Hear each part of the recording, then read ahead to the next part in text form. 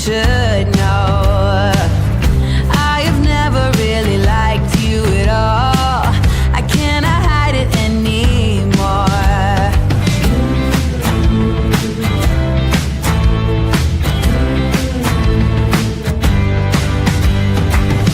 I've been thinking about the future, trying to forget about the past. So many ways that I could change for the better.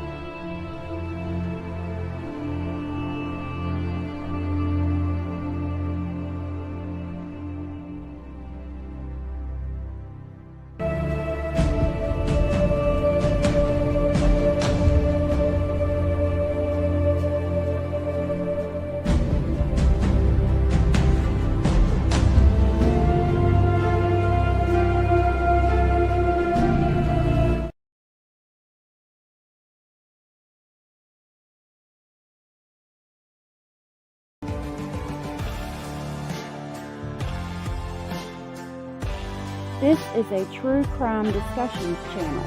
We speculate. This is all just speculation. Because it's true crime, it's for mature audiences only. There will be no children allowed, no exceptions. Everything on this channel falls under fair use. Please remember to like, comment, subscribe, and share. It's free.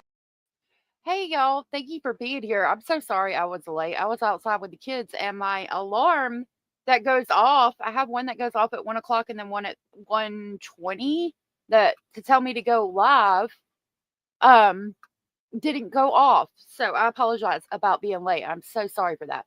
Wildfire 33, good to see you and thank you for being here. Says, rest in peace, Charlie. I pray that evil does not win by people perverting your legacy. Don't trust his wife. She replaced him before he was cold. What the hell? God help us find the truth and justice no matter where it leads. What the hell? What? I got a something for that. I know. No, what? What? For real? Lord of mercy. Did you? I don't think that she replaced him. I really don't. But alrighty then. Yeah, alrighty then. All right. I don't think that she's replaced him, but okay. Tanya and the D, good to see you. Lori Ann, good to see you. Hio, good to see you. Abraham, good to see you. Lori Ann, thank you for being here and good to see you. Jada, thank you for being here and good to see you. Weather Rain and Bethina, thank y'all for being here and good to see you. Lola's mom, good to see you and thank you for being here. Hey, Cindy from sunny South Florida. Julie Ann, Corey, Ruby, thank y'all for being here. Stephanie Garrett, thank you for being here. Snarky Pants, thank you for being here. Monica, Jenny Jen, Kim VZ, thank y'all for being here. And Peaches McClure, good morning. Good morning. Good morning. Thank you for being here. Lot of mercy. Lot of mercy. Okay. We got a couple of things to talk about. I did not have a lot of time to prepare for my live today because I had to go like to town this morning. What? Hold on. I just saw this. We got to look at this. Let me get my it's not motivational today, but it's kind of interesting. And then we got to read this article that I just saw that popped up on my news feed. What the Sam hell's going on in North Carolina? All right. Hold on. Yeah, we needed to come over here anyway. No, hold on. I know you can't see it. I just found this one and I found it kind of interesting. Hannah, I don't know if I said hey to you, love, but hey, and thank you for being here. I greatly appreciate you mods being here all the time. You guys are amazing. This little girl is pretty cool. She's very smart and she does like historical paintings and photos. And so it says, why did Victorians create a mourning fashion? And it's just music in the background. The answer is because grief wasn't private. It was a performance. And here you can see two women. I love the Victorian era. Widows had to publicly mourn for 2 years. Could you imagine some of these fast ass women out here this here day having to mourn for 2 years? Like they wouldn't be able to do it. They wouldn't be able to last. While husbands were expected to grieve for 6 months. Oh, really? Imagine that. Wow. Widows wore long black veils and crepe fabric. There's a mourning, I guess a mourning pin. I think it's a brooch type thing. I like that. That's actually pretty. Handkerchiefs were trimmed in black for mourning. And they refrained from social events. Interesting. Hold on, let me stop this. I said stop. Then we're going to jump over here. From the 1800s. You have some tear vials from the 1800s. Wow, that's interesting. That is really interesting.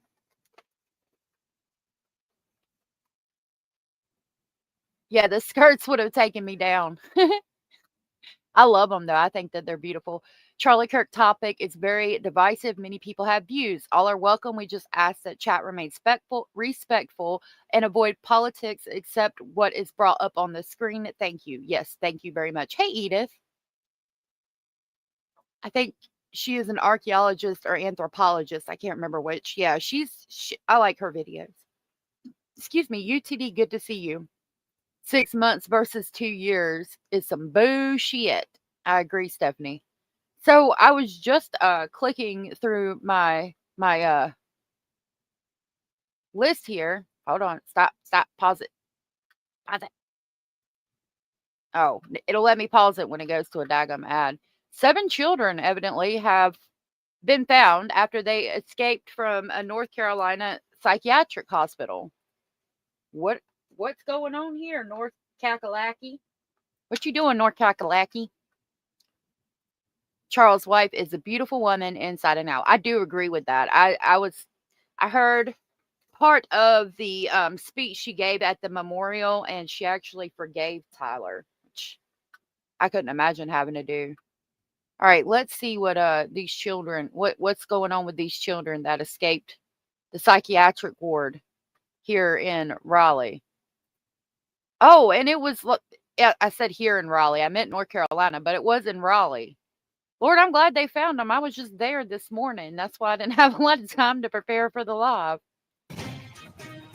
We begin with some breaking news in East Raleigh this hour. Right now, there is a large presence of police officers at Holly Hill, just off of New Bern Avenue and I-440. CBS 17's Haley Kennedy joins us now live. And Haley, tell us, what have you been able to find out about the disturbance today? Hey, Kat.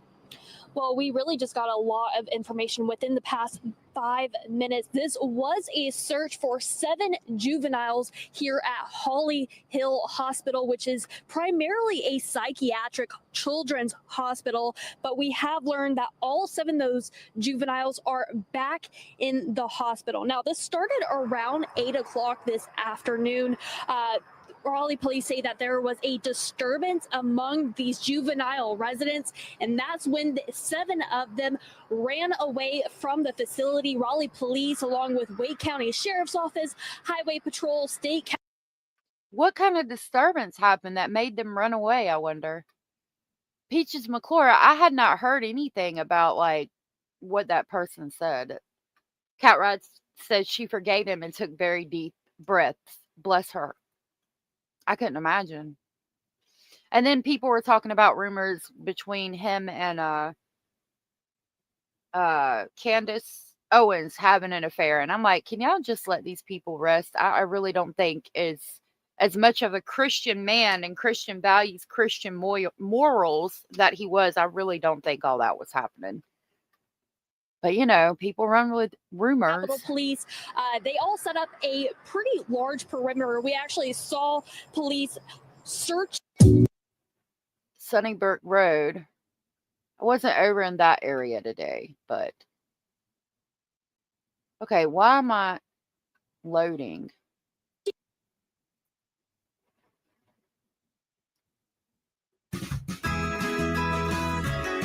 No, thank you. Introducing our new flavor. The Sunnybrook Road and Pool Road area around 8:30 this evening. There was 3 hours of searching, canines, drones, helping to track down those juveniles, but all 7 of them were located and returned. We're told that these juveniles were not armed or dangerous, and there was never a threat to the community, which is a good thing tonight. Like I said, all 7 of those juveniles are back in the hospital tonight. Live in Raleigh, Haley Kennedy, CBS 17 News. Well, I'm glad the children were found and put back in the hospital. I mean, if that's what people are saying, she wasn't mournful enough. I mean, again, I go back over here. Were they expecting her to be like, hold on. Were they expecting her to look like that for like 4 years? I think she's mournful. You're just you're not supposed to speak ill of the dead. I don't think that you are.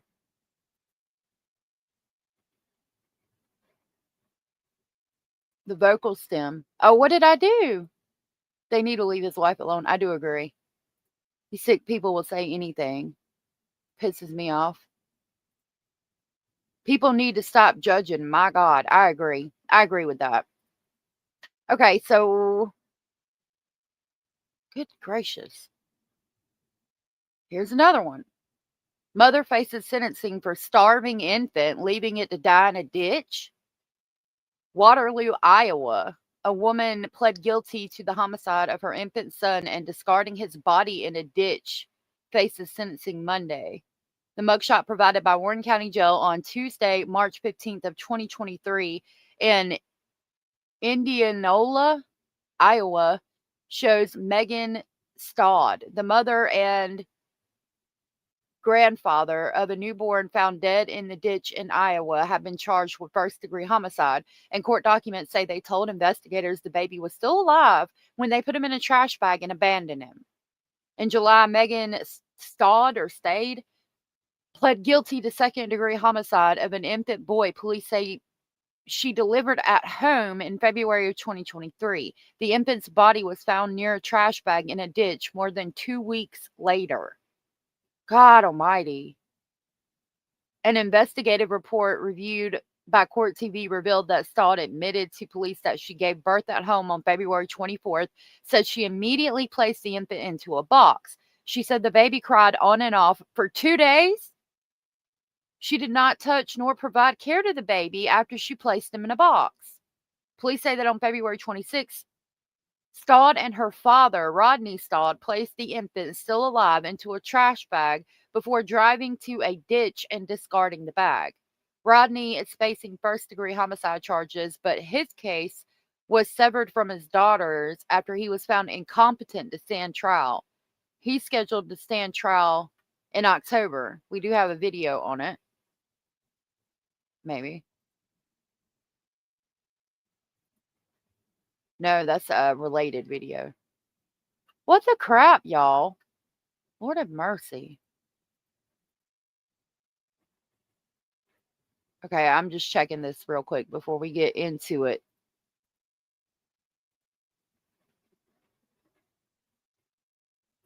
Did y'all hear about this? There was some children that died in a car.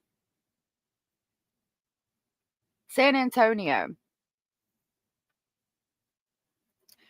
That baby, that pisses me off because that baby was alive, was crying for 2 damn days, and you didn't take care of it.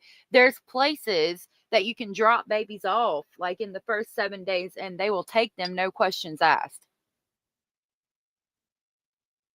A 3 and a 6-year-old, yeah, that's what this is about. Hey, Kimmy Doodles, just because someone dies, that doesn't turn them into a good person if they weren't good in life. So I disagree with not speaking ill of the dead. I can respect that.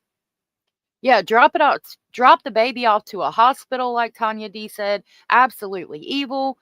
I could never underestimate this. Hospital and fire departments are places anyone can bring a child, no questions asked, and they will be brought to a safe home. This is senseless. That baby didn't have to die. Yeah, how the fuck you leave your 2 kids in the car? Wonder if the baby, if he was the baby's father and that's why he did this. Not that it's okay. I don't know. I'm thinking that the dad might have been the baby's father, but still, that's a whole nother level. This says sheriff investigating inconsistencies after 3-year-old and 6-year-old die in a hot car. Authorities in San Antonio are investigating the apparent hot car deaths of a 3-year-old girl and her 6-year-old brother after the local sheriff say there were, quote, inconsistencies with the story told by the children's mother. The mother, Tiona Isler, allegedly told authorities she last saw her son and daughter in the home around 10 a.m. Saturday, Bexar County Sheriff Salazar said Islar said she fell asleep and then around 3 p.m. she found the children in the car, took them inside, Salazar said. Authorities were called around 3:25, the sheriff said. A responding deputy was simultaneously trying to perform CPR on both children, but unfortunately was not successful, Salazar said. The siblings were pronounced dead at the scene, Salazar said, which is the sheriff. Islar, 28, has been arrested on charges of injury to a child, according to the sheriff's office.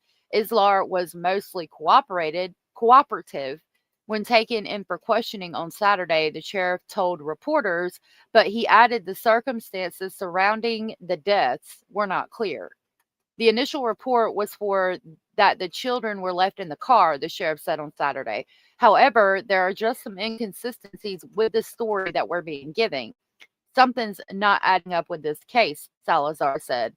A sheriff's office spokesperson said Monday that authorities are still trying to investigate it and they're awaiting the cause and manner of death from the medical examiner. Look at that woman. She don't look mentally there. Child locked doors? Oh, yeah, that's true. Yeah, Tanya. A 6-year-old and a 3-year-old couldn't get out of the car. That could be part of what's not adding up.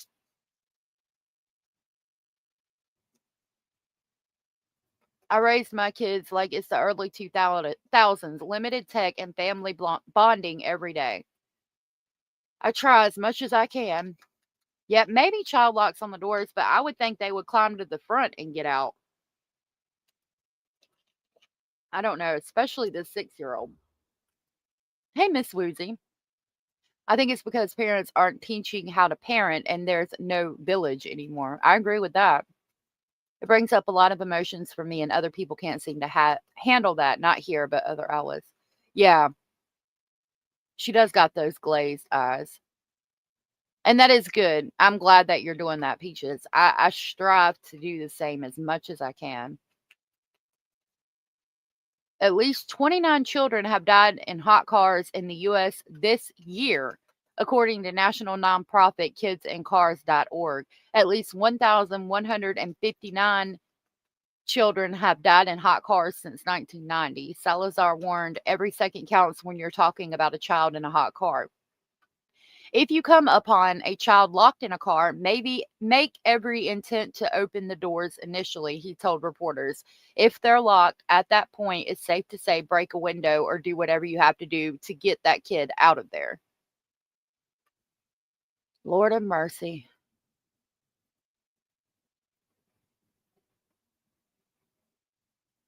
Timeline of the murder of Melody Hoffman.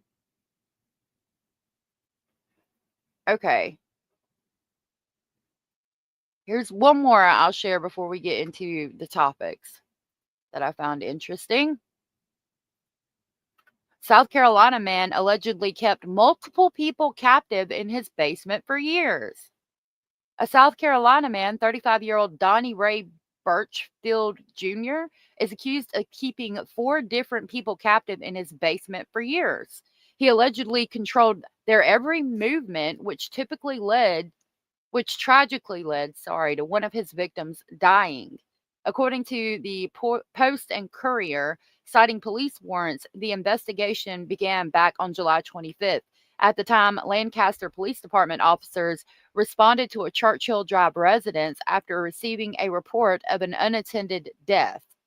Investigators determined that the victim, a woman unnamed, had died a day before. However, according to court documents, evidence showed that she had been physically abused, denied appropriate sustenance, and lacked medical treatment. The investigation determined that alongside the dead woman, 3 other people were being held captive in the house's basement. Authorities alleged that the deceased woman was being held at the residence alongside her husband. Birchfield was their only caregiver, police said, and both of them were described as vulnerable adults. There's our piece of shit captor right there. I saw the kids were injured from the mom, not the car. I'm wondering if that's what was going on. Hey, Max, good to see you. Ruby said in an earlier report, I heard one had autism. Don't know which one or if the report was true. It could be. In the state of Florida, if you break someone's window to get a child out of a car, you're covered by the Good Samaritan law. That's good to know. Look up the Danny Trejo interview where he talks about when his dad locked him in a car at a family cookout. Oh my God. Danny Trejo's an amazing actor, sorry. He was in there for hours. Lord of mercy. Dogs as well. Gracious. 4 victims. Furthermore, 2 other women, with whom Birchfield was romantically involved, had been held captive for years, police said. One of the women had been in the house since September of 2024. Shockingly, the other one was allegedly being held captive since 2015. Warrants obtained by the outlet alleged that all 4 victims were frequently strangled, with Birchfield completely controlling their eating or lack thereof, as well as their cell phone use, preventing them from calling for help. The 35-year-old also allegedly used the married couple's cards to make Walmart purchases since 2021. A police incident report detailed that the 32 purchases were only meant for Birchfield, not for his alleged victims. Furthermore, he is also accused of using the couple's money to pay close to $12,000 in debts. Birchfield allegedly threatened to kill one of his victims, even saying that he had experience disposing of a human body. As reported by Law and Crime, citing the South Carolina Attorney General's Office, Danny Ray Birchfield Jr. was charged with 4 counts of false imprisonment, 4 counts of exploitation of a vulnerable adult, 2 counts of abuse of a vulnerable adult, 2 counts of domestic violence, and 4 counts of financial fraud. If you or someone you know is a victim of domestic violence, you can reach the National Domestic Violence Hotline at 1-800-799-7233. You can also chat with a representative at thehotline.org or by texting START, START, to 88788. Wow, that is insane.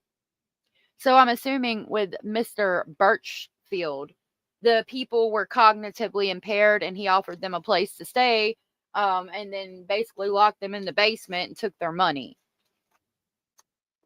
Oh, you're good.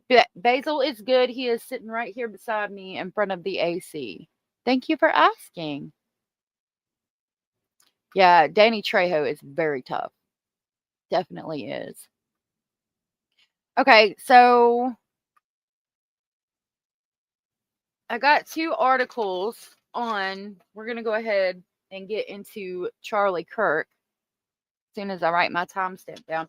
And I do have 2 articles pulled up, and I've got some videos and things to talk to y'all about that have come out. I've got one email to myself, and we're going to go over the documents, the arresting documents for Tyler. You know, Chow, I want that little ghost lamp too that you just saw, but it doesn't move like that. They show it moving like that, but because I looked it up one day, I saw it and I was like, oh my God, that's so cute. But it's a little lamp that's like shows a ghost holding a book, but it's still cute. But like, I feel like they shouldn't show it moving like that unless it actually did, you know? I don't think it'd be hard to make something like that in this day and age. And it's good to see you, Chow. So we'll start with something by proxy having to do with Charlie Kirk. I don't know if you guys heard, but Jimmi Kimmel was allegedly fired. So we'll look at this video. Evidently, he said something bad about Charlie Kirk, and the article is titled How Howard Stern Addresses Longtime Friend Jimmi Kimmel's Suspension. Okay, hold on. Hold on just a minute. Let's see what the video says.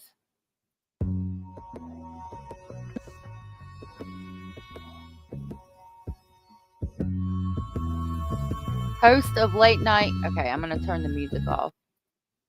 Let me take that back. Hosts of late night TV are responding after ABC indefinitely suspended Jimmi Kimmel Live.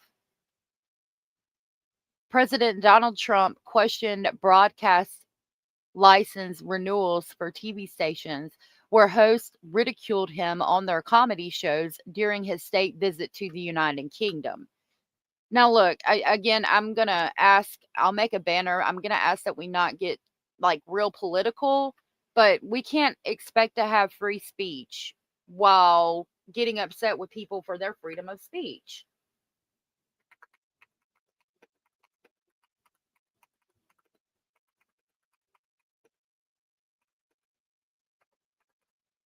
Hold on. Hold on just a minute.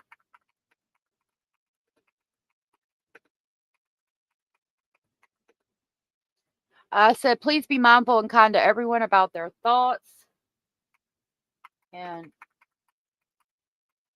political differences.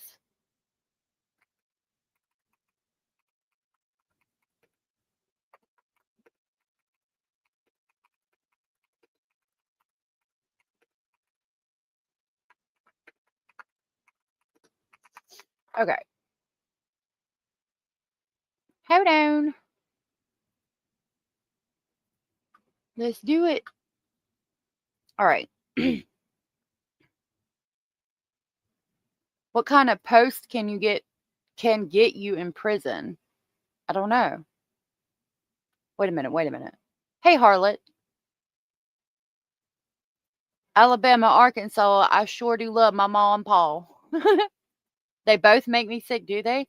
Miss Swoozy said, wait, was he fired or just suspended? Either way, I don't like it, but that's just my opinion. I don't think he should have been fired. I've heard he was fired. This happens all the time in the UK, and you can go to prison for social media posts. I've heard that. What kind of post can get you in prison? Probably talking bad about the king and anything they consider hate, from what I've been told. I don't know. Hannah could probably give you a better idea. Oh, this is actually playing an audio. Hold on. After threats from Trump's FCC chair, ABC yanked Kimmel off the air indefinitely. That is blatant censorship. And it always starts small. You know, remember like in week 1 of his presidency, Gulf of America. Call it Gulf of America. Sure, seems harmless, but with an autocrat, you cannot give an inch. And may I just say, it is a privilege and an honor to call Jimmy Kimmel my friend, in the same way that it's a privilege and honor to do this show every night. I wake up every day, I count my blessings that I live in a country that at least purports to value freedom of speech, and we're going to keep doing our show the way we've always done it, with enthusiasm and integrity. And when temperatures rise, so does your energy use. Yeah, it's a hard line. Hold on. I'll back it up a little bit so we didn't miss anything. I do not in any way, shape, or form support anybody coming out here and celebrating someone's death, no matter what political side you fall on. Wrong is wrong across the board. But we cannot have freedom of speech and then fire people for their freedom of speech. You can't do that. That's not right. Oh, child, I do have YouTube Premium. These are on news ads. A lot of the stuff I've been doing lately hasn't been on YouTube because they like to block they like to shut my stream down. So I've been trying to stay away from YouTube. I need to find a browser that doesn't allow ads. But thank you. I do have that one though. Hey, Rubber Ramada, good to see you. Okay, so Hannah said to your question, hold on. She said, yeah, and not agreeing with the government. That reminds me of a certain Korean dictator banning Winnie the Pooh because someone said he looked like him. I didn't know that happened, but that's funny. It's a scary time to be in and see this happening. It is. Kimmel said that Trump's response is not how an adult grieves the homicide of someone he called a friend. This is how a 4-year-old mourns a goldfish, okay? I mean, that's freedom of speech. I'm going to look it up. Hence, the 3 million people that protested on September 13th in London about freedom of speech. I think we should have freedom of speech. I think it should be fair across the board, and I think it should be worldwide. Just because there was a death involved, in my honest opinion, I think Jimmy should have just left it alone. It's a no-win either way. I agree with that too. But I think if we're gonna, talk about freedom of speech, we gotta make that fair across the board. I don't know. Oh, hold on. Hold on. I had it muted because of the commercial. My name is Jon Stewart. Wait a minute. We didn't catch the end of that. Show the way we've always done it, with enthusiasm and integrity. And I'm. My name is Jon Stewart, and welcome to the Daily Show on, I'm going to guess, Monday. I don't know. What? We have another fun, hilarious, administration compliant show.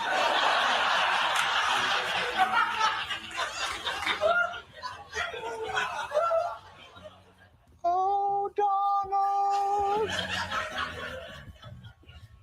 we pledge to thee our word. What? Oh, Donald, we love you.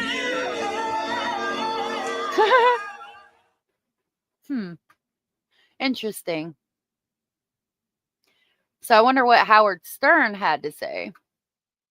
Let me see what y'all are saying. Hey, Psychic Amelia. Have sympathy that someone, father, son, husband, put how you feel aside. Oh, that, yeah. Charlie Kirk is someone's father, son, and husband and put how you feel aside. In my opinion, Kimmy was a target long before Kirk died. It just gave him more ammunition. You think so? Kimmy blamed Make America Great Again for the homicide. That was the issue. Let's see. I need to look it up. Although, look, I didn't even, all I typed was why was. Watch. I haven't looked it up. These are like stuff people looked up, right? Why was, and that's the first thing that came up. I have not looked that up, y'all. This is the first time I'm looking it up. Let's find out. I need to find one. The Times of India might not be biased, so let's try that one. Because I need something, yeah, that's not from our country to give the side fairly, I think. It says explained why Jimmy Kimmel was fired by ABC and what it says about free speech in Trump's America. ABC's indefinite suspension of Jimmy Kimmel Live has triggered a political and cultural storm. It isn't just about one comedian's remarks. It's about regulatory pressure, political leverage, and what happens when broadcast media bends under power. What triggered this? On Monday, Jimmy Kimmel made remarks in his monologue about the killing of conservative activist Charlie Kirk. He suggested that the accused shooter might be aligned with Make America Great Again and implied conservatives were trying to dodge that characterization. Prosecutors and family statements, however, indicate the shooter had recently moved toward left-leaning views, particularly on LGBTQ issues. FCC Chairman Brendan Carr seized on this, calling Kimmy's comments misleading and warning that ABC could face regulatory consequences if it didn't act. Within hours, two of ABC's largest affiliate groups, Nexstar and Sinclair, announced they would stop airing the show. By evening, ABC itself pulled Kimmel indefinitely. So you guys remember when everything first came out and they were talking about how he could have been supportive politically of Trump. I think the problem is that he didn't say allegedly. Maybe if he'd have said allegedly, if you present it as fact, then it could be a problem. Anyone who speaks poorly of the toddler in the White House gets shunned. Really? When was he a comedian? He used to do he was a comedian with that other guy who would like they were all the time talking. Hey, who was Jimmy? What show did Jimmy Kimmel was a comedian? The Man Show or something to that effect, right? Yeah, everybody wants to forget, but it was The Man Show. That was the name of it, right? Yeah, that's what I thought. The Man Show. That's when he was a comedian. having the freedom to speak doesn't mean there won't be consequences for things you say. Some people seem to think so. I agree with that. Peaches agrees with Mr. Speculating, said, I don't find him funny either, to be honest. I'm more into intelligent humor. I agree. There were a few quotes, but none spoke poorly of Charlie Kirk. They thought it was hilarious when a right-wing nut job attacked and tried to commit the homicide of Pelosi's husband with a hammer. Charlie Kirk asked for patriots to go bail the guy out of jail. Really? I'll have to look that up.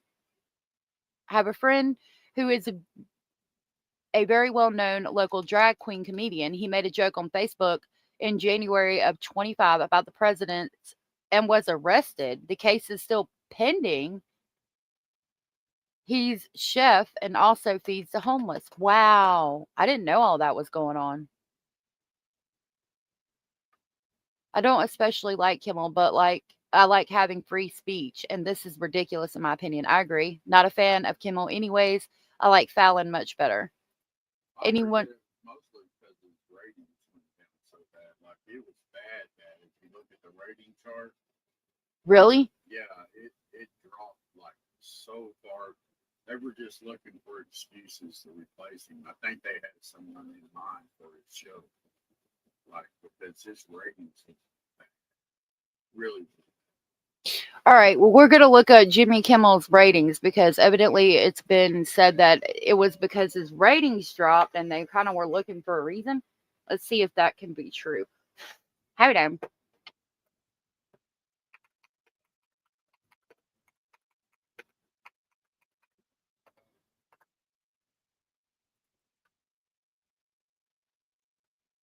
Okay, but I need to see like a graph.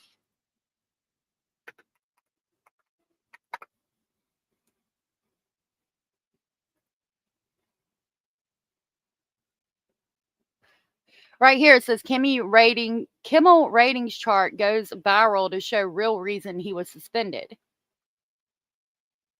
So 2010 to 2025, these are the ratings comparing him, The Late Show, and The Tonight Show. Now, I don't know if this is true. This is just something I pulled off the internet. Oh, hold on. Sorry, I didn't realize y'all couldn't see it. I don't know if this is real or not. It's just something I pulled up. He was a huge misogynist back in the day, and they did a complete 180 and pretends those man show days never existed. I've heard that. Bo Burnham is my favorite. Really? Yeah, I've got that chart on the screen. Yeah, X would probably pull it up.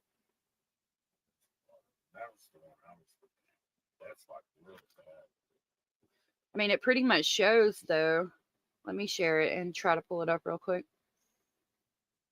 We're going to copy link, and we're going to text it. Lord, I can't work your phone. More bipartisan, brought people together.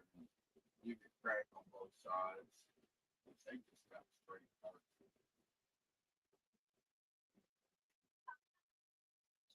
Okay, I'm working on. I had to send it. Here's your phone, babe.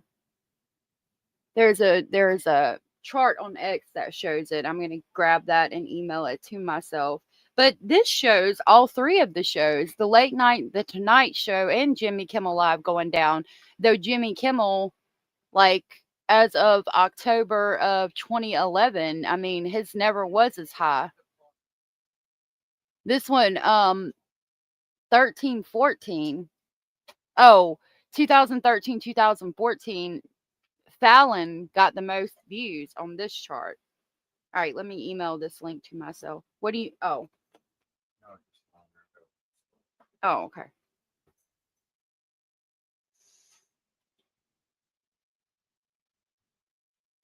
Lordy have mercy. Y'all, my brain is working faster than my fingers today. Now I got to share it. Copy link. So I got to pull up my email anyway. Okay. Hold on.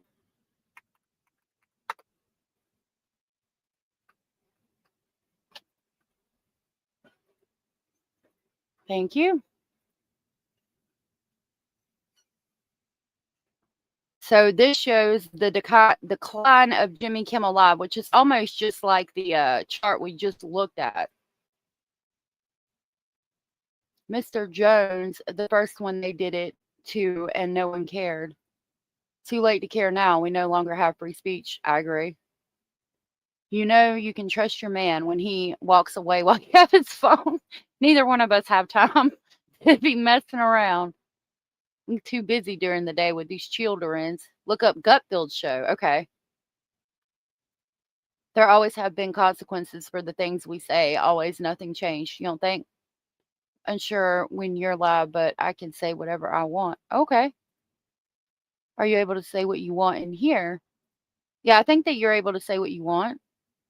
I don't think she was talking about that, though. Your brain running faster than your body can keep up with a sign of neurodivergence, by the way. Probably. I think I'm neurodivergent if I had to guess. So I think it was the highest in 2013 at 0.71, and now at 2024 it's 0.16. All right, let's look up Gutfield. Hold on. I know who that is. Because I do want to be fair.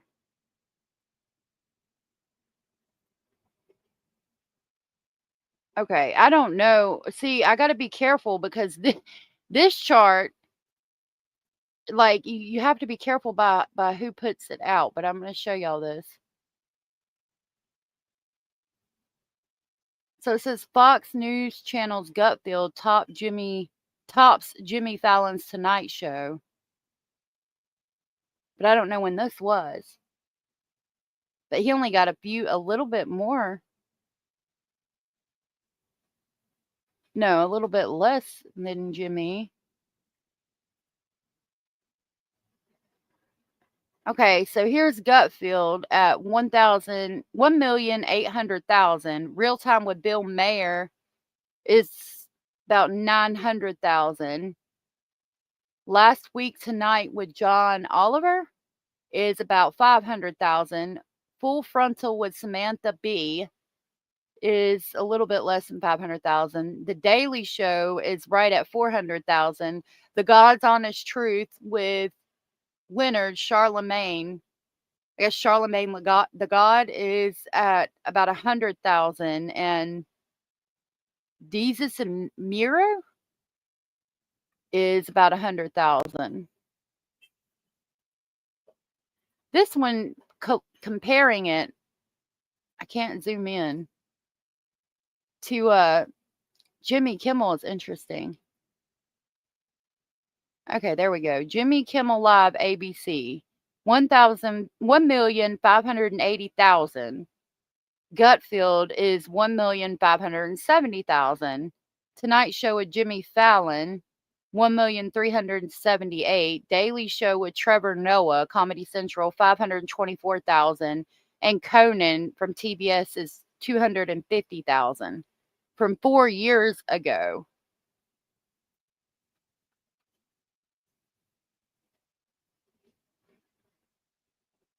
Media Confidential TV ratings. Late Show with Stephen Colbert. This is September 27th through October 3rd of 2021. Late Show with Stephen Colbert had 2,181,000 views. Gutfield was right behind him with 1,985,800 views. The Tonight Show with Jimmy Fallon right under him, 1,525,000. Jimmy Kimmel Live, 1,343,000. 11th Hour got 1,006,600. No, yeah, 11th Hour. Real Time with Bill Mayer is 985,000. Late Night with Seth Meyers, 864,000. Late Show with James Corden, 838,000. Nightline, Brian Pitts and Juju Chang, 775,000. Full Frontal with Samantha Bee, 507,000. Don Lemon, 460,400. No, yeah. Last Week Tonight with John Oliver, 425,000. Daily Show with Trevor Noah, 411,250. And The God's Honest Truth, Charlemagne, 125,000. Interesting. Please look at the recent chart. Okay, let me try to find one.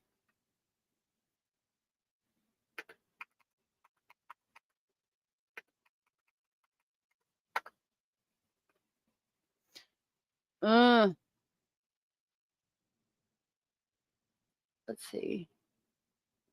That's 2 years ago. I don't know if I'll find anything recent. I don't know if they'll put it out. That's 2022. Hold on. Let's do summer of 2025. Maybe I can get it that way.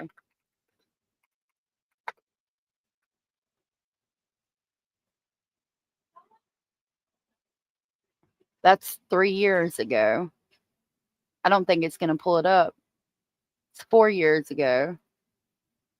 3 years ago.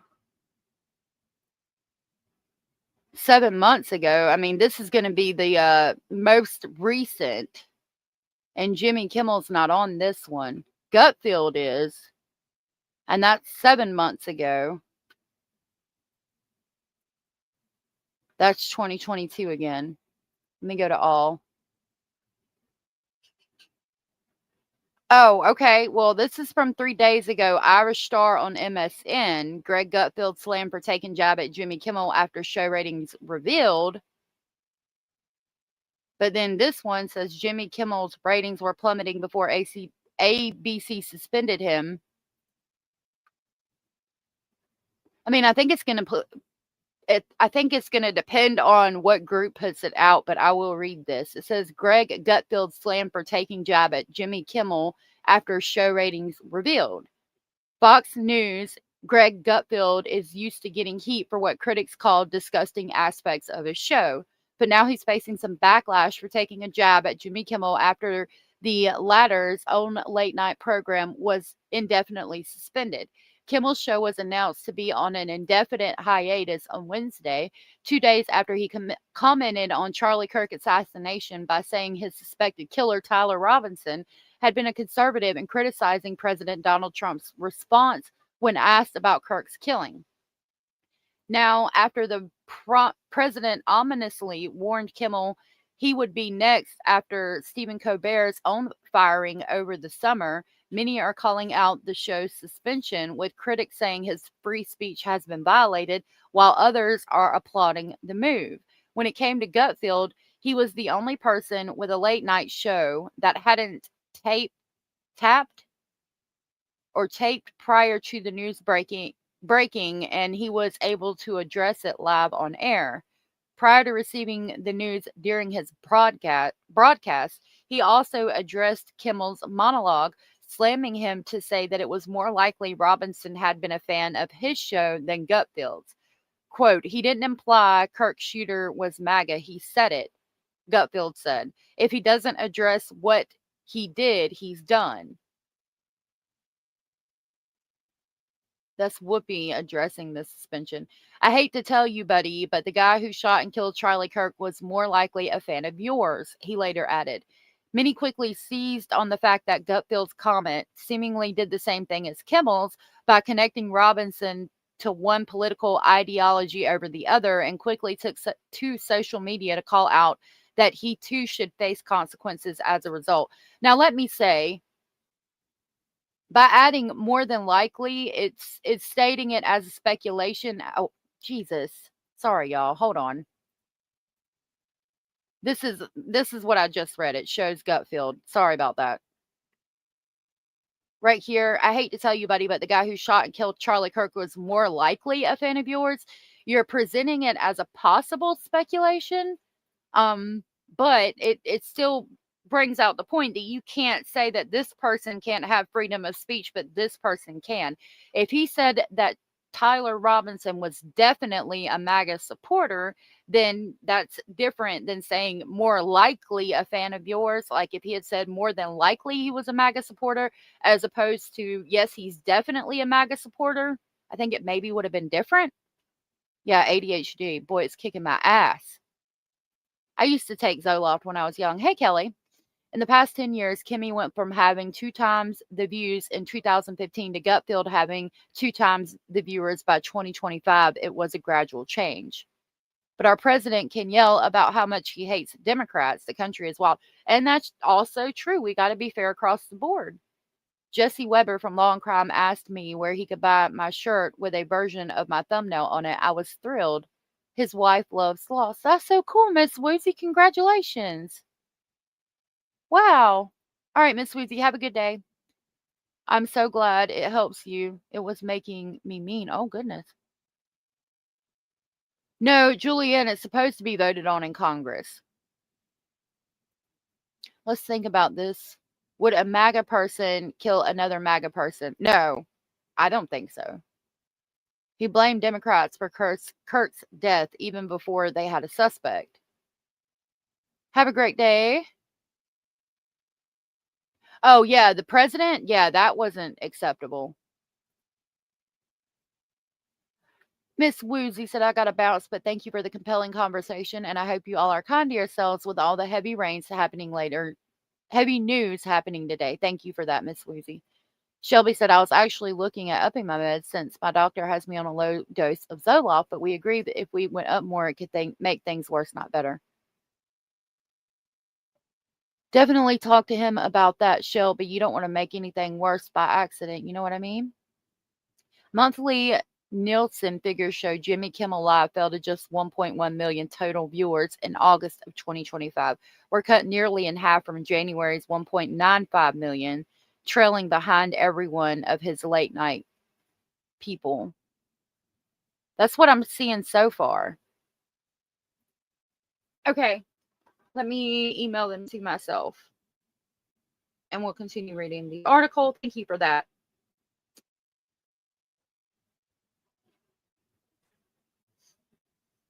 Hold on just a minute.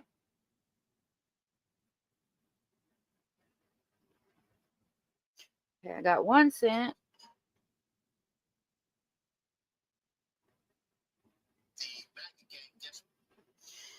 Okay, I think this appears to show Kimmel's actual comment. So we're going to finish reading this article real quick, and then we're going to go to that. It says, many quickly seized on the fact that Gutfield's comment seemingly did the same thing as Kimmel's by connecting Robinson to one political ideology over the other, and quickly took to social media to call out that he too should face consequences as well. Let me see what this says. They're talking about how, like, this is awful for America that Jimmy Kimmel was, indefinitely suspended, and isn't this awful for America, and it's a chilling thing for the First Amendment. And they're saying that on every platform. Not one person has said anything about me. Not one person on that network has said. They've all gone out of the way to say, isn't this horrible what happened to Jimmy Kimmel? Isn't even including Morning Joe and Mika, who went after me after the show, basically saying they were glad I was terminated. And now today they're talking about how awful it is for our country that somebody like Jimmy Kimmel can't say what he said and he is indefinitely suspended. Oh, this is ex-MSNBC analyst Matthew Dowd was one of many pundits across the U.S. who appeared to blame the killing of Carly Church on his own political rhetoric.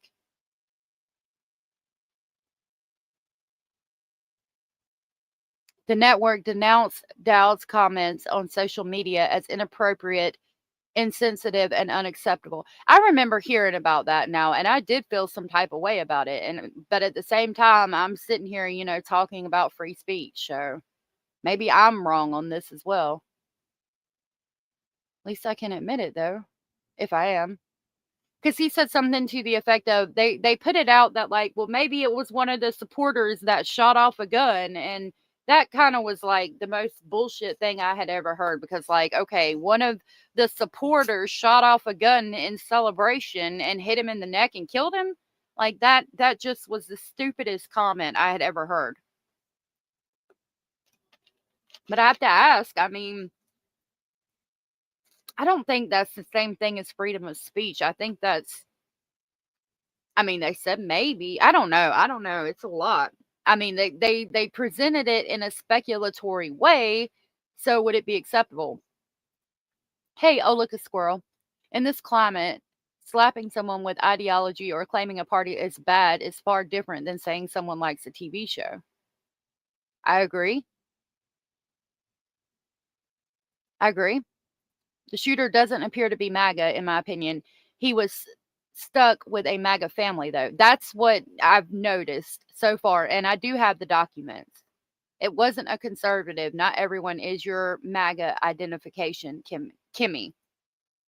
Oh, well, make sure y'all are being nice to people in the comment section. But no, it wasn't a conservative.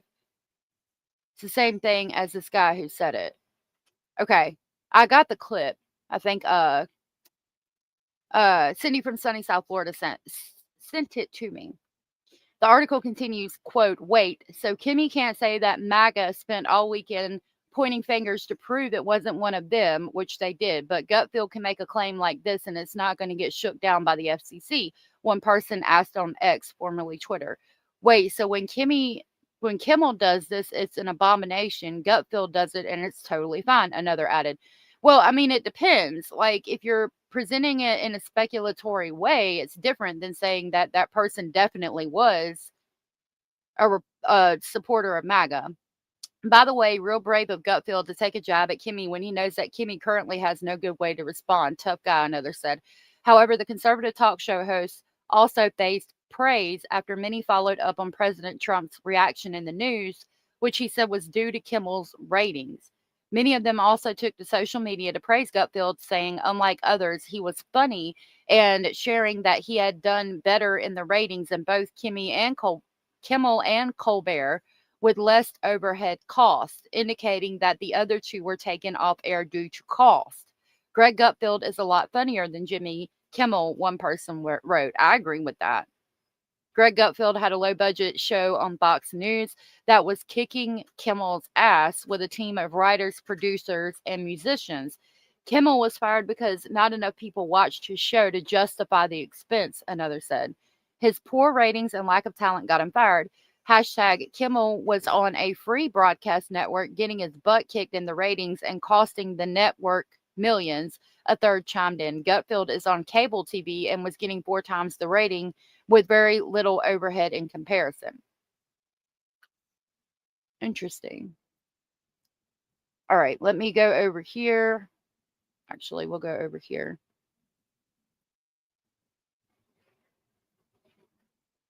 Hold on just a minute. Did I put it in this one? Yeah.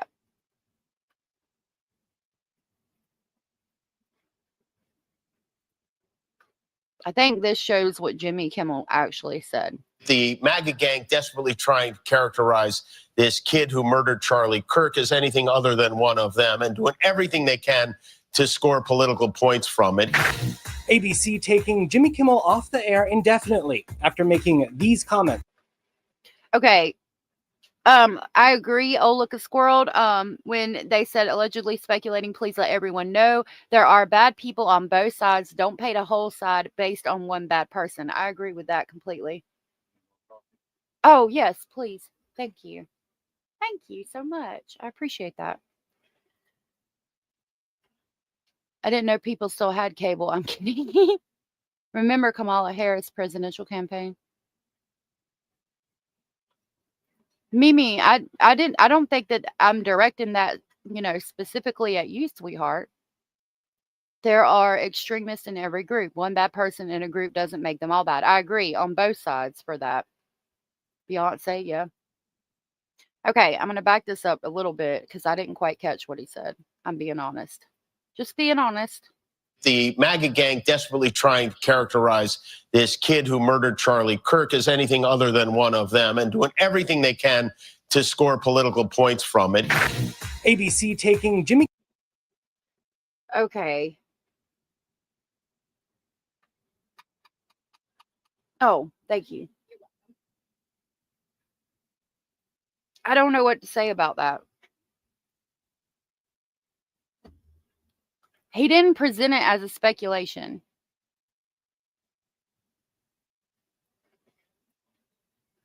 The MAGA gang desperately trying to characterize this kid who murdered Charlie Kirk as anything other than one of them and doing everything they can to score political points from it. ABC. I know. Thank you for that. I don't know what to say about that at this moment. Hey, Ashton, good to see you. Hey, Kimmy C123, good to see you. Oh, you didn't mean it that way. Okay.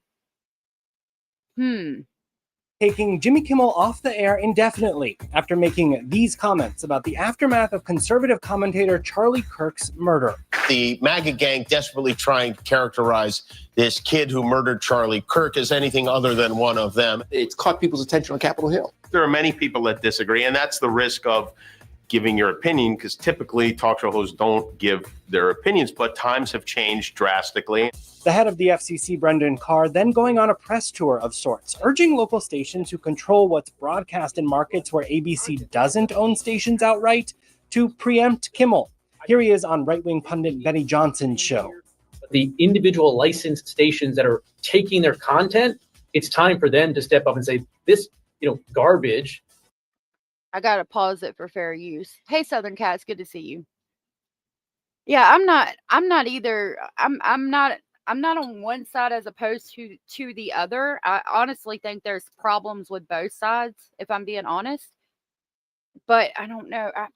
Yeah, it was a stupid thing to say, but when we have free speech, I don't know. My issue was that if he didn't present it in a speculatory way and said that this person most certainly was a MAGA person who killed another MAGA person, then that could be a problem.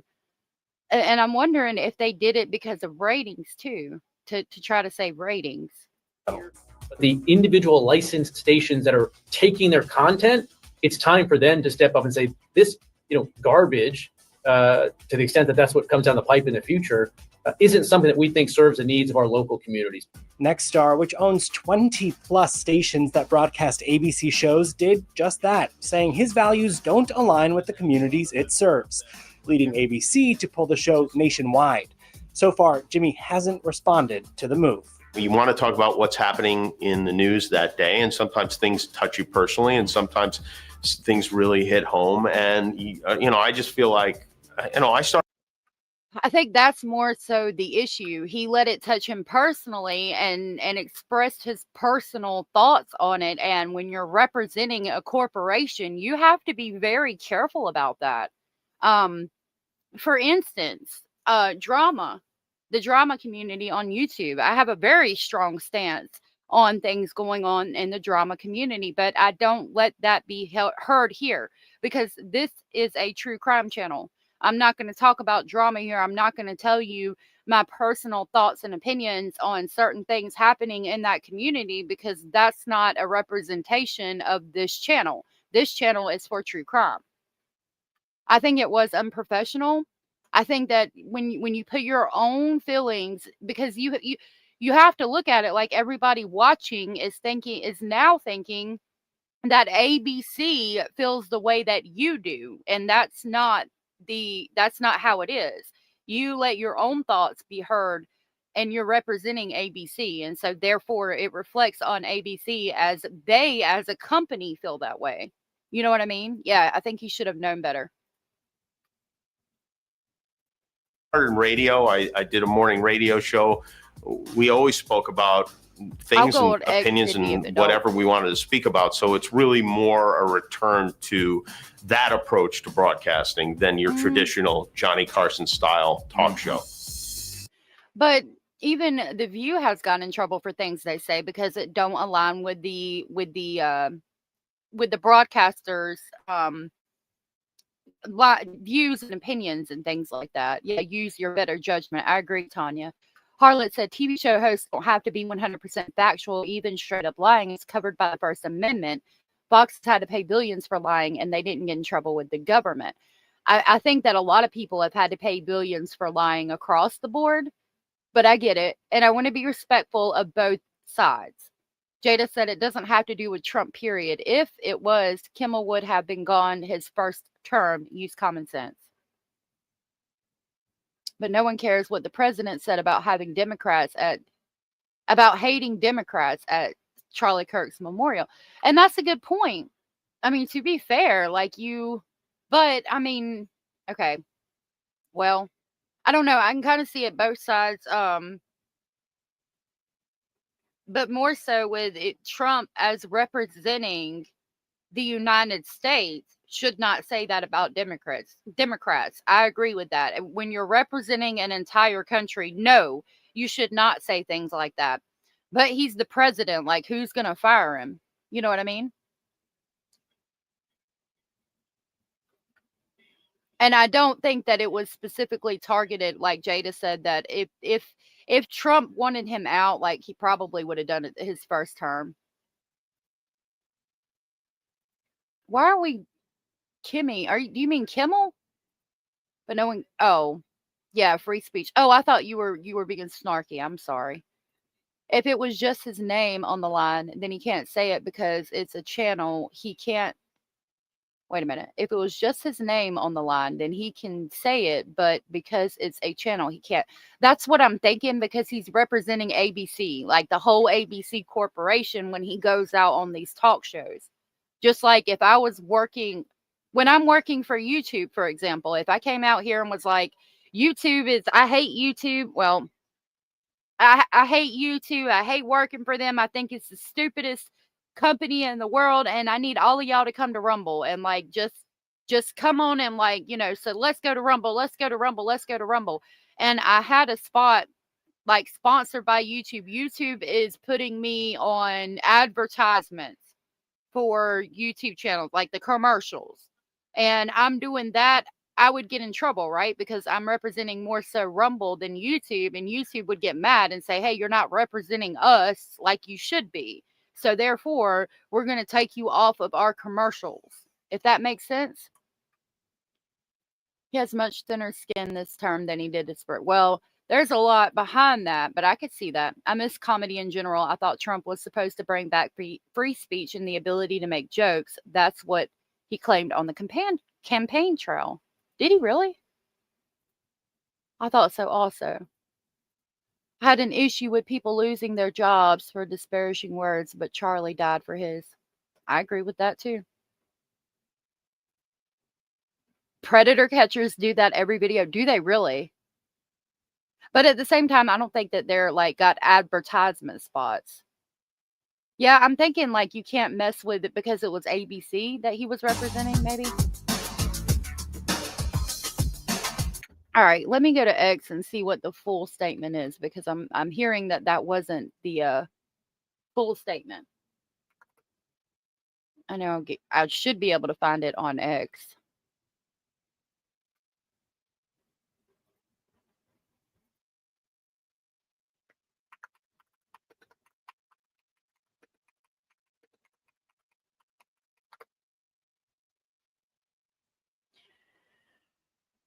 This claims to be a direct quote, Jimmy Kimmel direct quote. I'm not a fan of censorship, but this wasn't about free speech. It was about consequences for saying something vile. You can say what you want, but networks don't have to pay you to say it.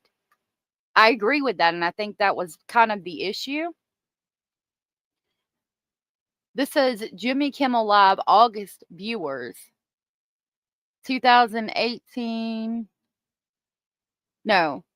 16, 7, 15, 2015, and then it goes up again 2017, and then it's like steadily declined.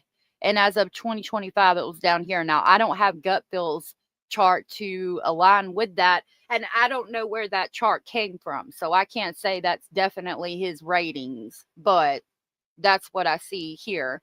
This says, we have a lot to talk about tonight. Let's start with Roseanne Barr, who, as you probably heard, tweeted something disgusting.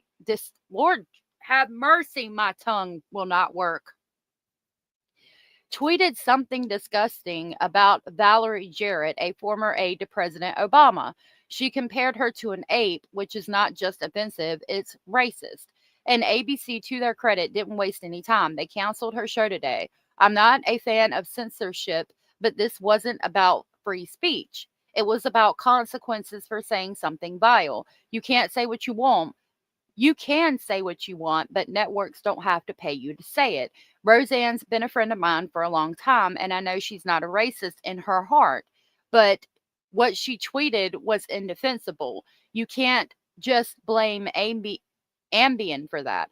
Actions have consequences, and ABC made the right call, is what he said May 29th of 2018. And I remember when that happened.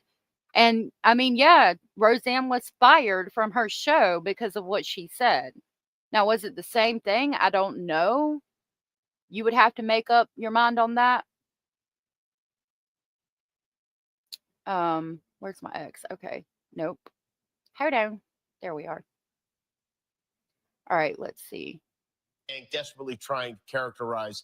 We hit some new lows over the weekend with the MAGA gang desperately trying to characterize this kid who murdered Charlie Kirk as anything other than one of them and doing everything they can to score political points from it. In between the finger pointing, there was grieving. On Friday, the White House flew the flags at half staff, which got some criticism. But on a human level, you can see how hard the president is taking this. My condolences on the loss of your friend Charlie Kirk. May I ask, sir, personally, how are you holding up over the last day and a half, sir? I think very good. And by the way, right there, you see all the trucks? They've just started construction of the new ballroom for the White House, which is something they've been trying to get, as you know, for about 150 years. And it's going to be a beauty. Yes. He's at the fourth stage of grief, construction. Demolition, construction. This is not how an adult grieves the murder of someone he called. We hit some new lows over the weekend with the.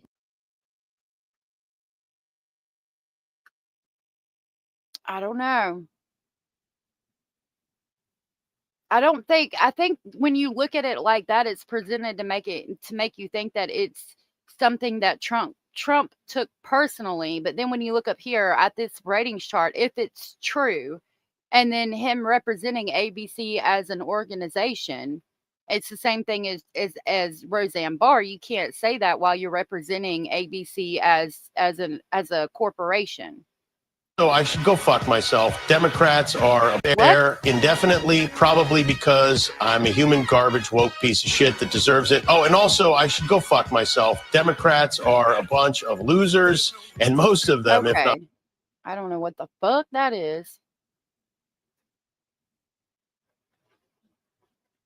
ABC puts Kimmel on pause. So this might tell us what they're saying. Comment regarding the trial. Hold on.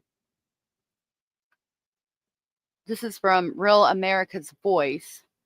Now, last night, ABC announced the indefinite suspension of late-night TV host Jimmy Kimmel over an FCC violation after the host made a comment regarding the Charlie Kirk assassination.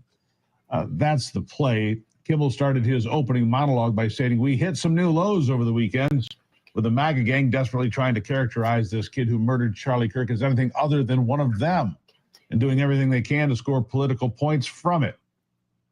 President Trump also had some words of encouragement for ABC, citing the network's courage to do what finally had to be done. While Kimmel's reinstatement and continued programming is up in the air, it at least shows that major networks are holding the people who represent them to account. Let me tell you something, though. I'm going to correct that. Hold on a minute. This whole idea of being indefinitely suspended, that's code. The lawyers are working it out. Jimmy Kimmel's never going to appear on Jimmy Kimmel Live again, not in any serious number of networks or stations, because Sinclair, among others, said absolutely not. We will not put that program on our stations any further. It was a business decision. The FCC threat, probably a step too far for me. I believe in free speech, but I also believe in accountability for that free speech. I mean, you could argue accountability for the Let me tell you something, though. Speech. Donald Trump said, "Great news for America. The ratings challenge Jimmy Kimmel's show is canceled. Congratulations to ABC for finally having the courage to do what had to be done. Kimmel has zero talent and worse ratings than even Colbert, if that's possible. That leaves Jimmy and Seth, two total losers on fake news NBC. Their ratings are also horrible. Do it, NBC." Interesting. Here's a minute and 6 seconds. I'll play this one, then we'll characterize move on. this. We hit some new lows over the weekend I with think the it might be the MAGA same gang one we just desperately trying to watched. But characterize this kid who murdered Charlie Kirk as anything other than one of them, and doing everything they can to score political points from it. In between the finger pointing, there was grieving. On Friday, the White House flew the flags That's at true. half-staff, which got some criticism. But on a human level, you can see how hard the president is taking this. My condolences on the loss of your friend Charlie Kirk. May I ask, sir, personally, how are you holding up over the last day and a half, sir? I think very good. And by the way, right there, you see all the trucks? They've just started construction of the new ballroom for the White House, which is something they've been trying to get, as you know, for about 150 years. And it's going to be a beauty. Yes. He's at the fourth stage of grief, construction. Demolition. that is an odd thing to say when they're asking you how you're dealing with his death. Construction. This is not how an adult grieves the murder of someone he called a friend. This is how a 4-year-old mourns a goldfish, okay? Okay. It was an odd thing to say, I'll say that, but Fox and Friends, I don't know. I mean, it would also depend on the corporation as well. ABC is not like cable TV. Like, you don't have to, I don't know. I mean, I guess it would also depend on the corporation as well. Talking about what you were saying, I could see ABC doing it before Fox would. Sounds like he's been under the scope for years, and this was the straw that broke the camel's back. I think that was. They jumped ahead in the interview. That's just a man not wanting to talk about his feelings. You think so? They probably did. I agree with that. Okay.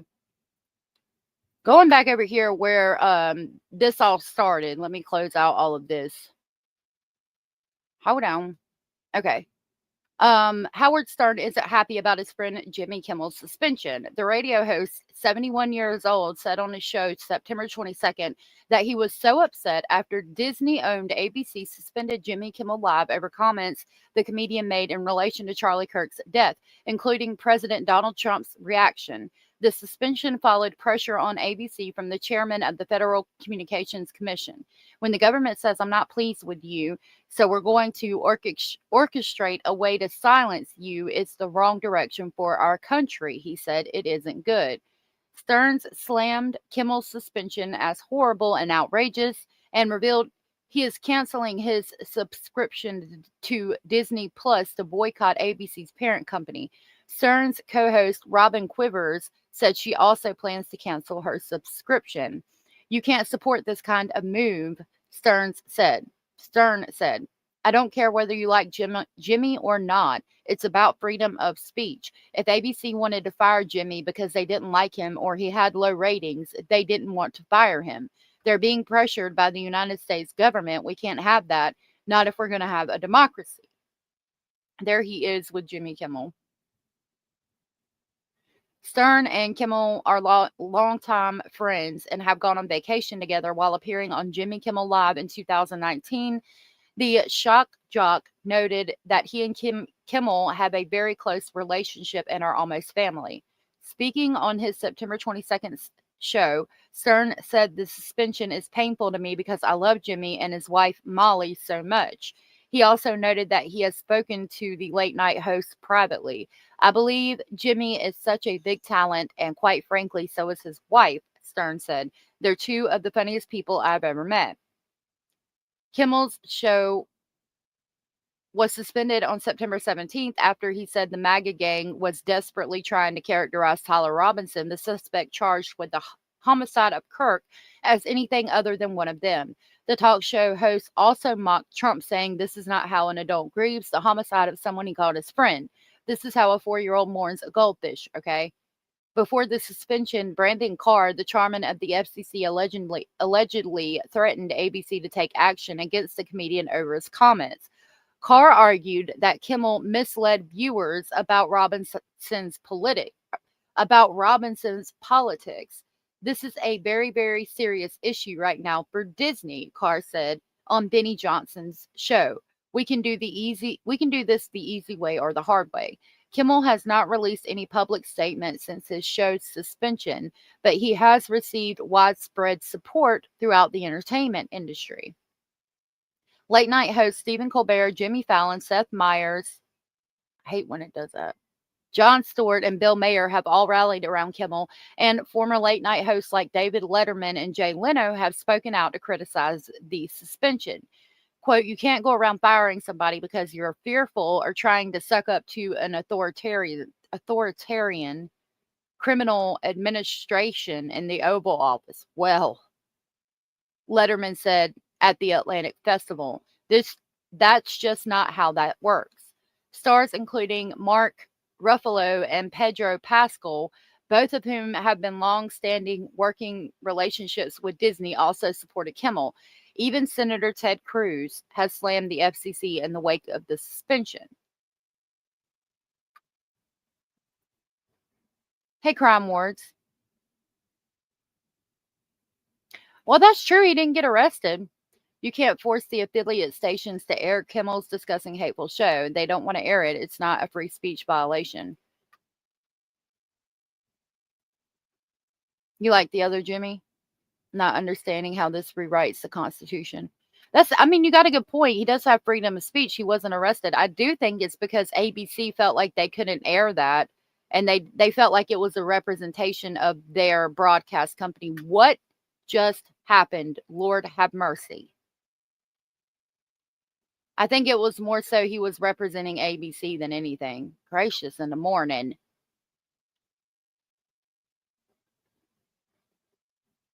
Good God Almighty. Well, we got most of that since it wants to act crazy. Jesus. Okay. I have another article.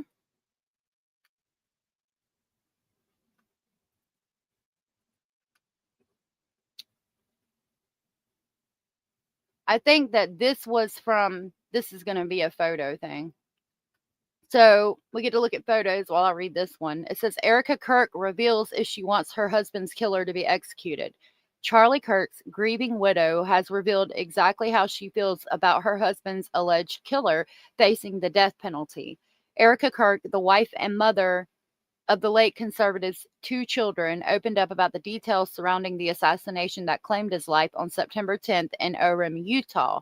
The former Miss Arizona, who was appointed the new CEO of Turning Point USA on Thursday, says she wants the government to decide what happens to Tyler Robinson, the suspect accused of fatally shooting Kirk, who was 31 years old.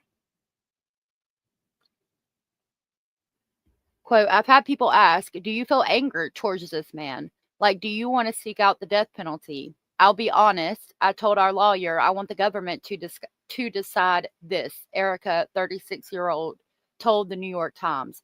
She went on to say she does not want anything to do with the decision because it could create unwanted guilt, especially when it comes to her Christian faith. I do not want that man's blood on my ledger because when I go to heaven and Jesus is like an eye for an eye, is that how we do it? And that keeps me from being in heaven, from being with Charlie, Erika continued. Speaking for the first time since her emotional speech just 2 days after her partner died, Erika revealed the exact moment she'd heard he'd been shot. She had planned on traveling with him from Arizona to Utah that day, but she had to be with her mother, who was undergoing medical treatment, Erika said. Around 11:23 a.m. local time, she got a frantic call from Michael McCoy, her husband's assistant, stating he's been shot. Erika hopped in one of Kirk's chartered planes, but it was too late as he was pronounced dead while she was in the air. I'm looking at the clouds and the mountains. It was such a gorgeous day, and I was thinking, this is exactly what he last saw, she recalled. Once she arrived at the hospital, Erika met with a sheriff who gave her the option to see Charlie's body, something he advised against her doing because of the severe damage the bullet did to his neck. Nonetheless, she insisted she sees her husband one last time. She recalled telling the sheriff, with all due respect, I want to see what they did to my husband. Once his deceased body was in front of her, Eric says she knew he'd die happy. His eyes were semi-open, and he had this knowing Mona Lisa half smile. Mona Lisa like half smile. I'm sorry, y'all. Like he died happy, like Jesus rescued him. The bullet came, he blinked, and he was in heaven, she said, adding that she kissed him, something that she didn't do before he left the house that morning. Erika also recalled her husband being so excited to kick off the start of his American comeback tour that he barely slept the night before. His adrenal glands were just going off, she explained. He got up and I could hear him eating something in the kitchen. He'd been waiting all summer to begin touring. She recalled her late husband was treating each visit to a college campus like it was an Olympic event. It was an Olympic event. Good God. Why can't I speak? It's owned by Disney. That's your answer. They can't ruin their. I think it's more. I honestly think the Jimmy Kimmel thing is more of a reputation thing with ABC and Disney, and not necessarily like going after free speech. Yeah, his wife and children were not there, from what I'm understanding.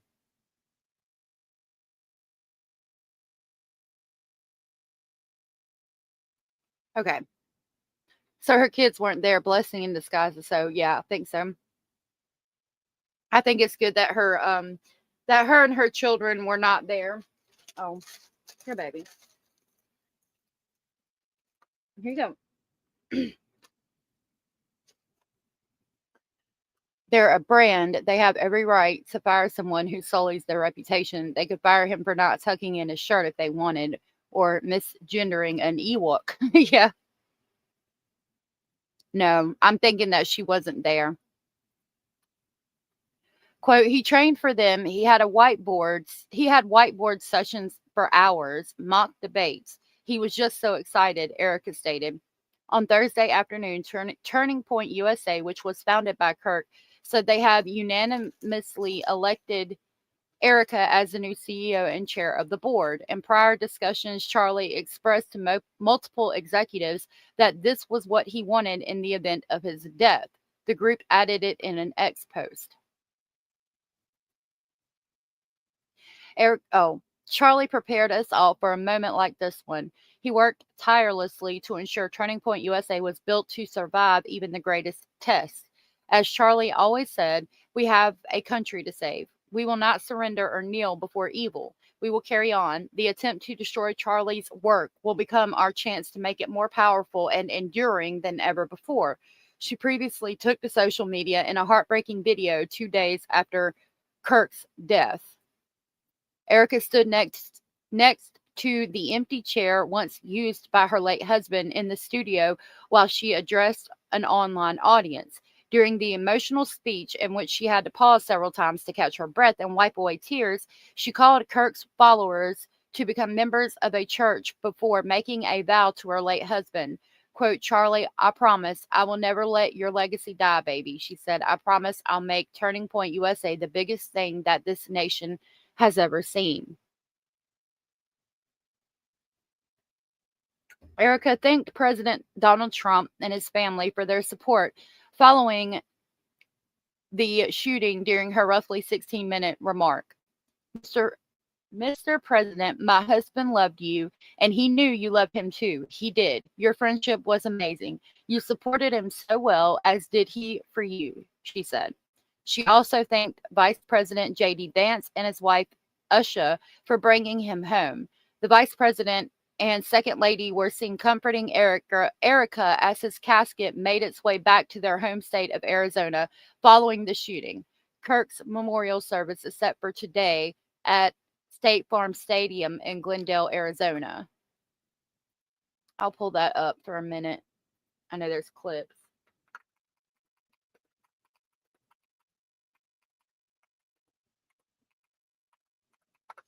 And I know they're looking into associates of Tyler's.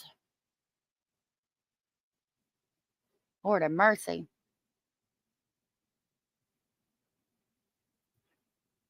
There's a lot.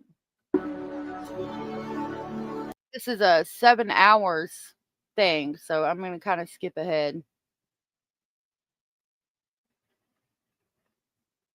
I wanted to go to where Erika speaks. Hold on. I love you, Charlie. I can't wait to see you again. God bless Erika Kirk, CEO and chair of Turning Point USA, the Kirk family, and God bless America. In every one of our hearts to stand together, continue the mission that Charlie dedicated his life to sharpen our weapons of truth. Okay.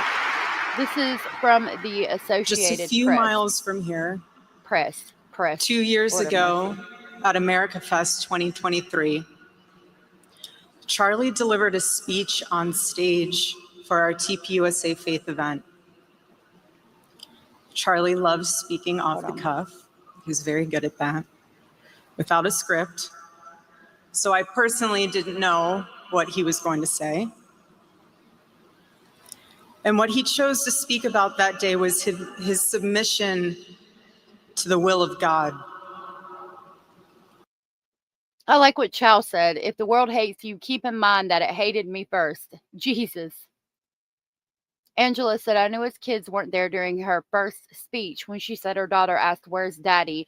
And she said he was on a work walk with Jesus, finding her blueberry addiction, or however she said it. I remembered that, and I was thinking that they weren't there. That's what I thought too. I was like, well, how did the kids get home without the mom? And wouldn't she ask how daddy is, or is daddy okay? Yeah. And it was said a lot of times that she wasn't there. Have a good day, Mimi, that they weren't there. If you've been posting, I haven't seen your comments, but I hope you have a good day, sweetheart. He quoted one of his favorite Bible verses, Isaiah chapter 6, verse 8. Here I am, Lord. Send me. After Charlie finished, I met him backstage and I spoke to him, and I'll never forget this. I said, Charlie, baby, please talk to me next time before you say that statement. Because when you say something like that, there is so much power in that verse. When you say, here I am, Lord, use me, God will take you up on that. And he did with Charlie.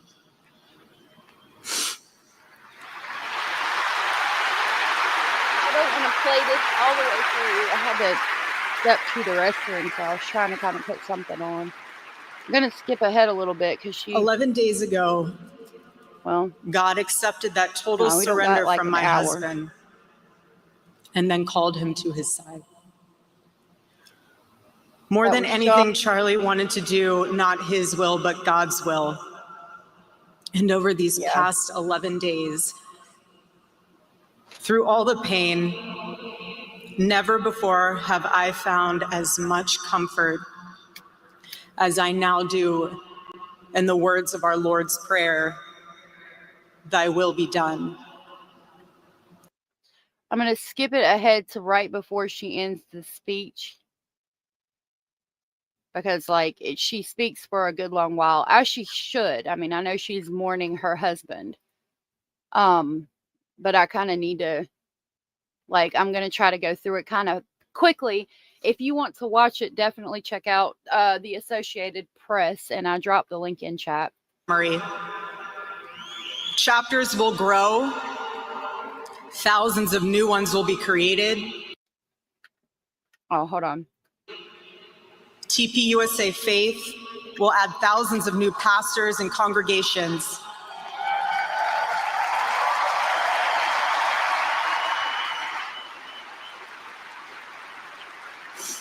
And yes, campus events will continue. And we will continue to hold debates and dialogue. Yeah. I agree, Harlot. The First Amendment of our Constitution is the most human amendment. We are naturally talking beings, naturally believing beings. And the First Amendment protects our right to do both. No assassin will ever stop us from standing up to defend those rights, ever.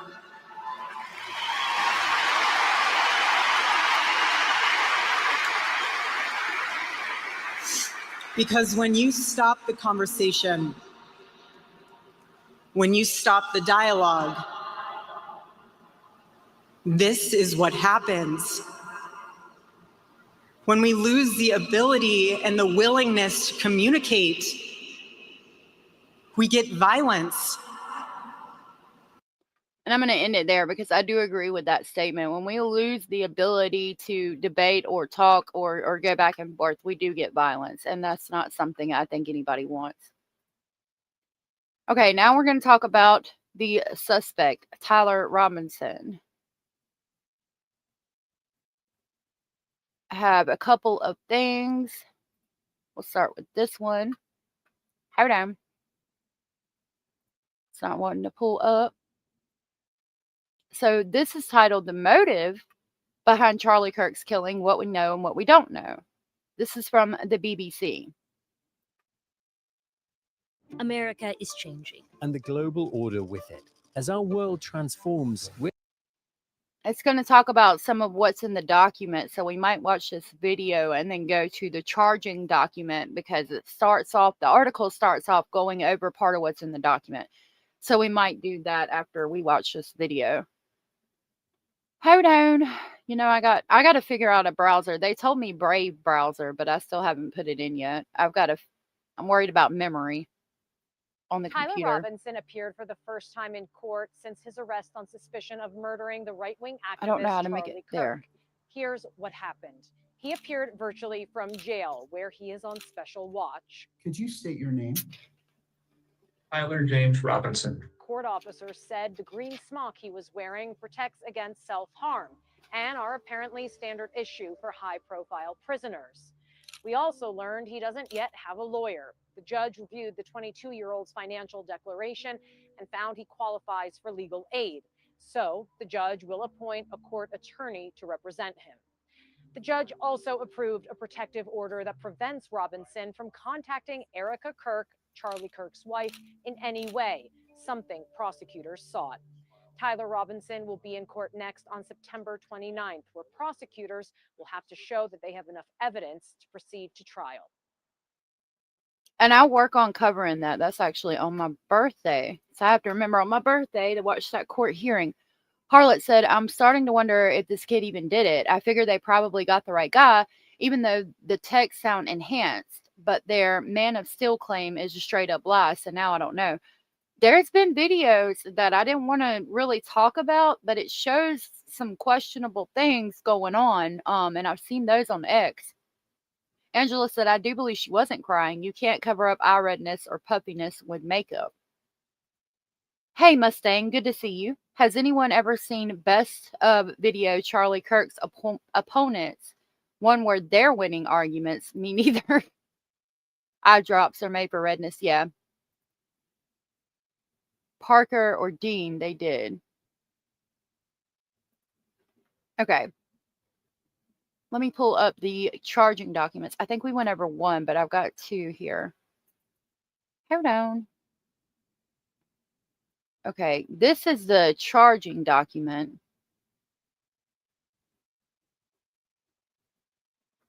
Hold on.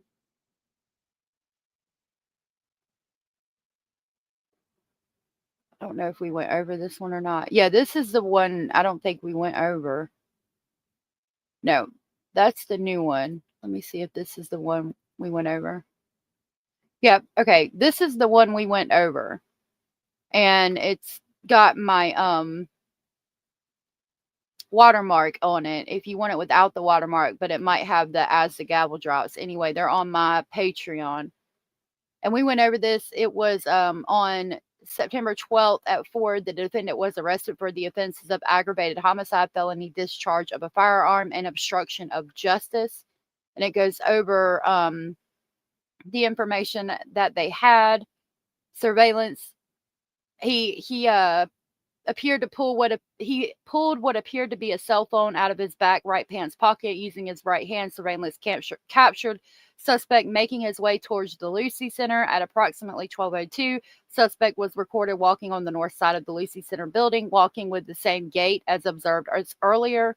And we went over all that and when it first happened. Now we're going to go over here because this is a 10-page document that we have not got to go over yet. And once we can go over this, then we can go back to the original motive.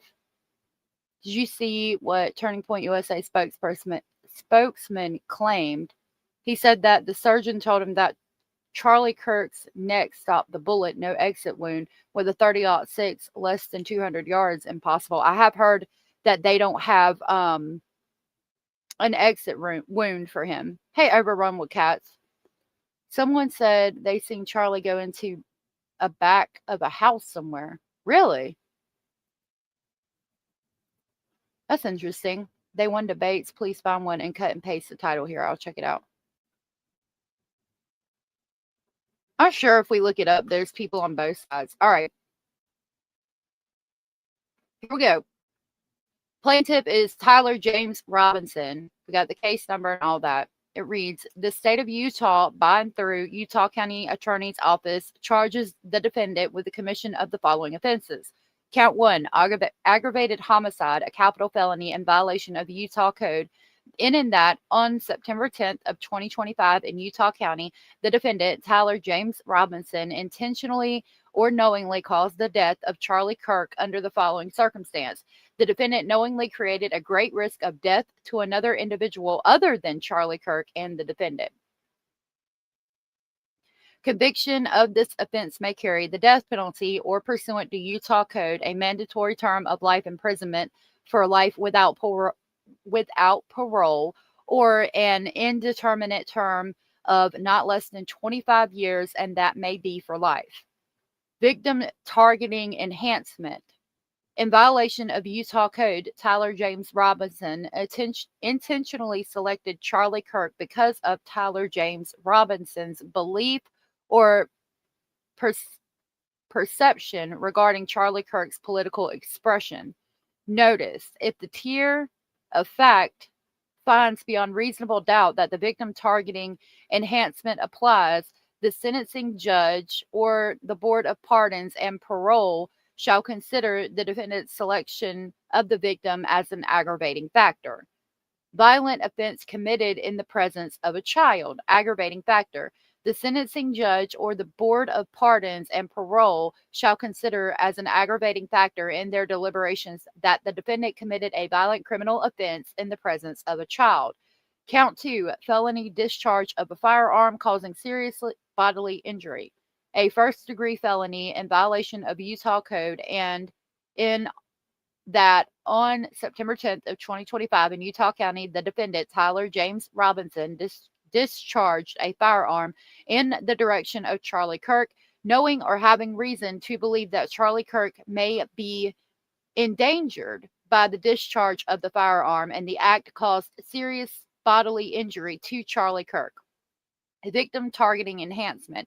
In violation of Utah Code, Tyler James Robinson intentionally selected Charlie Kirk because of Tyler James Robinson's belief or perception regarding Charlie Kirk's political expression. If the tier of facts finds beyond a reasonable doubt that the victim targeting enhancement applies, the sentencing judge or the Board of Pardons and Parole shall consider the defendant's selection of the victim as an aggravating factor. Violent offense committed in the presence of a child, aggravating factor. The sentencing judge or the Board of Pardons and Parole shall consider as an aggravating factor in their deliberations that the defendant committed a violent criminal offense in the presence of a child. We're on count 3. Hey, Miss King. All I need is Jesus. Clarence sells expensive eye cream all day long for swollen eyes, and I'm sure Miss Kirk can afford it all day long, probably.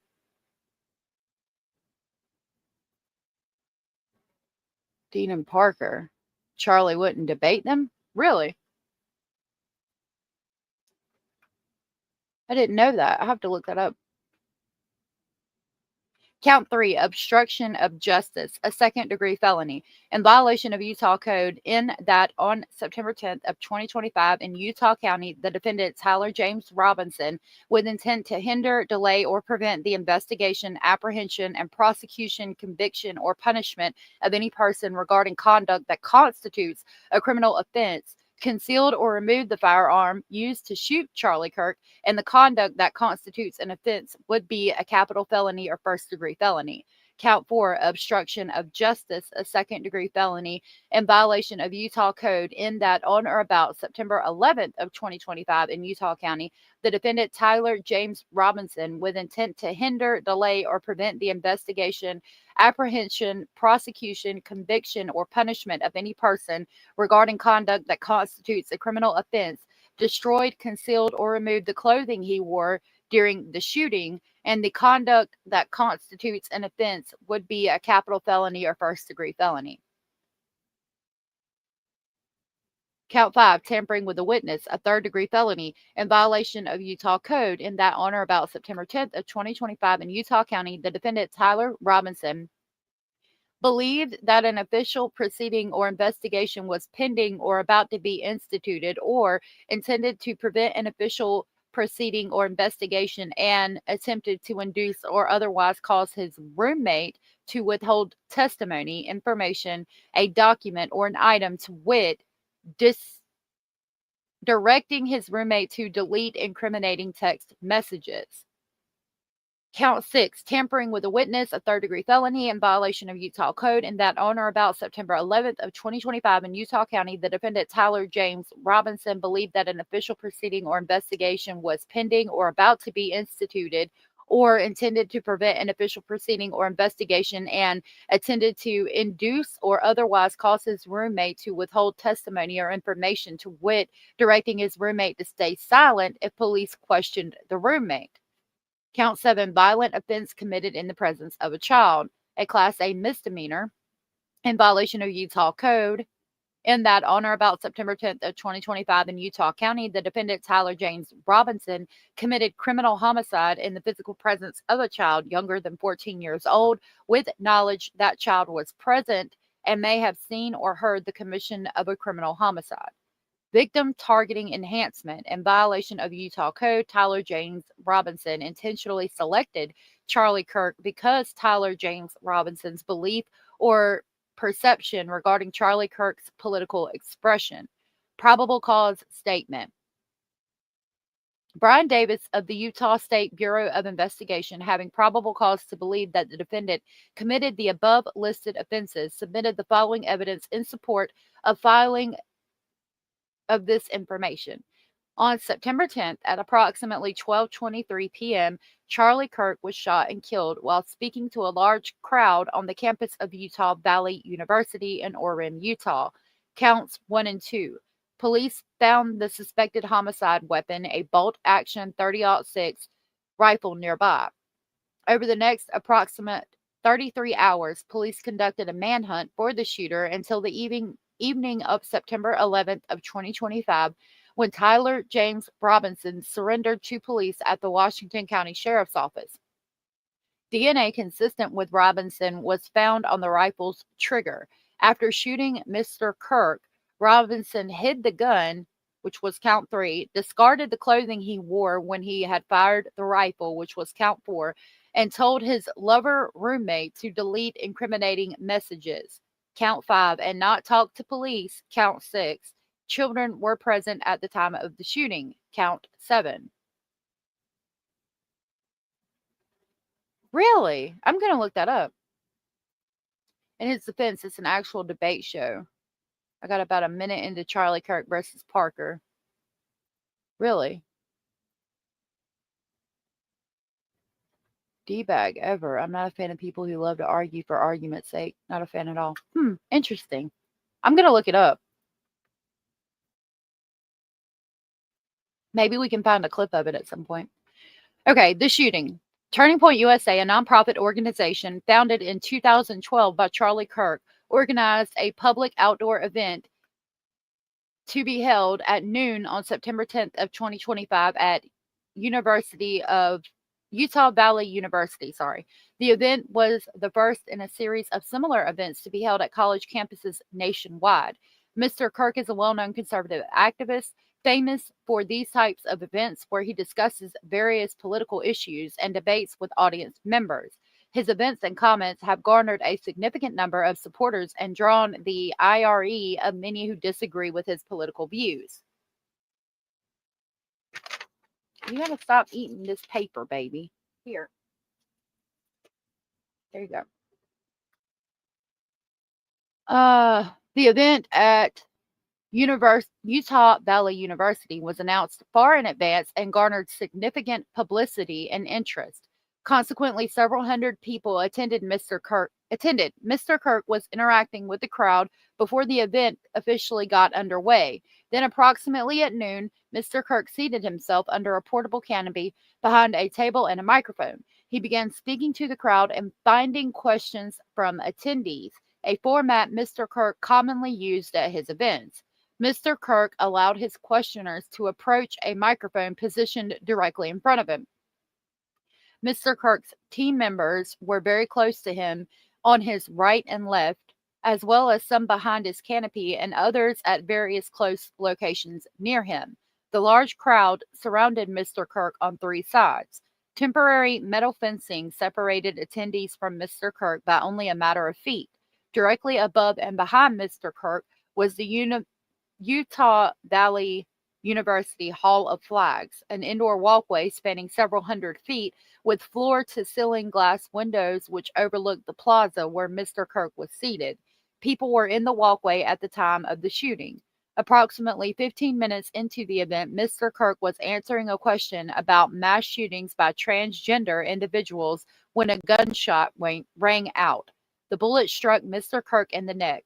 He slumped to the ground almost immediately. The bullet's trajectory passed closely to several other individuals beside Mr. Kirk, including the questioner who was standing directly in front of Mr. Kirk. Children were visible near Mr. Kirk's stage when he was shot. Mr. Kirk was rushed to a nearby hospital where he was declared deceased. The medical examiner's report is pending. Ciao! Thank you so much for gifting the 5 Speculation Station memberships. That was so very sweet and supportive of you, and I greatly appreciate that so very much. That helps out so much. Speaking of getting FOIAs, that helps me get FOIAs. I did get a message back saying they needed more information for one of them that I submitted, but I submitted so many, it's insane. So hopefully, I'm hoping to have something back by the end of the week. So those memberships went to Overrun with Cats, Teen Niece, Sneaky Suspicion, Philly Girl, and Couch Clips. Thank you, Chow, for gifting those memberships, and welcome to our new members. Welcome new members to Speculation Station. I greatly appreciate you, Chow, and that was so very sweet of you. I will grab the crazy train to pick our new members up on the way to Speculation Station. Thank you.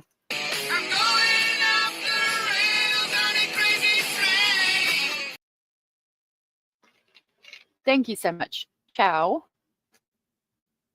You're so sweet. And Overrun with Cat said thank you very much. Just a head up, Karen Reed civil suit hearing. Hope Johnny's family get a positive outcome. Interesting. Dean was there that day and it really affected him. Oh my God. It was very sweet, child. Thank you. The Utah Valley University surveillance investigation. At the moment of the shot, a UVU police officer, the UVU officer, was watching the crowd from an elevated vantage point. As soon as he heard the shot, he began to scan the area for threats, believing the shot came from a rifle because of its sound.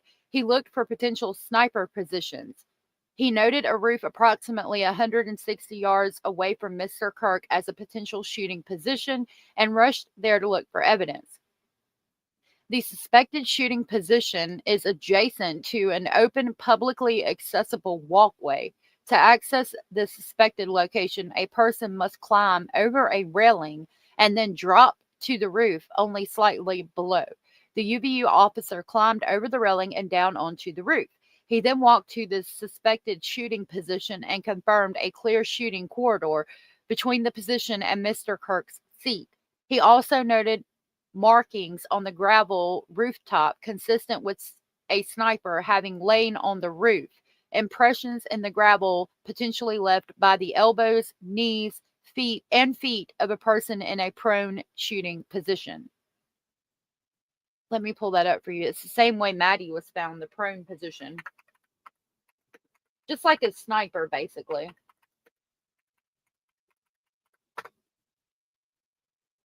Hold on. I'll show that to you real quick. So basically, he was on the roof laid like that.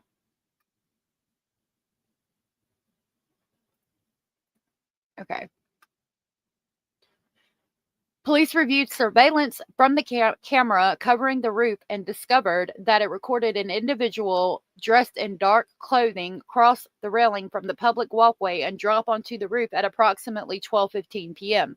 Although the individual moved out of the camera's view for a short time, the camera again captured the individual running across the roof and then low crawling to the area UVU officer recognized as where the suspected sniper had dropped into the prone shooting position.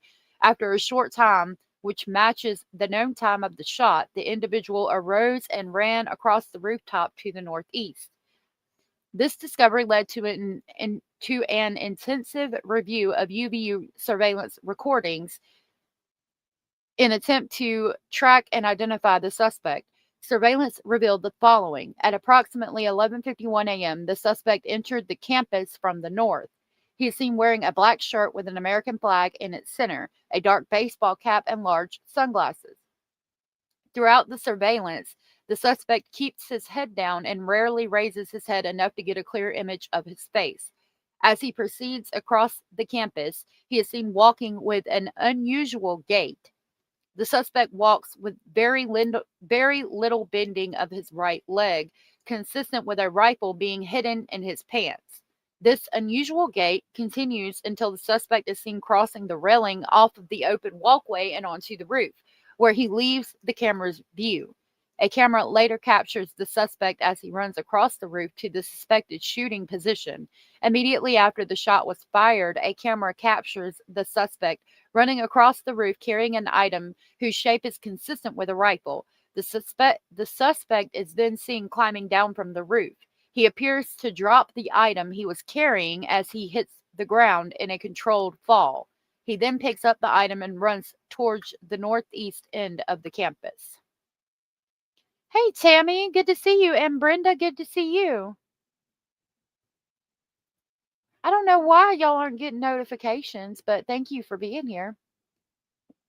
Lori, he was moved from high visibility unit to ICU this morning. He does not mean what? What's going on with him, Brenda?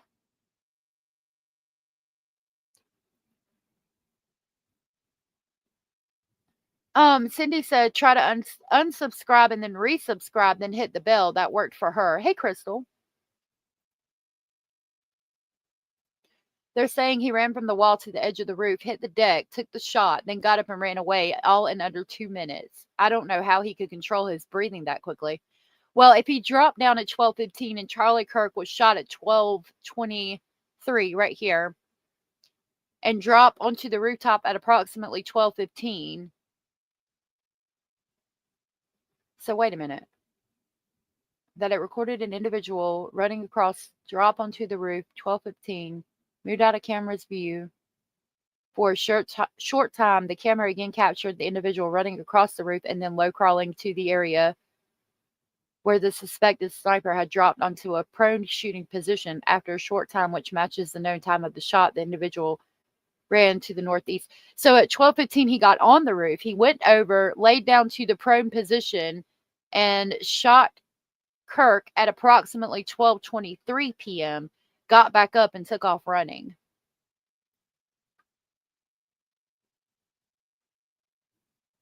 It doesn't say what time they caught him running toward the northeast end of the campus. They said he stayed on the wall of the roof until 12:22, then ran to the edge to take a shot, got away by 12:24. That's not what this has said. The only times I've seen in here is the he dropped onto the roof at approximately 12:15. Now, between 12:15 and approximately 12:23 p.m. when Charlie Kirk is shot, they're saying that he dropped on the roof, went over, laid down in the prone position. So if he drops on the roof at 12:15, he has time to run over, lay down, get ready to take the shot, and then takes the shot at 12:23. And then here on this document in particular, I don't have a time for when he got caught, getting up, walking away and going to the northeast end of the campus. Now, they've got him on camera coming to the campus at 11:51 from the north. So between 11:51 and 12:15, like, he came on the campus from the north at 11:51, and between 11:51 and 12:15, he came from the north end of the campus, got up on the roof, and dropped down onto the roof. And then from 12:15 to 12:23, he gets in the prone position, fixes his rifle, and takes his shot. And then after that, he's seen leaving, but I don't have a time frame for that on this document. It's the PCA. Okay, I'll check it. Yeah, kind of. Right here, it says police reviewed surveillance of the camera covering the roof and discovered that it recorded an individual dressed in dark clothing cross the railing from the public walkway and drop onto the roof at approximately 12:15. Although the individual moved out of the camera's view for a short time, the camera again captured the individual running across the roof and then low crawling to the area of the UVU, to the area that the Utah Valley University officer recognized as where the suspected sniper had dropped onto the prone shooting position. After a short time, which matches the known time of the shot, the individual arose and ran across the roof to the northeast. PCA has specific times. I'll look it up. He also changed his clothes once when he got up there and then before he went down again. I don't know if he changed them on the roof or in his vehicle afterwards, but he did change clothes. I thought he was wearing the same clothes because the arrest affidavit said he's in clothing similar to what he had on, but they said similar, not exactly the same. Okay, I agree, Tammy. Regardless of your political stance, people don't have to die. All right, expanded crime scene investigation. Law enforcement officers followed the suspect's escape path to the northeast end of campus, where they believe the suspect left campus and entered a wooded area. In that wooded area, investigators found a bolt-action rifle wrapped in a towel. The rifle contained 1 spent round and 3 unspent rounds. This is consistent with the facts officers observed at the time of and immediately after the shooting. No shell casings were found on the roof, suggesting a bolt action rather than an auto-loading weapon, and only a single round was fired. Excuse me. Each round in the rifle contained an etched inscription as follows. Fired cartridge says, "Notices bulge, OWO, what's this?" Second cartridge said, "Hey, fascist, catch," and then it had arrow symbols, which we were suspecting that day when we heard that it had something to do with a video game, and they have said that since then that it did have something to do with the video game. Mr. Speculating was talking to me about it, and I told y'all how we were talking about how it could have been a professional. And he took his hands and showed me like 4 inches. Like if you're shooting for the middle, like right between the eyes area, okay? And then you go 4 inches up from that, that would have like been the top of his head or possibly grazed his scalp. And then you go 4 inches below that, that would have been the jawbone and would have either went in his jaw or grazed his jaw. 4 inches above or below, that's professional type hit, okay? But with it hitting his neck, it was 8 inches below. And he said it's almost like when you take a shot, you breathe in and then you start to release your breath and you fire while you're releasing your breath. He said he either held his breath and or fired after he completely released his breath instead of doing it while releasing his breath, something to that effect. Make me some peaches. That's another thing. The bullet was supposed to be engraved with OWO. Yeah, I don't know what that means. But I found it interesting that they verified that the arrow symbols were a video game, which we had suspected. It sounded like a code to a video game to me. The third cartridge said, "Oh, Bella Chow, Bella Chow, Bella Chow, Chow, Chow." And the fourth cartridge said, "If you read this, you are GAYLMAO." The rifle, ammunition rounds, and towel were sent for forensic processing.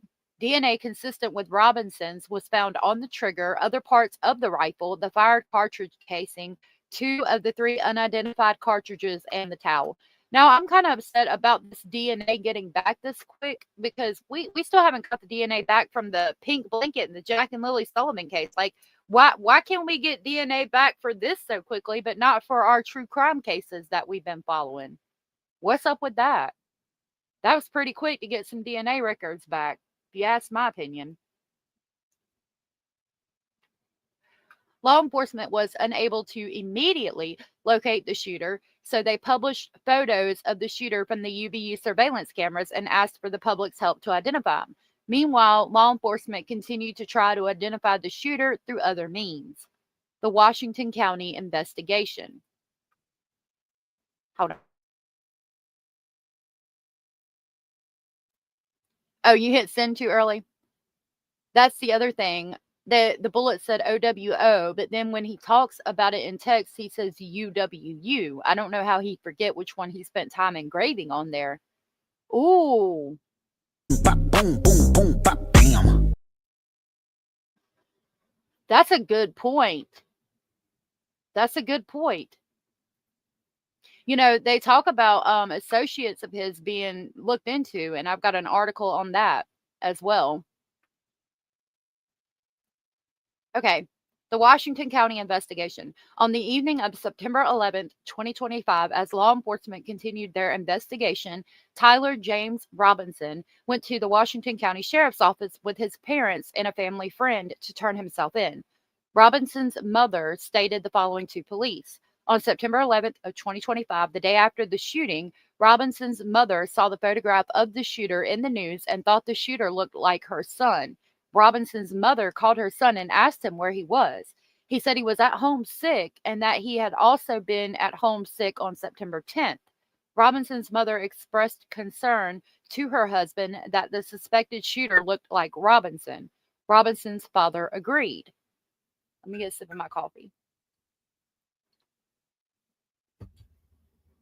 Robinson's mother explained that over the last year or so, Robinson had become more political and had started to lean more to the left, becoming more pro-GAY and pro-trans rights oriented. She stated that Robinson began to date his roommate, a biological male who was transitioning. Sorry about that. This resulted in several discussions with family members, but especially between Robinson and his father, who have very different political views. In one conversation before the shooting, Robinson mentioned that Charlie Kirk would be holding an event at UVU, which Robinson said was a stupid venue for the event. Robinson accused Kirk of spreading hate. I'm going to let y'all know when we refer to the roommate, because I am respectful. I probably will refer to them as she, because I am a respectful person regardless of transitioning or genders. The person obviously was transitioning to be a female, so I'm going to refer to them as she or them. If that bothers you, I apologize in advance, but that's just what I'm going to do. Finger that like button. Please finger the like button. The like button might enjoy that. Not all had his fingerprints, the bullets, I mean. Oh, okay. I see what y'all are saying. Finger bang that like button, y'all. Lord have mercy. Okay, let me chill out. Robinson's father reported that when his wife showed him the surveillance image of the suspected shooter in the news, he agreed that it looked like their son. He also believed that the rifle that police suspected the shooter used matched a rifle that was given to his son as a gift.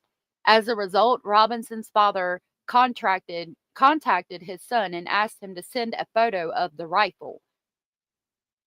Wait a minute. Sorry. I didn't comprehend what I just read. As a result, Robinson's father contacted his son and asked him to send a photo of the rifle. Robinson did not respond. However, Robinson's father spoke on the phone with Robinson.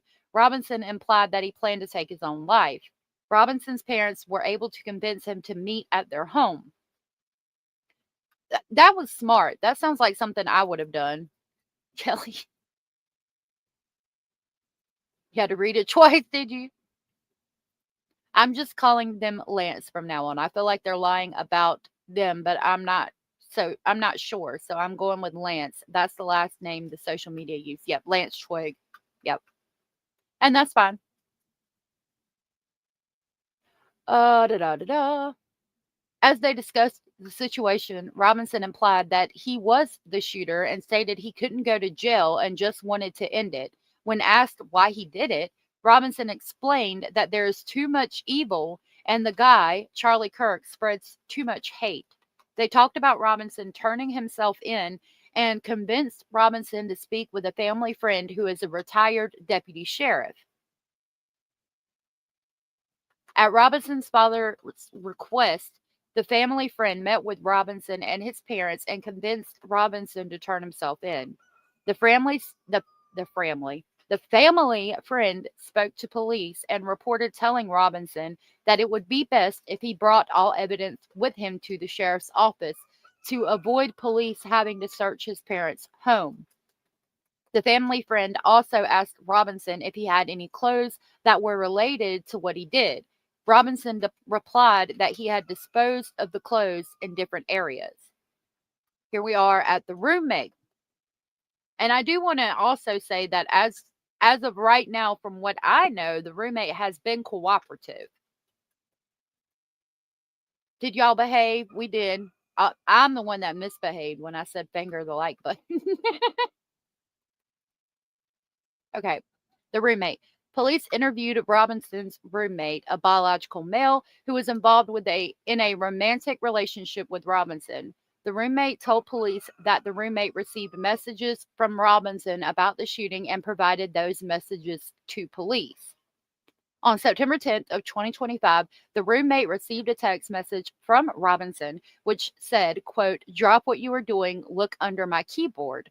The roommate looked under the keyboard and found a note that stated, quote, "I had the opportunity to take out Charlie Kirk and I'm going to take it." Police found a photograph of this note.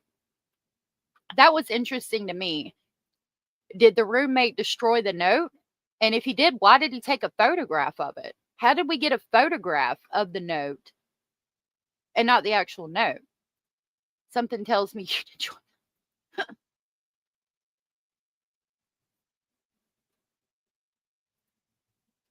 Okay, the following text exchange then took place. After reading the note, the roommate responded, "What? You're joking, right?" Robinson said, "I'm still okay, my love, but am stuck in Oren for a little while longer yet. Shouldn't be long until I can come home, but I gotta grab my rifle still. To be honest, I had hoped to keep this secret till I died of old age. I am sorry to involve you." The roommate said, "You weren't the one who did it, right?" Robinson said, "I am. I'm sorry." Roommate said, "I thought they caught the person." Robinson said, "No, they grabbed some crazy old dude, then interrogated someone in similar clothing. I had planned to grab my rifle from my drop point shortly after, but most of that side of town got locked down. It's quiet, almost enough to get out, but there's one vehicle lingering." The roommate said, "Why?" Robinson said, "Why did I do it?" The roommate said, "Yeah." Robinson said, "I had enough of his hatred. Some hate can't be negotiated out. If I'm able to grab my rifle unseen, I will have left no evidence going to attempt to retrieve it again. Hopefully they have moved on. I haven't seen anything about them finding it." The roommate said, "How long have you been planning this?" Robinson said, "A bit over a week, I believe. I can get close to it, but there is a squad car parked right by it. I think they already swept that spot, but I don't want to chance it." Robinson said, "I'm wishing I had circled back and grabbed it as soon as I got to my vehicle. I'm worried what my old man would do if I didn't bring back his grandpa's rifle. I don't know if it had a serial number, but it wouldn't trace to me. I worry about prints. I had to leave it in a bush where I changed outfits. Didn't have the ability or time to bring it with. I might have to abandon it, and I hope they don't find prints. How the fuck will I explain losing it to my old man? Only thing I left was the rifle wrapped in a towel. Remember how I was engraving bullets? The fucking messages are mostly a big meme. If I see notices bulge, UWU on Fox News, I might have a stroke. All right, I'm going to have to leave it. That really fucking sucks. Judging from today, I'd say Grandpa's gun does just fine. I don't know. I think that was a $2,000 scope. Robinson continued, delete this exchange. My dad wants photos of the, this was later, I guess. My dad wants photos of the rifle. He says Grandpa wants to know who has what. The feds released a photo of the rifle and it is very unique. He's calling me. I'm not answering. Robinson said, since Trump got into office, my dad has been pretty diehard MAGA. I'm going to turn myself, I guess this was later again, sometime later during the night. I'm going to turn myself in willingly. One of my neighbors here is a deputy for the sheriff. You are all I worry about, love. I'm much more worried about you. Don't talk to the media, please. Don't take any interviews or make any comments. If police ask you questions, ask for a lawyer and stay silent. That's interesting. Hey, Max. Hey, Brad. Good to see you. What Robinson wrote or what the female said? I mean, what the roommate said, who was transitioning to a female. Overrun with cats. What trial was about butt plugs? I need to know that. I don't give them the respect they're wanting because I don't agree with 100%. If you're a guy, you're a guy. If you're a woman, you're a woman. Shaking my head. I give it the respect that it deserves, honestly, because there's a lot of people out here. I will be honest in this moment. I do not agree at all with children taking medication before they turn 18 years old or having any kind of surgeries before they turn 18 years old. I think once you're 18, even though you're not fully matured enough in your brain, if you still feel that you were born the wrong gender, then you have every right to go do what you need to do. I don't think it should be given to children because children's bodies are still growing and their mind is still maturing.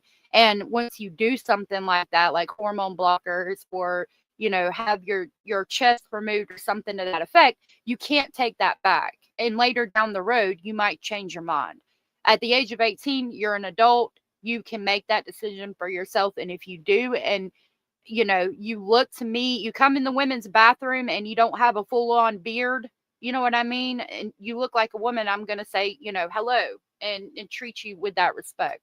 That's just how I feel.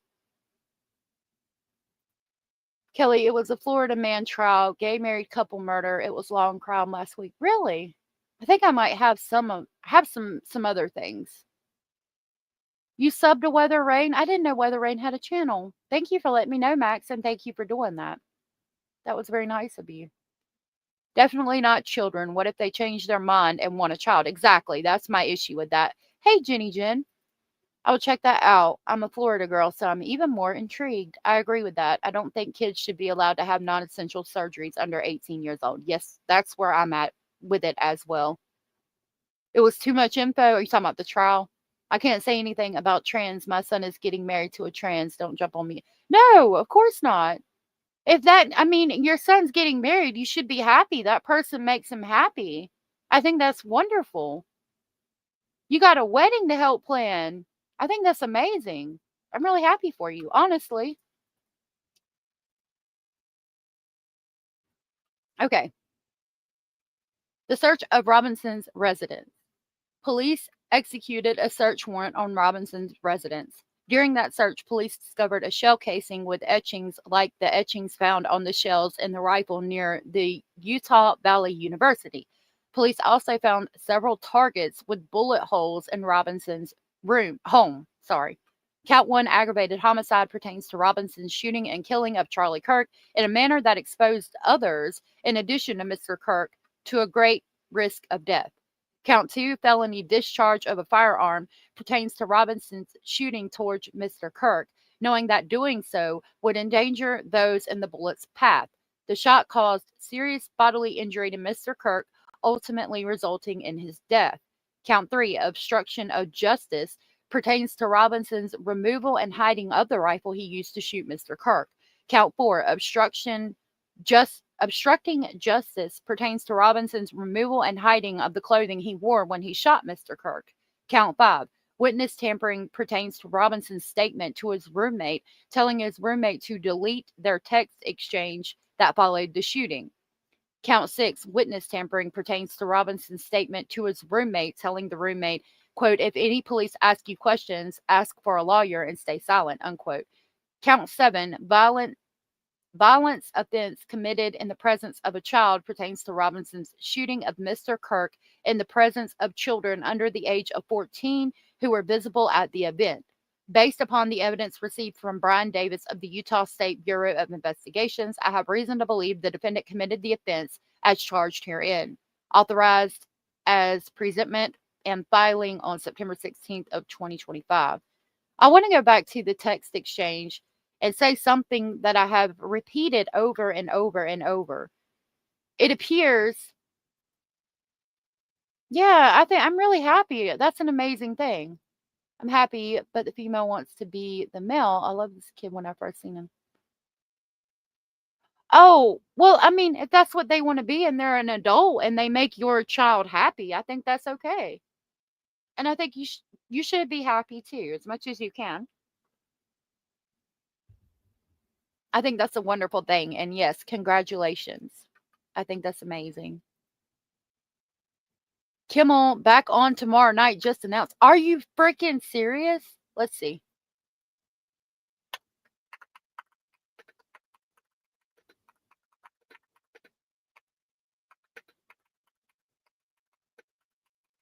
Let's check and see if we can find receipts.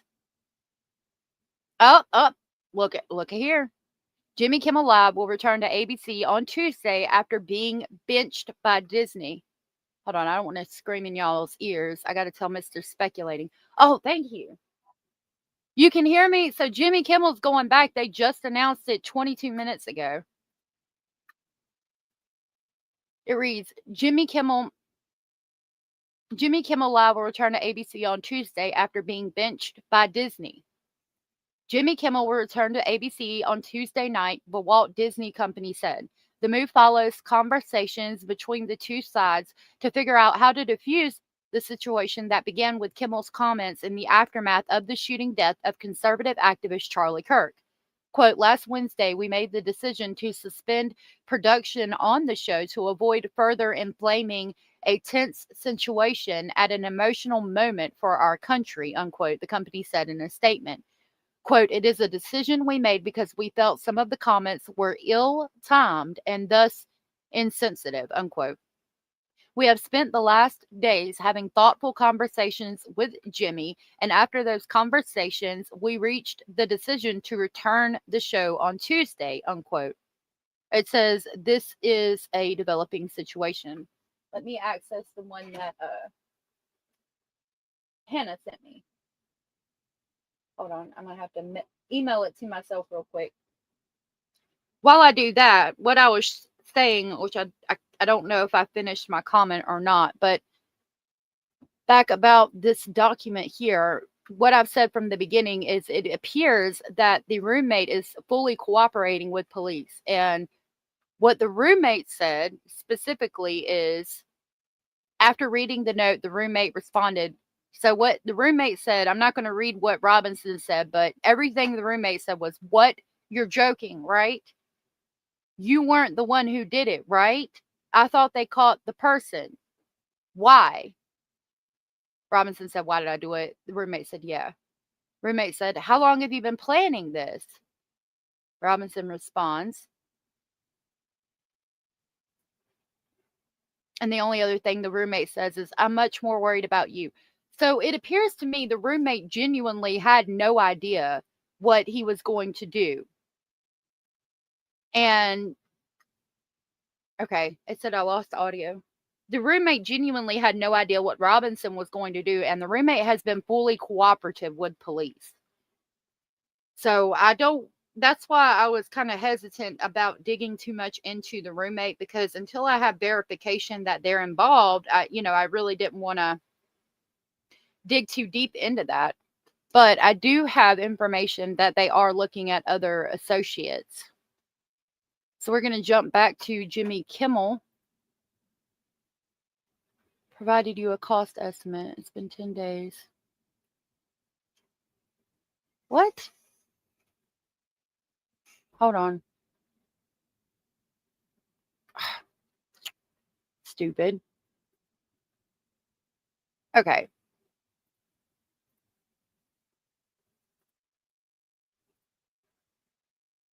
So this says Jimmy Kimmel Show will return to the air 6 days after being pulled indefinitely, Disney announced. Jimmy Kimmel Live is officially returning to air on Tuesday, September 23rd. Disney's ABC previously pulled host Jimmy Kimmel Show indefinitely after comments he made surrounding Charlie Kirk's assassination. The late night series premiered on ABC in 2003. Wow. On Monday, September 22nd, the Walt Disney Company issued a statement confirming that the show will return on Tuesday, September 23rd. Quote, last Wednesday, we made the decision to suspend production on the show to avoid further inflaming a tense situation that at an emotional moment for our country. It is a decision we made because we felt some of the comments were ill-timed and thus insensitive, the statement read, referring to comments Jimmy Kimmel made about Charlie Kirk's assassination on September 15th. We have spent the last days having thoughtful conversations with Jimmy, and after those conversations, we reached the decision to return the show on Tuesday. The September 15th episode broadcast of Kimmel's show saw him discussing world events. In his opening monologue, which eventually shifted to discussing Charlie Kirk, the right-wing commentator who founded Turning Point USA, who was fatally shot on September 10th while at a speaking event at Utah Valley University. He was 31. Tyler Robinson was charged with aggravated homicide in connection with Kirk's death. Quote, we hit some new lows over the weekend with the MAGA gang desperately trying to characterize this kid who committed the homicide of Charlie Kirk as anything other than one of them and doing everything they can to score political points from it, Kimmel said. In between the finger pointing, there was grieving. On Friday, the White House flew the flags at half-staff, which got some criticism. But on a human level, you can see how hard the president is taking this, he continued before a clip played of President Donald Trump partially addressing reporters' questions about how he was coping with former ally Kirk's death before moving on to another matter. Prior to the episode, Kimmel offered his condolences on social media to Kirk's family. Quote, instead of the angry finger pointing, can we just for one day agree that it is horrible and monstrous to shoot another human being, he wrote. On behalf of my family, we send love to the Kirks and to all the children, parents, and innocents who fall victim to senseless gun violence.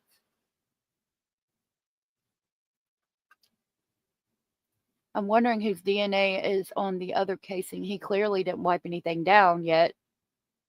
True. I agree, Brad. No one should joke about a tragedy. I don't think that anybody should have said anything negative about it. A tragedy like that.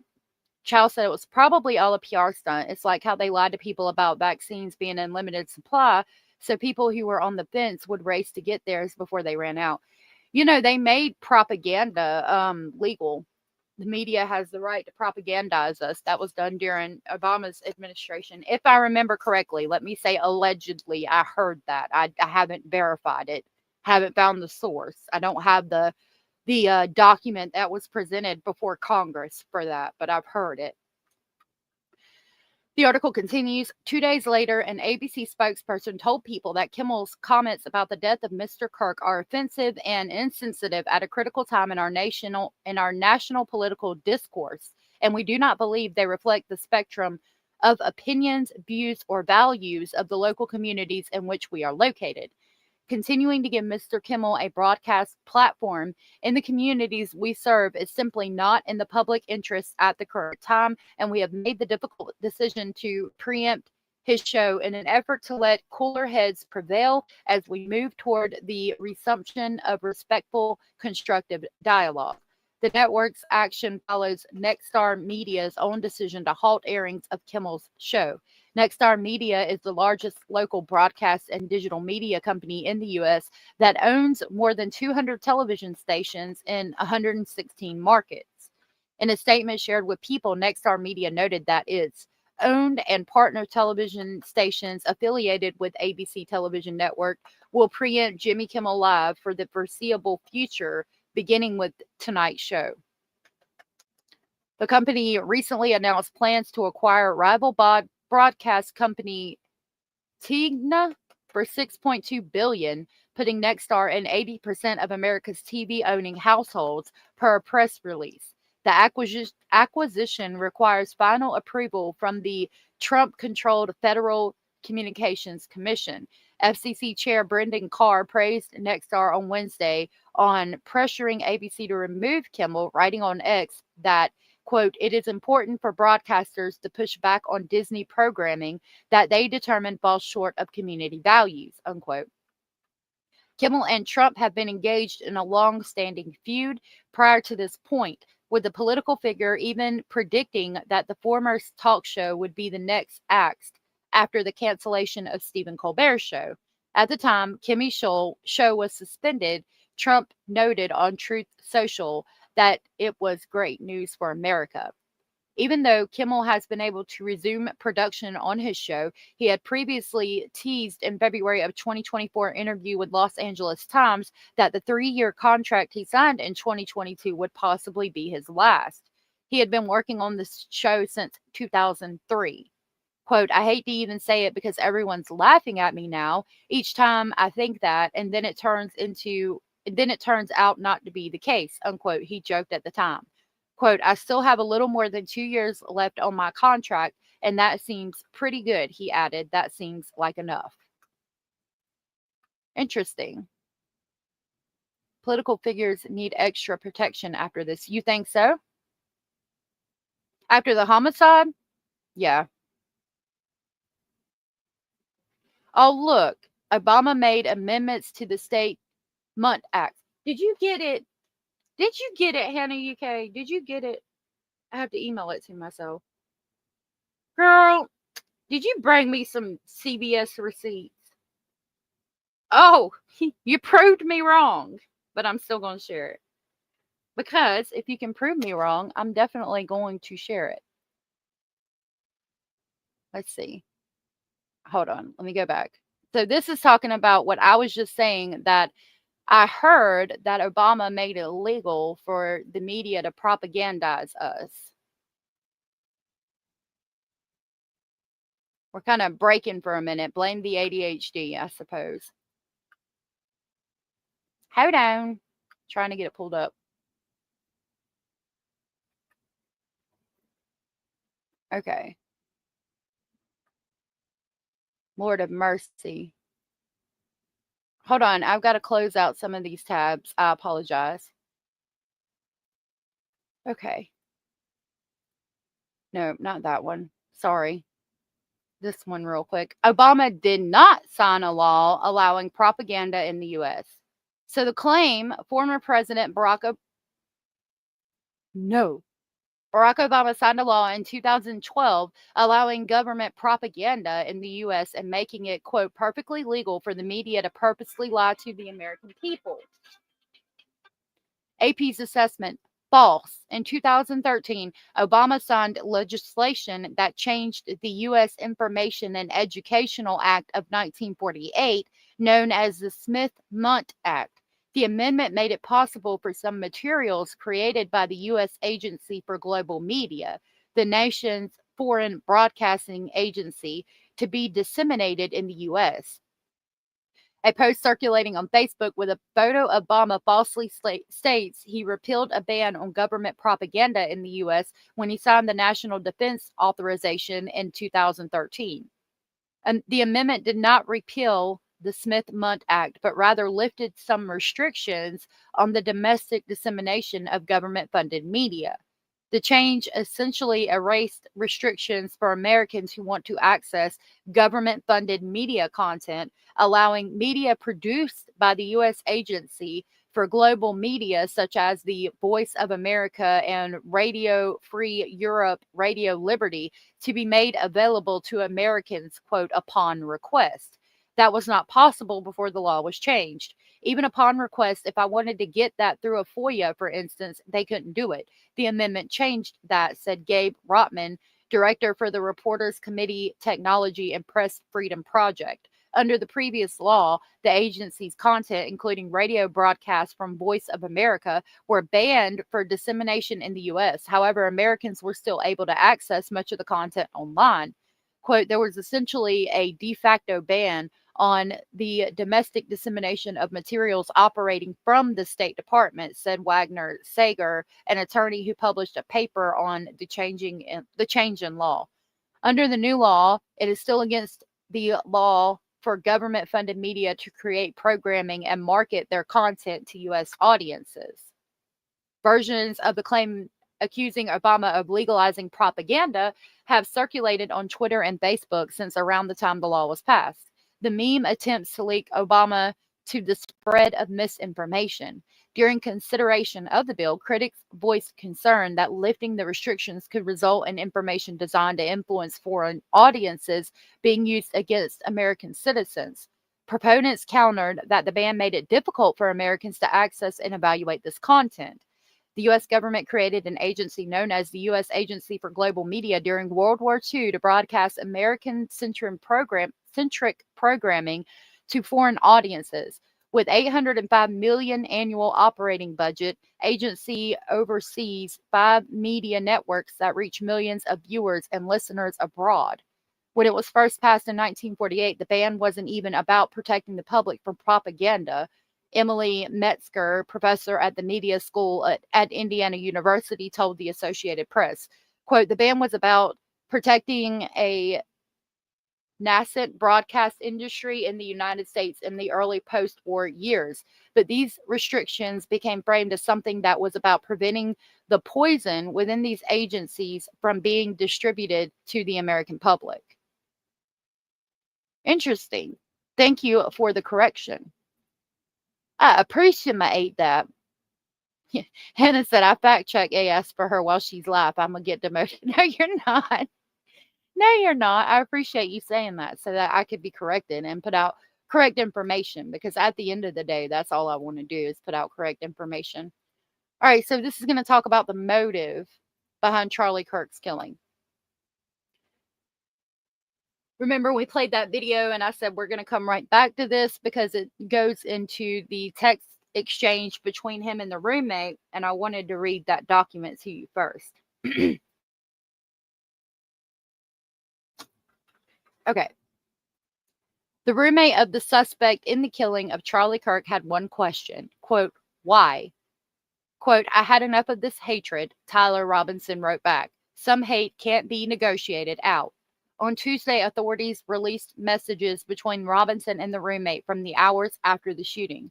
Officials have said the unnamed roommate was transitioning to woman and was in a romantic relationship with the defendant. Prosecutors also gave further details that could point to a possible motive, although there is still much that is not known.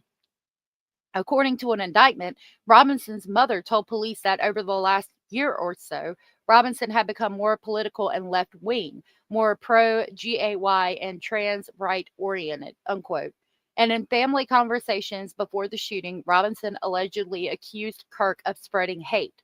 Prosecutors say Robinson left a message for his roommate, quote, I had the opportunity to take out Charlie Kirk and I'm going to take it, unquote. During Tuesday's news conference, Utah County Prosecutor Jeff Gray said instead of deleting the messages like Robinson said, the roommate provided the messages to police. That's why I continue to say the roommate is cooperating, so I think we need to leave her alone. Messages, or let me see what y'all are saying. Okay, we still got the trigger warning up. messages on shell casings, messages and interviews with family members from crucial parts of the indictment against Robinson. Okay, wait a minute. The messages and interviews with family members form crucial parts of the indictment against Robinson and give some insight to his state of mind. In addition, investigators have also said that 4 shell casings were found alongside a rifle discovered in a wooded area near the Utah Valley University campus. The shell casings had messages engraved in them, which prior to Robinson's arrest were among the only potential clues as to the killer's motive and have been the subject of much speculation. One unfired round had the words, "Hey fascist, catch," along with an up, right, and 3 down arrows, most likely a reference to a video game, Helldivers 2, indicating one of the game's special moves. Another shell casings, authorities said, read, "Notices bulge, OWO, what's this?" A reference to a meme about furry subculture and online role-playing. The BBC has also seen an online profile allegedly owned by Robinson on a website dedicated to furry fandom, suggesting he may have had an interest in the subject. Another casing was inscribed with lyrics from the song Bella Ciao, which honors World War II era partisans of the Italian resistance who fought Nazi Germany. The song has also appeared in a video game, a TV series, and has been covered and remixed many times in the years since. The 4th cartridge read, "If you read this, you are GAYLMAO," another online reference. But the exact meaning of the messages, if indeed they are intended to have any meaning at all beyond a prank, is still unclear. The nature of the online language, with its layers upon layers of irony, means that multiple interpretations are possible. In the messages to his roommate, Robinson said the engravings were, quote, "mostly a big meme," unquote, indicating perhaps they should not be taken as a serious statement. Pictures of social media accounts apparently owned by Robinson and his roommate, which have been circulating online, are mostly focused on gaming. It appears that both Robinson and his roommate were keen video gamers. The accounts do include a few scattered comments on politics, none of them particularly conclusive or directly indicative of a motive. The BBC has reviewed the accounts, but has not been able to confirm that they belong to the pair. According to the messages released by prosecutors, when asked by his roommate how long he'd taken to plan the attack, Robinson responded, quote, "a bit over a week." We have this minute video. I've always been a spectrum. Hold on just a minute. Tyler is a psychopath. I agree with that statement. He was very quiet. On September 10th, 2025, the roommate received a text message from Robinson which said, "Drop what you're doing. Yeah. Look under my keyboard." The roommate looked under the keyboard and found a note that stated, quote, "I had the opportunity to take out Charlie Kirk, and I'm going to take it." Police found a photograph of this note. The following text exchange then took place. After reading the note, the roommate responded, "What? You're joking, right?" Robinson, "I am still okay, my love, but I'm stuck in Orem for a little while longer yet. Shouldn't be long until I can come home, but I gotta grab my rifle still. To be honest, I had hoped to keep this secret till I died of old age." And we read that. What do we know? Prosecutors in Utah mostly declined to answer questions from the media on Tuesday, and although the state's governor Spencer Cox said Robinson had a leftist ideology, there are still gaps in what we know about a possible motive. For instance, it's unclear what specifically Robinson found objective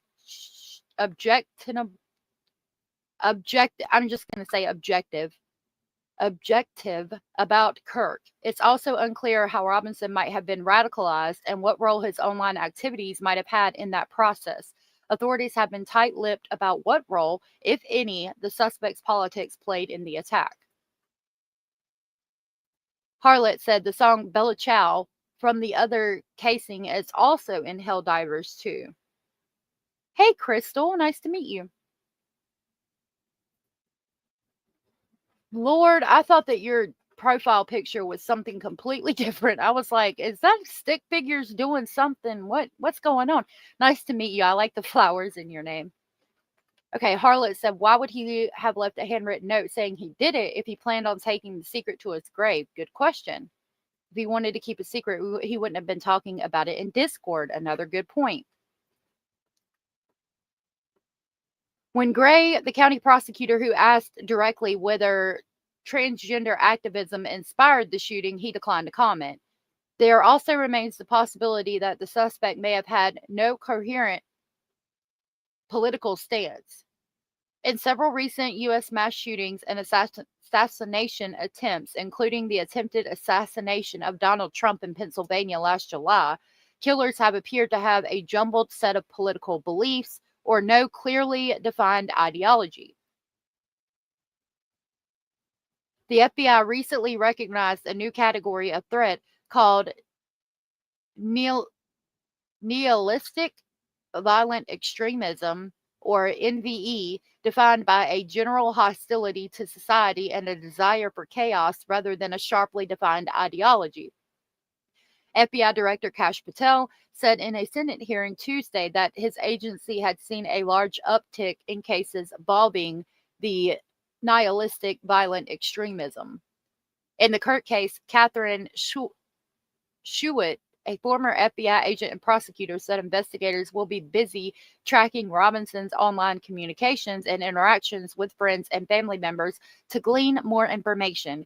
Quote, that gives us a lot of insight into somebody's pathway to the violence, she said, adding that agents will piece them all together to see how someone moves on the pathway from frustration all the way to choosing to commit the violent act.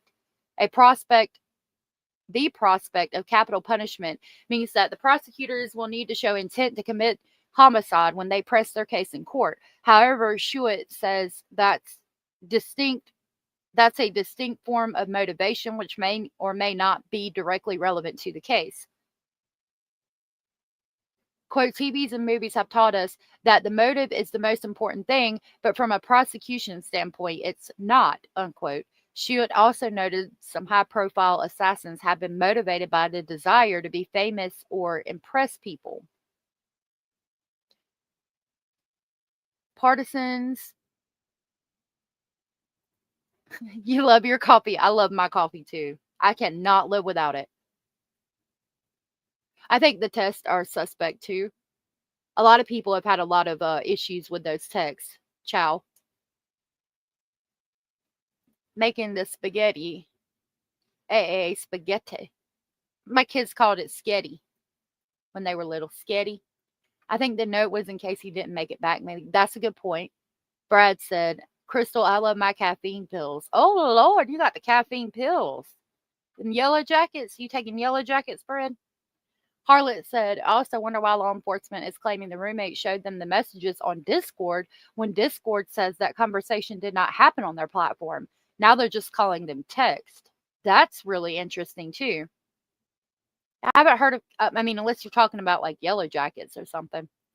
All right, partisan activists fuel speculation. During Tuesday's Senate hearing, FBI Director Patel also said that others are being investigated for possible involvement in the shooting. And that's the article we're going to next. Others are being investigated for possible involvement in the shooting. As of yet, no one else has been charged in connection with the case, and investigators have not indicated anyone else was involved. That has not stopped fevered and, for the most part, unevidenced speculation online about alleged motives and large-scale plots. A number of right-wing influencers with huge social media followers, including several who are close to President Trump and Kirk's Turning Point USA organization, have alleged that the shooting was the work of a group or terror cell inspired by trans activism and funded by left-wing activists. Trump said this week he will designate Antifa as a major terrorist organization as part of its efforts to target the radical left following Kirk's killing. That's concerning. Saying targeting the radical left. I mean, I get like Antifa has been involved in a lot of like, you know, starting fires and like violent protests that where people get hurt. Okay. I get wanting to stop that, but you can't target the radical left, unquote, because not all of them are, you know, out here having violent protests and things like that. So, I mean, that's a concerning statement in my opinion. Robinson, the suspect, has not been directly linked to Antifa and a decentralized leftist movement that opposes far-right racist and fascist groups. What is Antifa and why is Trump targeting it? Some high-profile right-wing podcasters, including Trump's former chief advisor Steve Bannon, have suggested that the text message exchange by Robinson and his roommate were somehow faked or false, implying, again without evidence, a broader conspiracy. At the same time, a number of left-wing social media users have continued to claim that Robinson is a Trump supporter or member of a fringe far-right group known as Groypers, who consistently chastised Kirk for not supporting their white nationalist and anti-Semitic beliefs. Excuse me. Those claims also lack evidence, and prosecutors and Utah officials have given no indication that far-right groups are involved. Quote, everyone's jumping to conclusions because that's the society we live in, unquote, said Short, the former FBI agent. Quote, everyone wants an answer, and right now. Again, I don't like blaming any one side over the other. This is a 1-minute-and-6-second video we can watch on I've always been a spectator.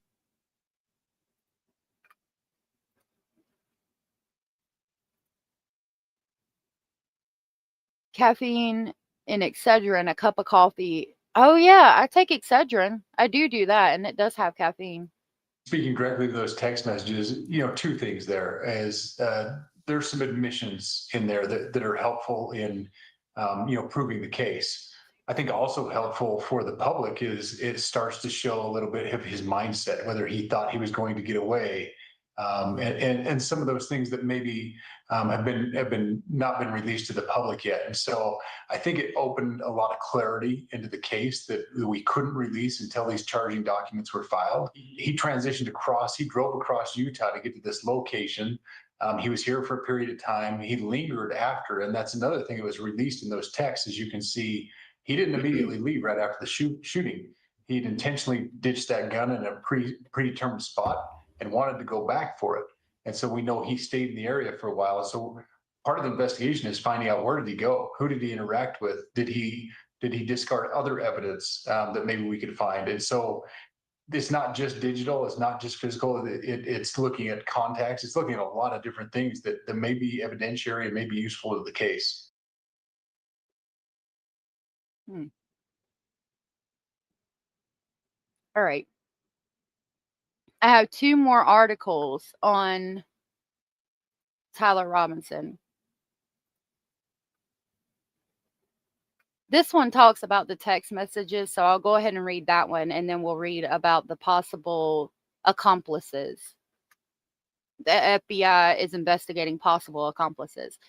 This is from The Independent. It says, inside Tyler Robinson's mind, texts shine new light on Charlie Kirk's suspected assassin. Tyler Robinson, the 22-year-old Utah resident accused of killing MAGA commentator Charlie Kirk, has been formally charged with aggravated homicide. At a press conference announcing charges against him Tuesday, state prosecutors revealed text messages sent by Robinson to his roommate, an alleged romantic partner, in which he appeared to take responsibility for the fatal shooting at UVU last week. Robinson evaded capture for 33 hours and after allegedly opening fire on Kirk from a rooftop around 160 yards away from where he was speaking, jumping off of a roof and disappearing in the ensuing chaos. The right-wing influencer, 31 years old, died several hours after being struck in the neck by the bullet. Robinson has been formally charged with aggravated homicide and 6 other charges, including obstruction of justice and witness tampering. Here's what we know. Robinson grew up in the conservative southern Utah city of Washington with his mom, a trained social worker who works at Intermountain Support Coordination Services. dad a police officer and kitchen fitter, and 2 brothers, social media pictures suggest. He has been described as a, quote, quiet. He has been described as, quote, quiet, unquote, by people who knew him, as well as a straight A student. His grandmother claimed she had never heard her grandson discuss politics.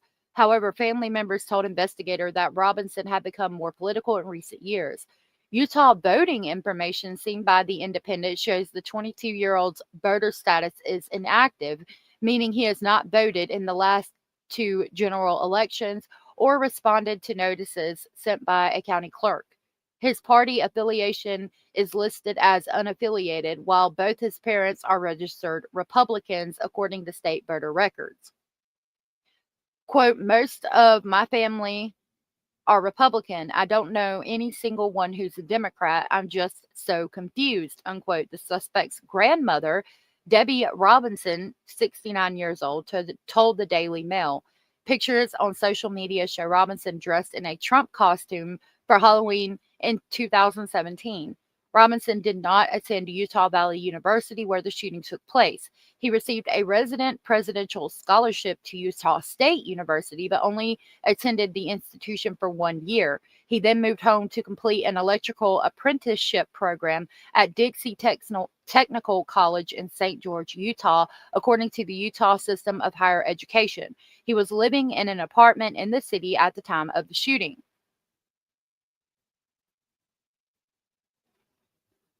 Aggravated homicide. Yeah, it's aggravated murder, but they don't like it when I say murder, even though I said it.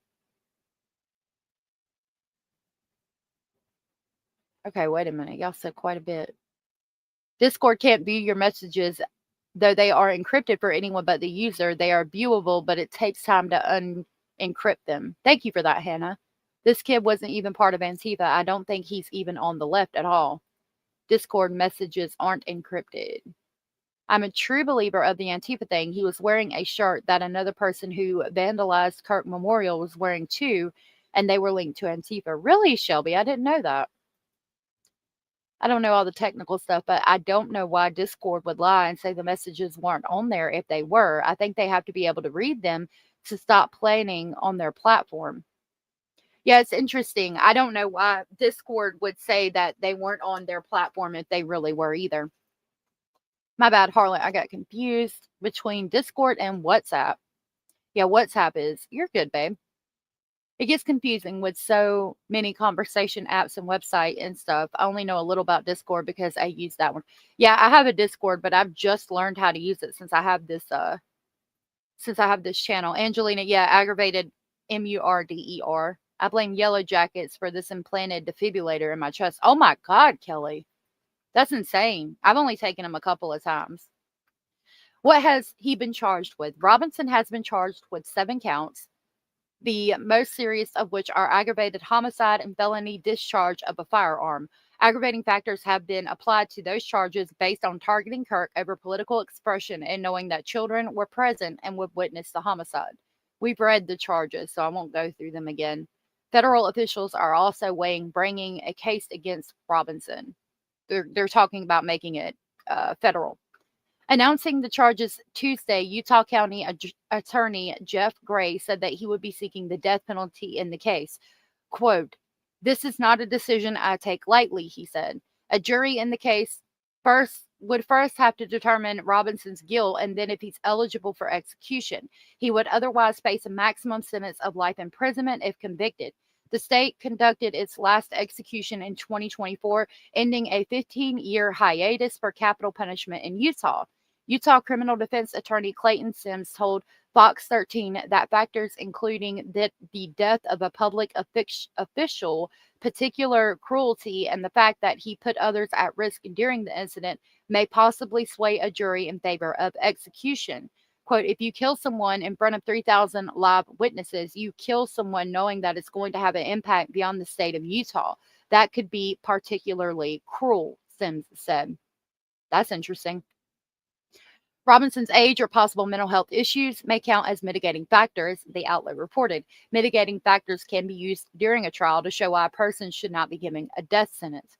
President Donald Trump has also called for the death penalty. However, Gray said Tuesday that he had made the decision independently as county attorney based solely on the available evidence and circumstances and the nature of the crime. Robinson's next court appearance will be on September 29th, and a judge needs to consider whether the state has enough evidence before proceeding to a trial. Robinson has yet to be arraigned or enter a plea. Local officials have said the 22-year-old is indigent and has sought to assign him government-appointed legal counsel. What is the evidence? Authorities said Tuesday Robinson left a note for his roommate under his keyboard implicating himself in Kirk's homicide and then had a text conversation in which he also said he had committed the crimes. In an interview on Fox and Friends, FBI Director Kash Patel explained the note had been destroyed, but that they had forensic evidence of the note. Patel explained that the FBI believed the note existed before the shooting and was in Robinson and his roommate's home. I had stretched my leg out. Patel summarized the content of the note as something to the effect of, I have the opportunity to take out Kirk and I'm going to take it. The context of the message, he said, was gleaned through interviews. Robinson told his roommate, who authorities... Why do you keep saying that? Robinson told his roommate that he planned the crime for more than a week, according to messages obtained by investigators. In the exchange, Robinson said he had hoped to keep the secret till I die of old age, and apologized for involving her. If I am able to grab my rifle unseen, I will have left no evidence, he wrote, going to attempt to retrieve it again. Hopefully they have moved on. I haven't seen anything about them finding it. Robinson also told his roommate to delete their text and not talk to the media. Robinson later allegedly messaged friends on social media platform Discord, writing, quote, hey guys, I have bad news for you all. It was me at UVU yesterday. I'm sorry for all of this. DNA matching Robinson was also found on the trigger of the rifle discovered by detectives and on some of the shell casings. The gun belonged to his grandfather, authorities said. Robinson was allegedly worried about leaving his grandfather's rifle at the scene. Quote, how the fuck would I explain losing it to my old man? Wait a minute. If what was televised, love? Miss King said, I question if you don't vote, whatever your affiliation is, then you are part of the problem. If you don't like political party, then use your vote, not a gun. You know what? Exactly. Boom, boom, boom, bam. Yep. Exactly. I just checked. It says text messages are encrypted in transit from your device to Discord servers, but are decrypted on the servers and are accessible to Discord for content moderation. It was live. What are we talking about? Always vote. I agree. What are you wondering if it was live, love? Okay, what do we know about his potential motives? State officials, as well as other members of the Republican Party, have described Kirk's assassination as politically motivated. While guest hosting an episode of The Charlie Kirk Show on Monday in honor of his dear friend, Vice President J.D. Vance, placed the blame at the feet of left-wing extremism. FBI Director Kash Patel also claimed that Robinson subscribed to left-wing ideology, citing comments by his family. However, it is not clear whether Robinson's motives were explicitly political, and officials have not publicly accused the 22-year-old of acting in concert with any accomplices or organized group to carry out the alleged plot. The FBI has also recently recognized a new category of attacks by so-called nihilistic violent extremists, those who seek chaos more than any clear ideological end. Hold on a minute. Basil's trying to get down. He has this big pillow that he jumps down on so it don't hurt until it falls. So the pillow was down. He's trying to put it down.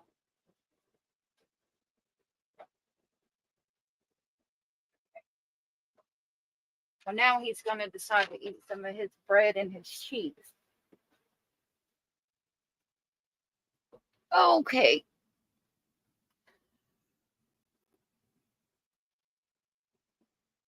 I think she was talking about the debate or shooting. Oh, well, a lot of people had it recorded and we played it here, but I had to delete it. I voted Trump, but I can see why people feel differently. I agree.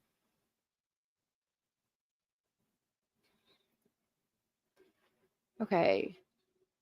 Robinson's mother explained that over the past year, the suspect had become more political, according to charging documents. His political stance started to lean to the left, in stark contrast to his parents, and he became more pro-GAY and trans-oriented, the document added. In a conversation before the shooting, Robinson mentioned Kirk would be holding an event at the university, which he called a stupid venue. When asked by his roommate why he committed the alleged crime, he replied, "I had enough of Kirk's hatred." According to police, some hate can't be negotiated out. Online figures on the political right have suggested, without concrete evidence, that Robinson's alleged attack was directly related to having a roommate and romantic partner who was transitioning, giving Kirk's regular criticism of transitioning people. Gray, the county attorney, declined this week to comment on whether transgender activism inspired the shooting. FBI Director Dan Bongino has said the Bureau is investigating if an extended network of individuals could be tied to the shootings. The shell casings found by the rifle were engraved with messages that included, "Hey, fascist, catch," with an up symbol, right arrow symbol, and 3 down arrows, and an apparent reference to a button code in the video game Helldivers 2. Another casing read, "Hey, Bella Chow, Bella Chow, Bella Chow, Chow Chow." An apparent reference to Bella Chow, a song with roots, and in it. Hold on. Sorry. I have to change my headphones because they're dying, and it's playing a video that I have pulled up. Sorry. Okay. A song with roots in an Italian anti-fascist anthem during the Second World War, the song has been popularized by the series Money Heist and the video game Far Cry 6. The spent casing reportedly included the phrase, "Notices bulge, OWO, what's this?" an apparent reference to an ironic meme. Another casing allegedly said, "If you read this, you're gay, LMAO." On Tuesday, Gray confirmed investigators believe the etched inscriptions on the bullets were a big meme. And that goes over how he was caught. We've talked about that. Oh, that's the end of it. I'll read it real quick. Law enforcement spent over a day searching for Robinson, releasing surveillance photos and videos of the 22-year-old and begging the public to help identify him. According to the charging document, Robinson's father said that when his wife showed him an image of the shooter in the news, he agreed that it looked like their son. He also believed the rifle looked like a weapon he had gifted his son. "Tyler, is this you?" Matt Robinson reportedly asked his son when he first saw the images. A law enforcement official told CNN, "This looks like you." After his mother agreed that the pictures released by authorities looked like him, she and his father called their son, asking what he knew about the crime, officials said. When his father urged his son to turn himself in, the suspect reportedly responded, quote, "I would rather kill myself than turn myself in." Robinson's family convinced him to talk to a family friend who was a retired deputy sheriff, according to the charging document. The family friend convinced Robinson to turn himself in part to avoid the police having to search his parents' home. But I think they still did search his parents' home, if I remember correctly.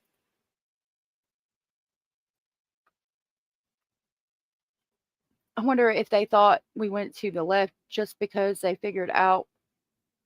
Wait a minute. I wonder if they thought he was left-leaning because they figured out he was bi? I don't know.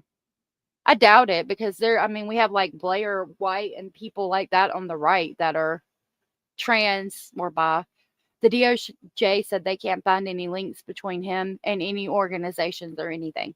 That's what they said. I think that's what they said in that document. So this article says, Patel says FBI investigating possibility of accomplices in Kirk shooting.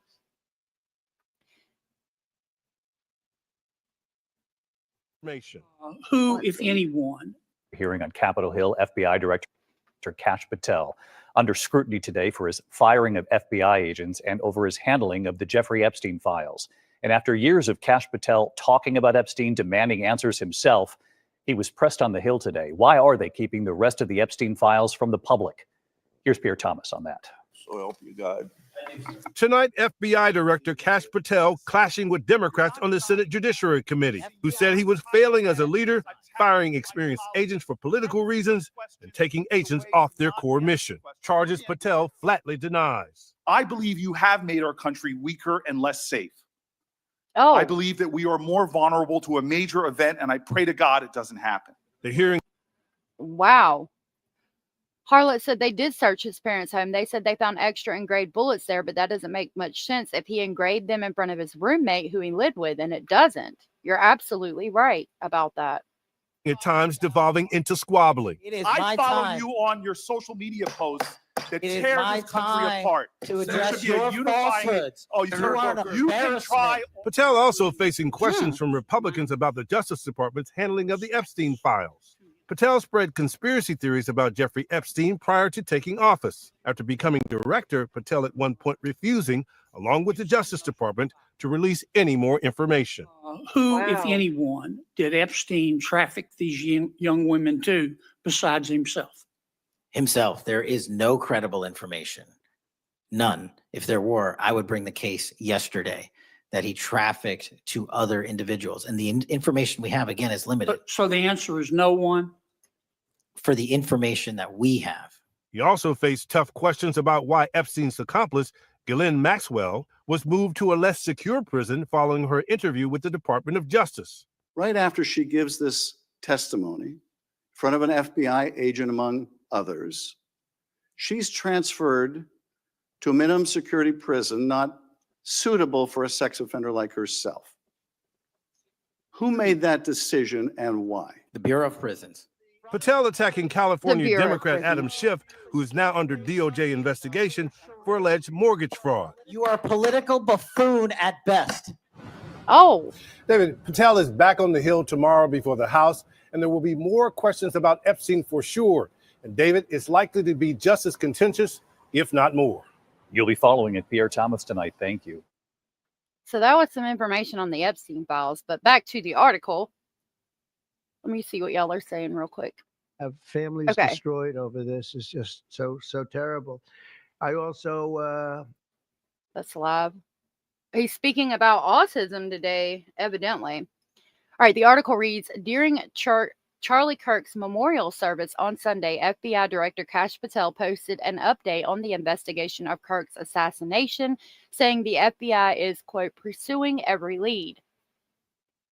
Tyler Robinson, 22 years old, was arrested and charged with Kirk's homicide, but Patel said the FBI is looking into the, quote, possibility of accomplices, unquote. Quote, we are meticulously investigating theories and questions, including the location from where the shot was taken, the possibility of accomplices, the text message confession and related conversations, Discord chats, the angle of the shot and bullet impact, how the weapon was transported, hand gestures observed as political signs near Charlie at the time of his assassination, and visitors to the alleged shooter's residence in the hours and days leading up to September 10th of 2025, Patel said in a post on X. I wanted to see if I could show y'all those hand gestures because a lot of that has come out and there have been questions. So I'm going to jump over to X real quick and see if I can pull up one of those videos showing the questionable things going on right by Kirk at the time. I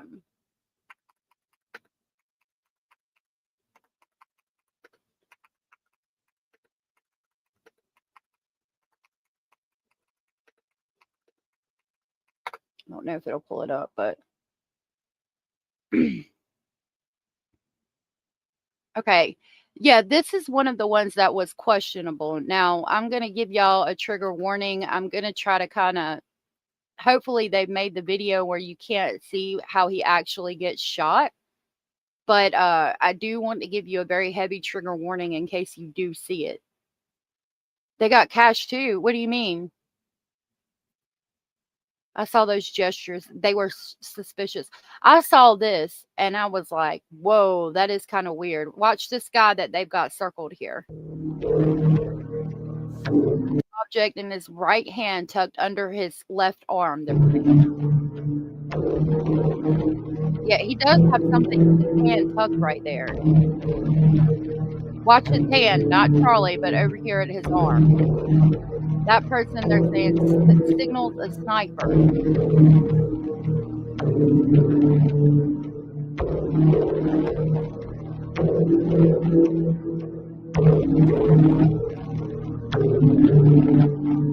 That looks like a signal.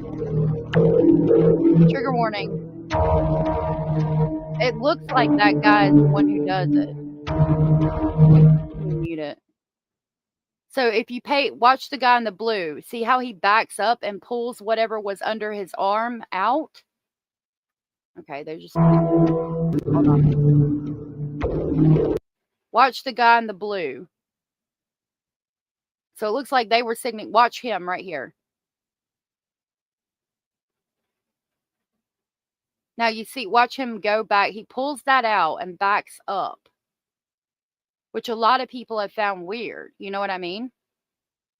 It's really odd that Kirk's people rushed to take down the camera that was behind him and put everything away. That was evidence. This is a questionable video, and I went back to the original, right?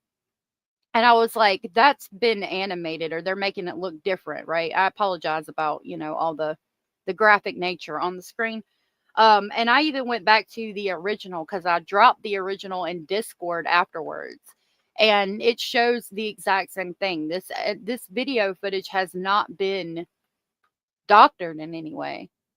And again, if we go back to the beginning, I'm not gonna play where he's actually getting shot. You saw this guy, how he backs up and moves his hand when he gets shot, but these two hand signals, I'm glad whoever made this video put it up. So he's grabbing his hat and looking like he's fixing his hat. But on the hand signals board, the signal for sniper would be, messing with your hat, basically, right? And then this guy, it was real obvious. That is a signal. Putting his left arm at the bend of his right arm. Watch him. See that? And then right there, it shows that that's the suspect. So I don't know, man. Cash is not being transparent like he promised. Oh, yeah, there's been a lot about those Epstein files. It's really odd that oh, yeah, we read that. So I don't know. I found that interesting. And I figured we would talk about it real quick while I was going over this. Okay. Patel made similar assertions during 2 days of House and Senate oversight hearings last week. The online messaging platform Discord confirmed reports that about 2 hours before Robinson was taken into custody, he allegedly posted messages to a small group of friends on the platform that said, "Hey guys, I have bad news for you all. It was me at UVU yesterday. I'm sorry for all of this." Patel addressed the Discord message during his hearing before the Senate Judiciary Committee, saying the FBI is investigating anyone and everyone involved in that Discord chat with Robinson. Patel said there are a lot more than 20 people linked to Robinson on Discord, and we're running them all down, every single one. There are a number of individuals that are currently being investigated and interrogated, and a number yet to be investigated and interrogated, specific to that chat room. So we are very much in our ongoing posture of investigation, Patel told senators, adding that other people could be involved. In his post on Sunday, Patel said the entire FBI mourns the loss of Charlie Kirk. We will not rest until justice is served, and our investigation into this assassination will continue until every question is answered. Robinson was charged with numerous offenses Tuesday, including aggravated homicide, with prosecutors last week announcing their intent to seek the death penalty. Robinson did not enter a plea on Tuesday. The judge said the court would appoint an attorney for him before his next court appearance on September 29th. So anybody in that Discord chat, basically they're chasing down to see who radicalized him, which I find interesting. It is wild, isn't it, Stephanie? Crazy video. Okay, I think that was everything I had on that. So we'll go over here. I did have a video. Let me pull up hold on. I had a video about the guy.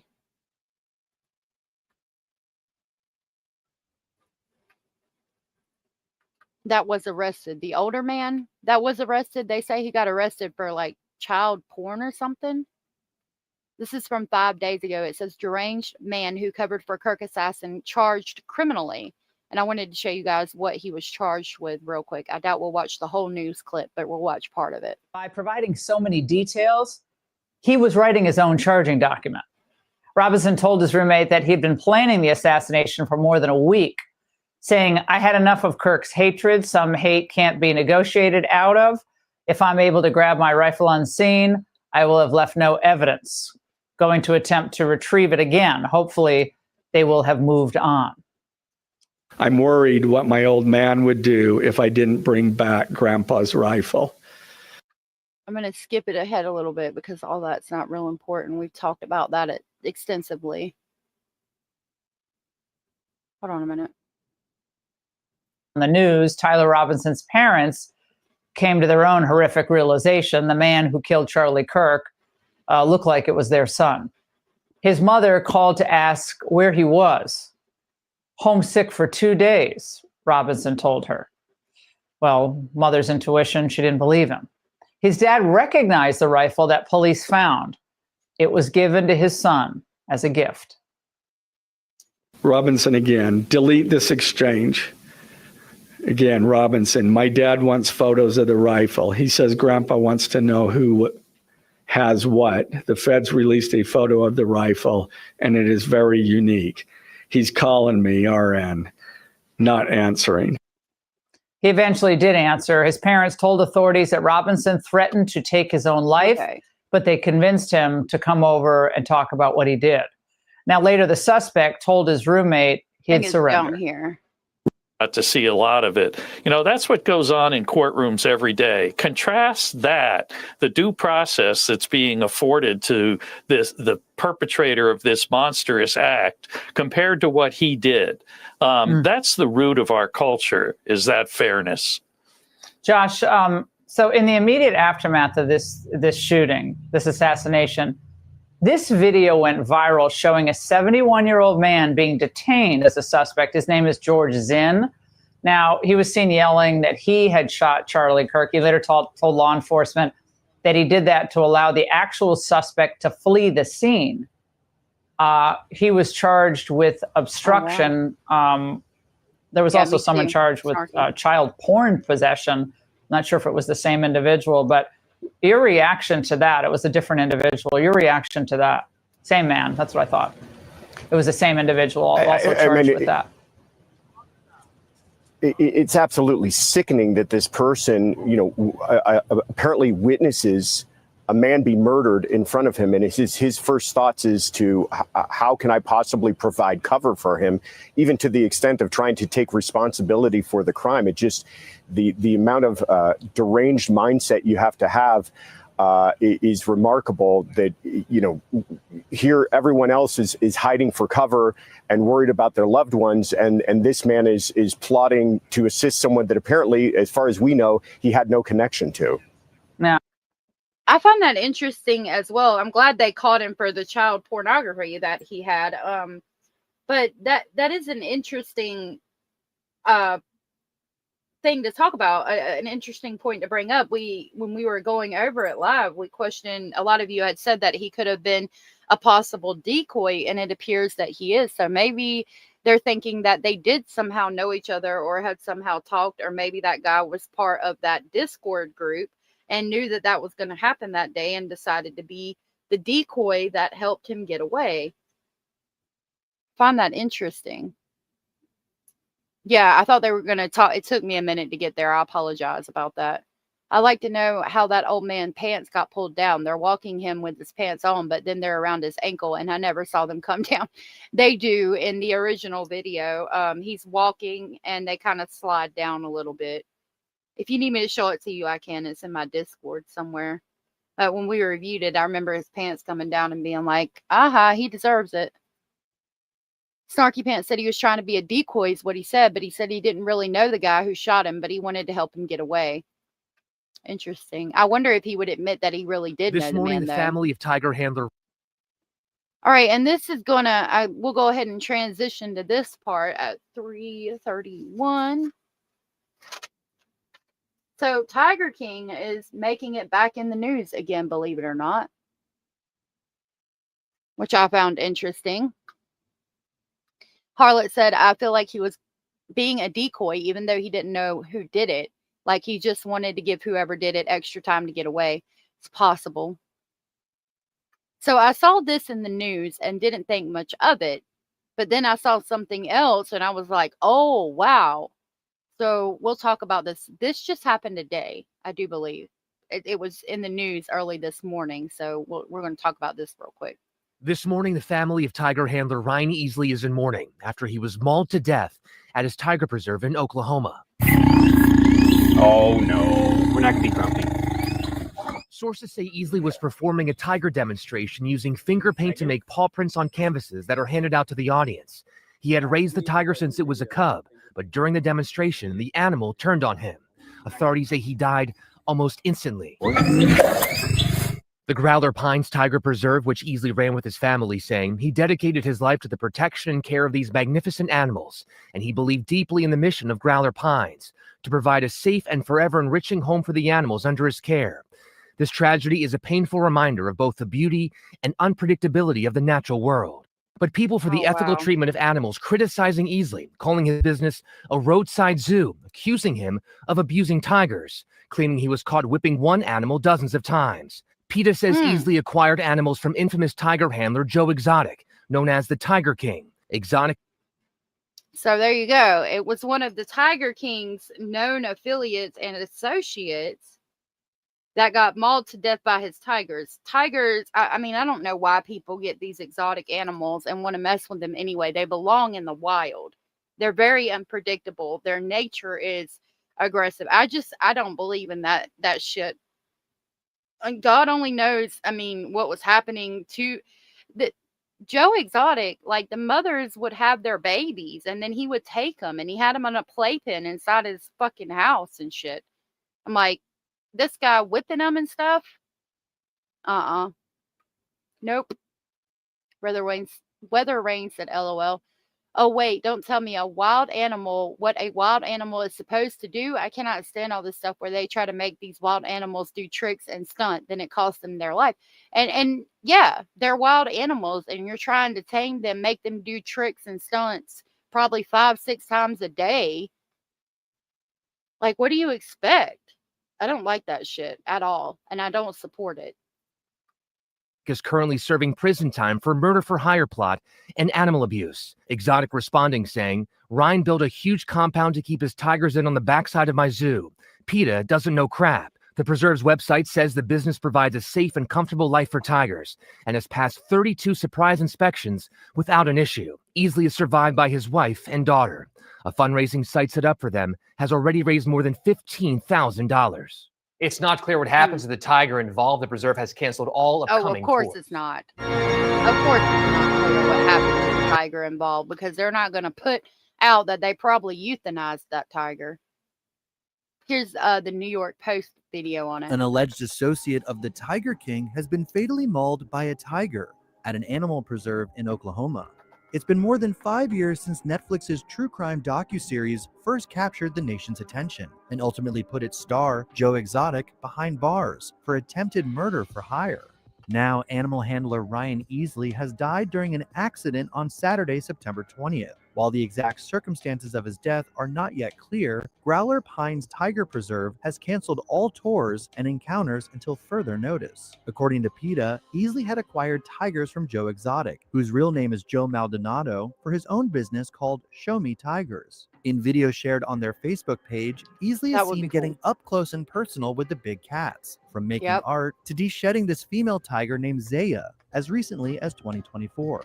Growler Pines Tiger Preserve broke the news of Easley's death on Facebook, writing, "This tragedy is a painful reminder of both the beauty and unpredictability of the natural world. Ryan understood those risks, not out of recklessness, but out of love. The animals under his care were not just animals to him, but beings he formed a connection with, one rooted in respect, daily care, and love." The tragic loss comes 2 months after would-be killer Joe Exotic claimed he's at death's door. The 62-year-old felon exclusively told the Post in a phone interview that he will not make it another 5 years unless President Trump pardons him. He's currently in federal lockup in Fort Worth, Texas, for plotting to kill his rival, Carol Baskins. Brad said the tiger needs freed into the wild. I agree. I think they should let all of those animals out back into their natural habitat if they can, you know, take care of themselves and feed themselves and things. And if not, then they need to be trained how to do that, and they need to be set free. I don't agree with that either. I think it's painful for the animal not to be in their natural environment. This reads, Joe Exotic, the Tiger King. Never been more proud of someone. Meet my husband, George Flores Maldonado. April, Joe Exotic revealed his husband and fellow inmate Jorge Flores Maldonado to the world. A month later, Jorge was deported by ICE to Mexico, and the spouses have been pleading with the Trump administration on social media since. Just 1 day ago, Jorge posted this plea to POTUS. Joe captioned it, "His English is getting better." President Donald Trump, my name is Jorge Flores Maldonado. Yo estoy lírico home, please. Following Easley's death, Joe Exotic also fired back at his alleged connection to the deceased, writing on Instagram, "This is the crap I am sick of. CNN drags me into this story to make a headline worth reading, and I had nothing to do with this dude other than 18 years ago, I let him keep his tigers at my zoo for 1 winter. Sick of being exploited for headlines. When will the real Donald Trump wake up and see this crap?" However, wow. PETA took the opportunity to shed light on alleged cruelty for circus animals. So he's claiming that they're exploiting him in order to make this headline news, and he needs the real Donald Trump to know this, and he's being exploited. But never mind all the tigers in his care that were being exploited. You can't do that after being kept. Yeah, I feel like they would need to train them or something. I don't know. Train them, put them in an area that's like thousands of acres where they have room to run and at least feel like they're free, even if we had somebody that feeds them daily. Give them, you know, 1,000-acre area that's fenced in that they can't get out of, and make sure to feed them daily, and don't make them do tricks and things like that. I mean, something needs to be done. I think it's cruel to keep animals like that. Harlot said, wait, what? I thought Maldonado was his ex-husband. Did they get remarried, or is this a different guy, or what the fuck is happening? That's a good question. He speaks English. He does. I don't know. Senior Director of Captive Wildlife, Debbie Metzler, wrote in a statement, "It's never safe for humans to interact directly with apex predators, and it's never a surprise when a human is attacked by a stressed big cat who has been caged, whipped, and denied everything natural and important to them." I agree with that statement. Sad.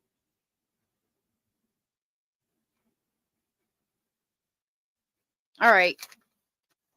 We'll close out with this little video. I don't know if you guys remember. We are staying on top of seeing this sketch. I think I wanted to share it with you guys, and I need to look more into the case, but I think these were like several victims found in like drums, like oil drums or wells. But they finally identified the one little girl that they were trying to identify. I remember seeing the sketch of the girl and wondering, you know, who she was a while back. So I wanted to watch this with y'all real quick. It's titled "Final Victim of Bear Brook Homicides Identified as Daughter of Suspected Killer." Of breaking developments in the Bear Brook murders. The fourth and final victim has been identified. The New Hampshire Attorney General's office says the girl, known as the middle child, has now been identified as Rea Rasmussen, thought to be between 2 and 4 years old. She was the biological daughter of Terry Rasmussen, the man responsible for the murders who died in prison 15 years ago, and a woman named Pepper Reed. Pepper Reed is from Texas and has not been seen since the late 1970s. Thanks for joining us tonight. Wow. I'm Jean Mackin. Tonight, we spoke with the daughter of Terry Rasmussen, and we will hear from her in just a moment. But first, the developments in this cold case. In 1985, the remains of an adult woman and a young girl were found in a barrel in Bear Brook State Park in Allenstown. Then in 2000, a second barrel was found nearby containing the remains of 2 more girls.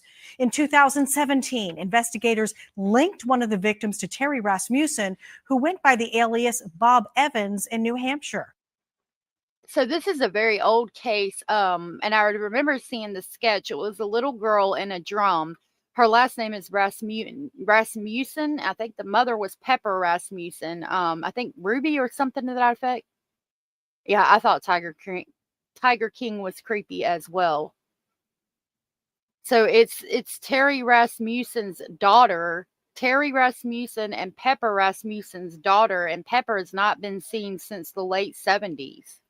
By 2019, 3 of the victims had been identified. The oldest victim, a woman named Marlise Elizabeth Honeychurch, and her children, Marie Elizabeth Vaughn and Sarah Lynn McWaters. Look how little, that was a little itty bitty baby. Those were the people they found in the barrels in the state park in New Hampshire. It's so sad. And finally, today, that they didn't know who this girl was, and I remembered seeing her photographed. Her name is Rea Rasmussen. Final victim identity was released. Her name, Rea Rasmussen. WMUR's John Schoenheier is here with us, and he spoke with Terry Rasmussen's daughter and 2 investigators who worked on this case. John. That's right, Gene. This is an answer 4 decades in the making. The true identity of Rea Rasmussen right here. And people on both coasts were involved to put the pieces together. And in some ways, it's the ending a lot of people wanted. Not everyone, though, says this case is closed yet.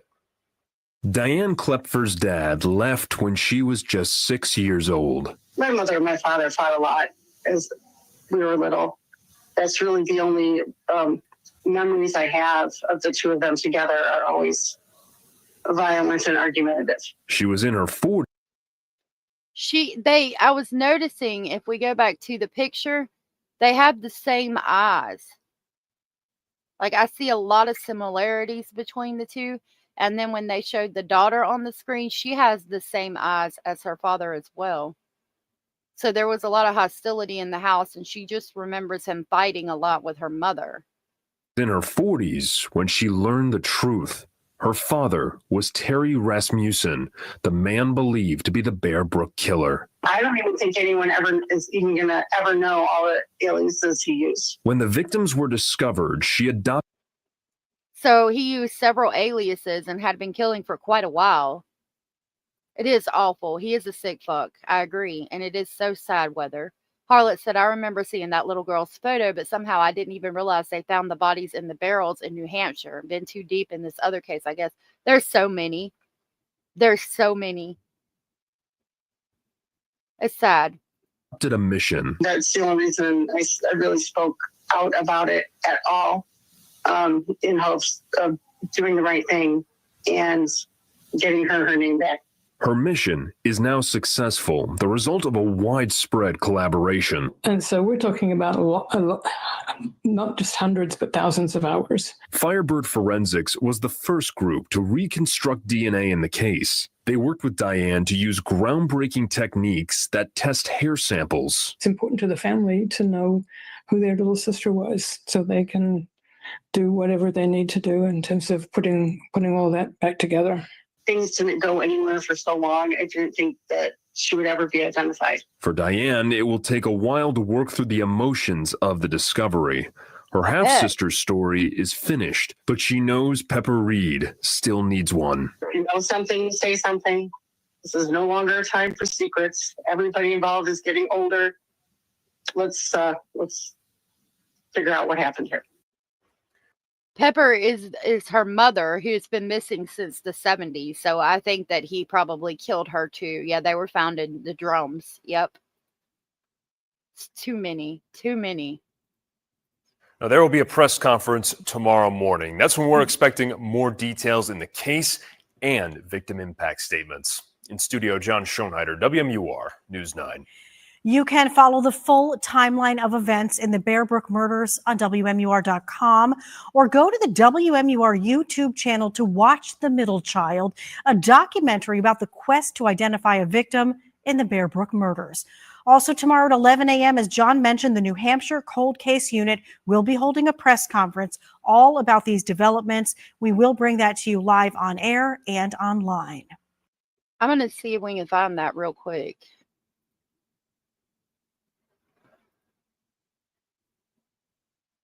Lord, hold on.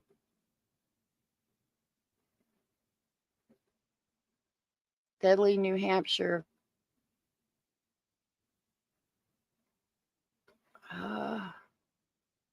Hold on.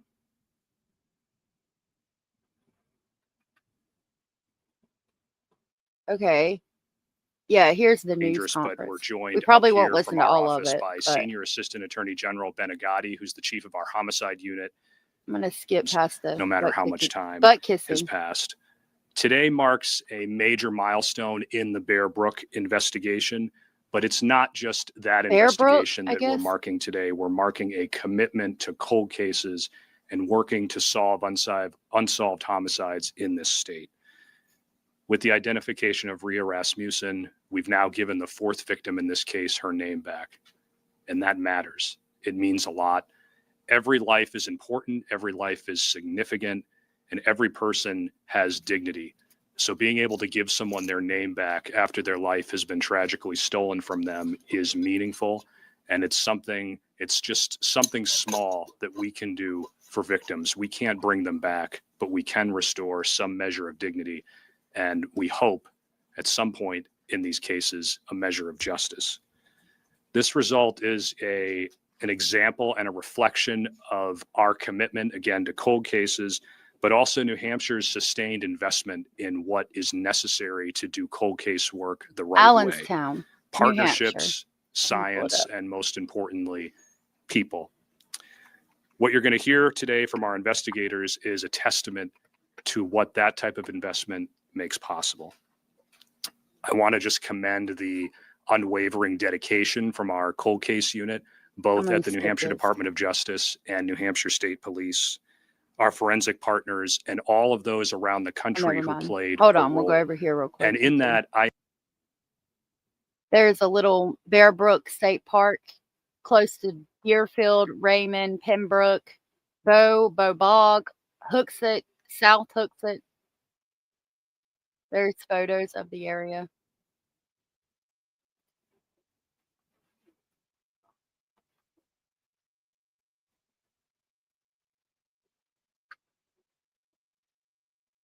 caring about these victims.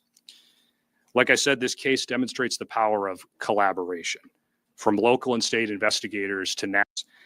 I want to personally extend some thanks to our partners who are here today from the DA. I think we sometimes too often reduce, or when we're talking about cold cases, we sometimes sort of reduce our conversations to a list and names on a list. But we have to remember that behind every person is a story. Behind every person is a network of family and friends and loved ones and a community that cares about them and a community that's impacted when they're tragically taken from us.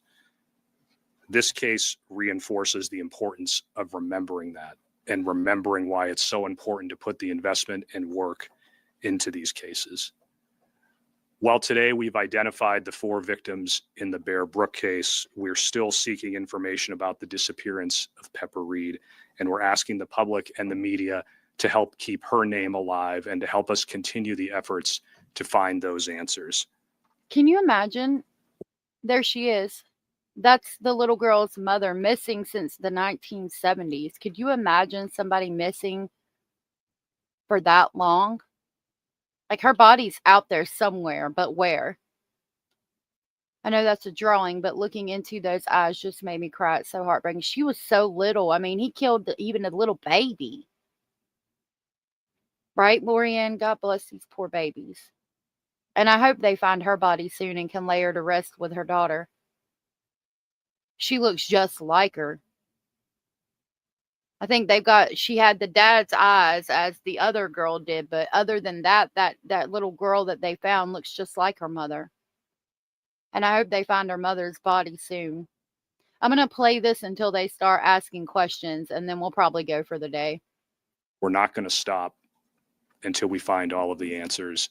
And this case only reinforces our commitment in New Hampshire to continue working on cold cases, to continue seeking answers and seeking justice for the families, the loved ones, and the communities that wait for it. And it doesn't matter how much time it takes. It doesn't matter if it requires one investigative team handing off the work to another down through the years and even through the decades. We're going to continue this work. Again, I want to thank everyone who's been involved in this case and who works on cold cases. And I want to thank all of you from the press for being here and covering this case and the impact you have on helping us to gather information and get the story and the word out. It helps us in this work. So I want to thank you for being here and thank you for your help. With that, I'm going to turn it over to Senior Assistant Attorney General and Chief of our Cold Case Unit, Chris Knowles. Thank you.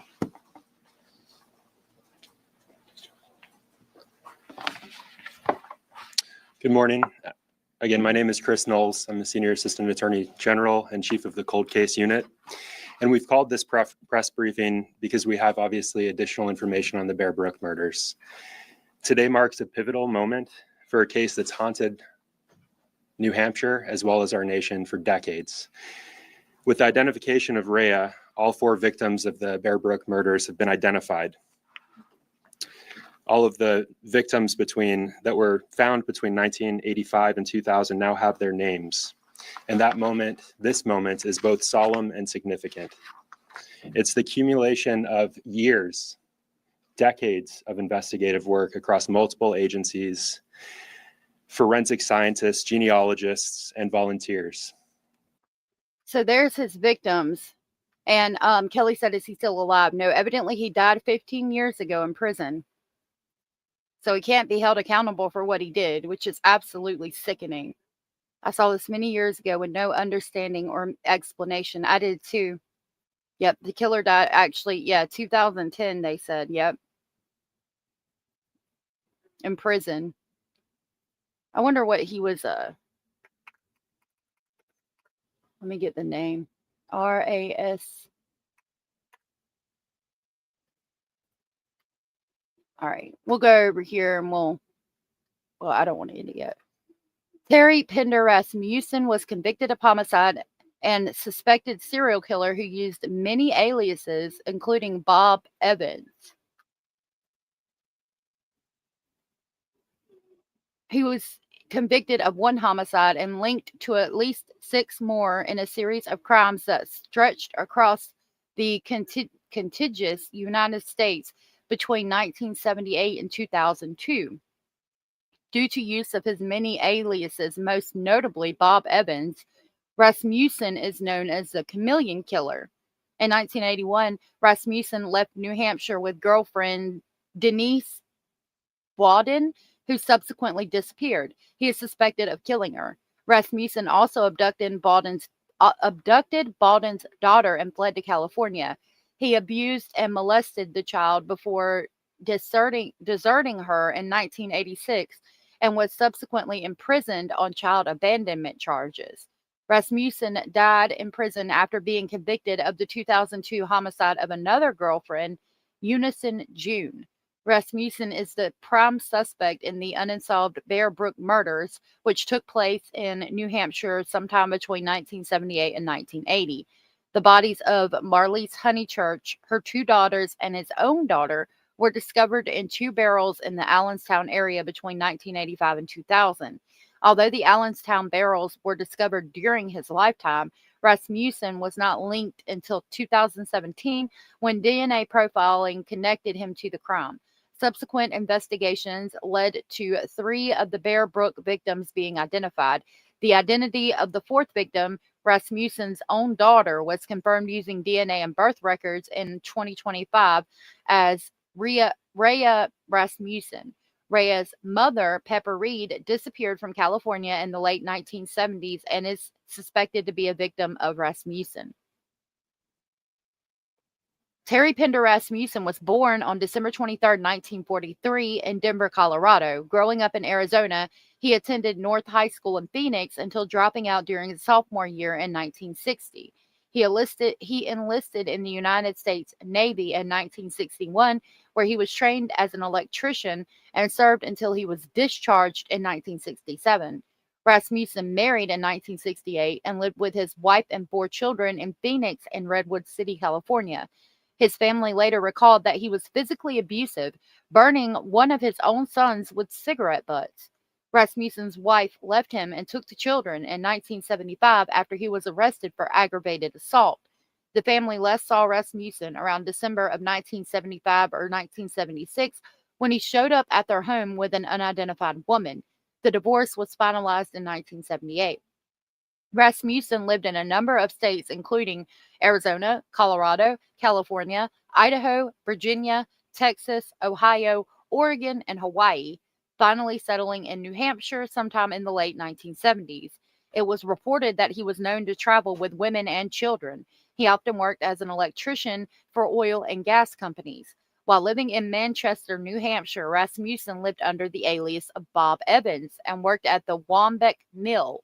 He was arrested 3 times in 1980 for writing bad checks, theft, and diverting electric current. A woman named, quote, Elizabeth Evans, unquote, was listed as his wife during his time in New Hampshire. This woman is believed to be Marlise Elizabeth Honeychurch, the adult Bear Brook victim, but her identity has never been confirmed. Do you want me to keep reading this, or do you want to go back to the press conference? I'm so thankful for all the advances that we have now, too. I'm glad that they could leak him, but I hate that he died in prison before he could actually be held accountable. Y'all want me to keep on reading the wiki, or go back to the press conference on Rea? Let me know. It seems to give information about some of the victims.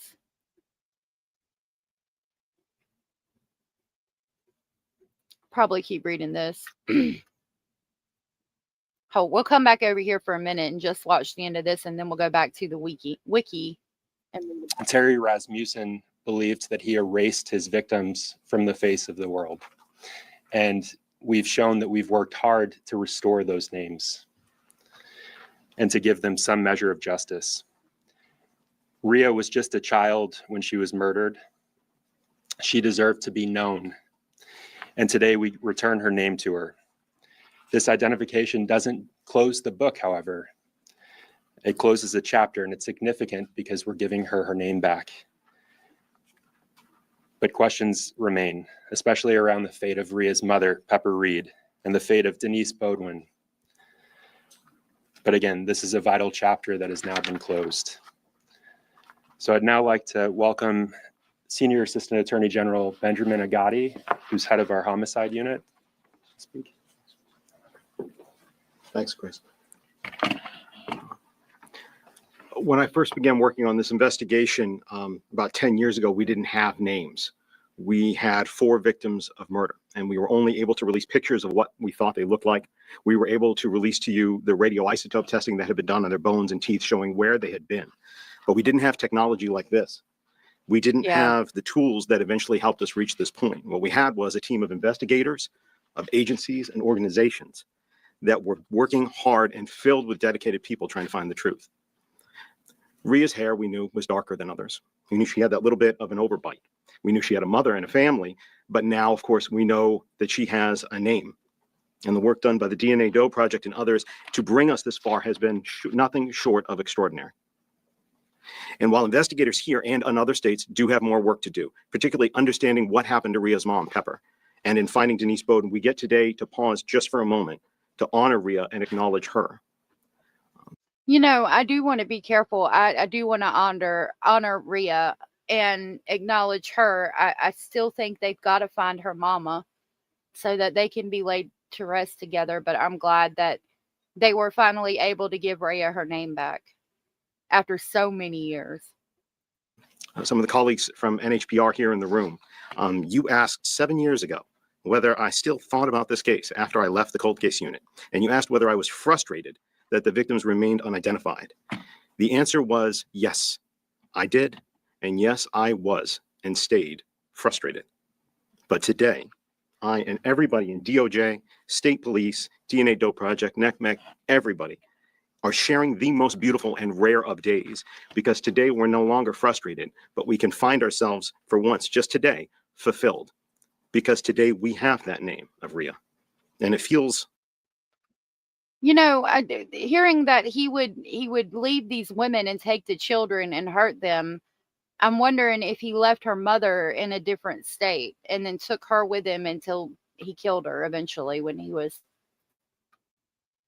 Ugh. like a promise kept. It renews everybody up here to go on and continue to seek the truth in all of our investigations for each and every single one of our victims.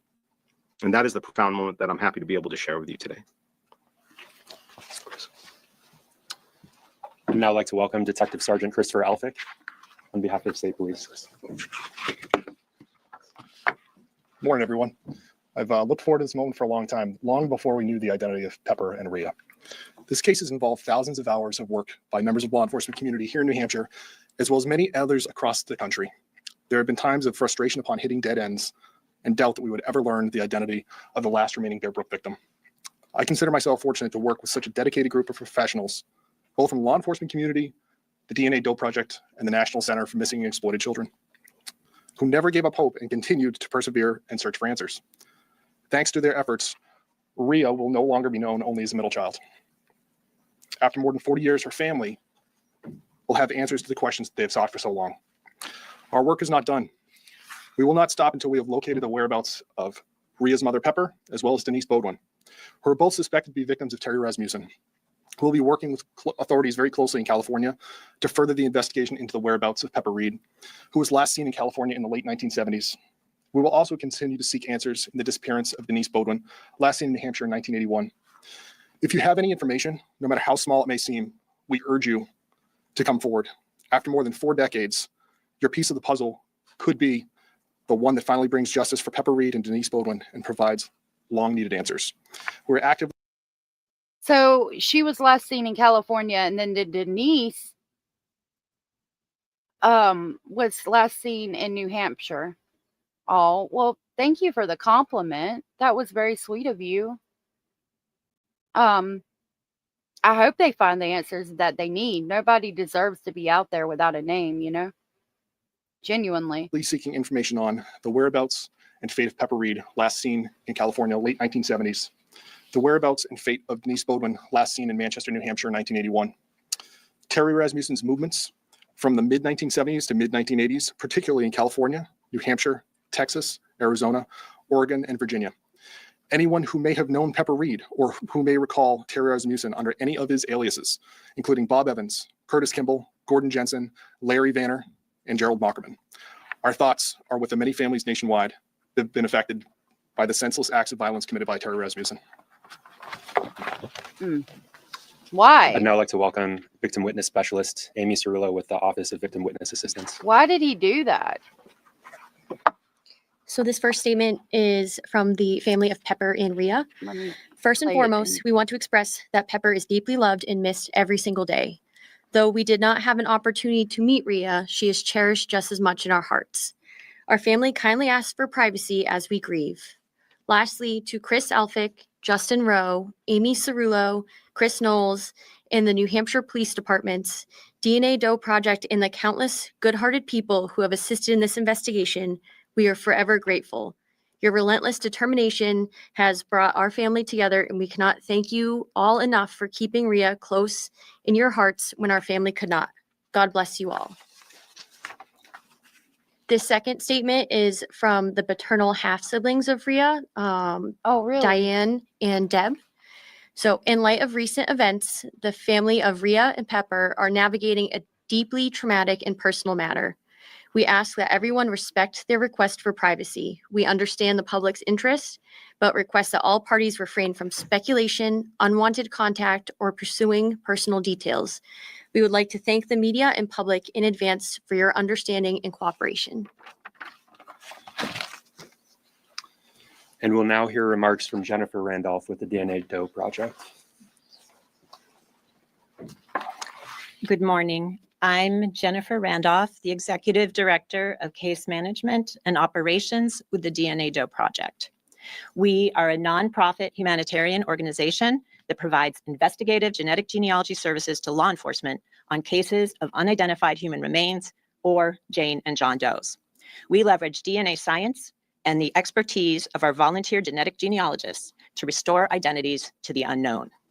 We were honored to take on the case of Bear Brook Jane Doe in January of 2024.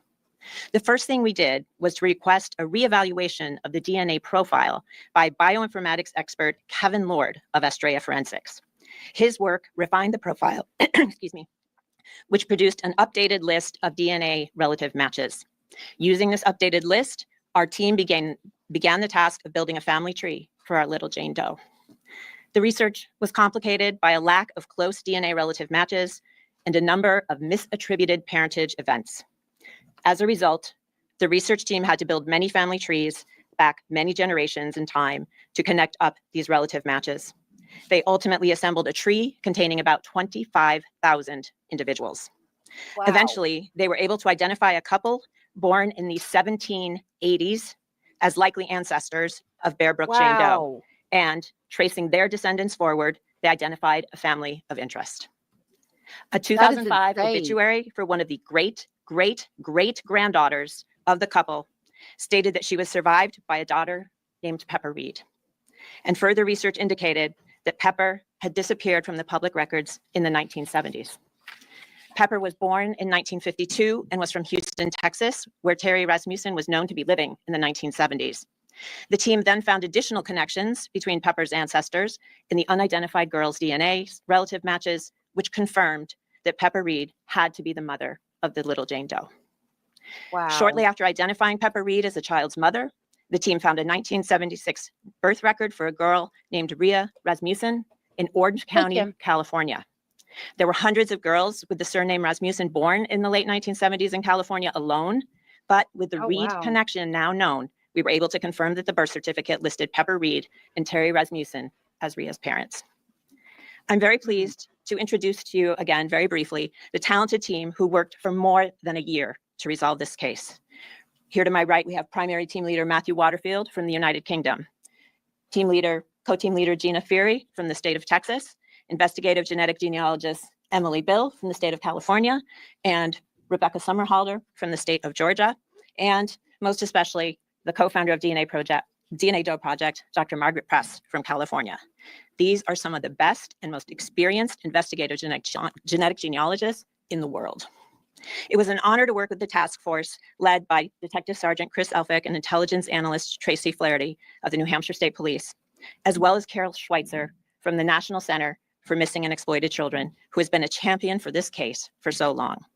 This case has touched the hearts of so many, and we are proud to have had a part in the identification of Rea Rasmussen. Thank you. Assistant Attorney. Okay, so we'll continue reading the Wikipedia statement, and then we'll probably end for the day. So the Bear Brook homicides. In 1978, Rasmussen dated Honeychurch, who had been married twice and had a daughter from each marriage. Honeychurch was last seen in La Prunette, California, on Thanksgiving Day of that year.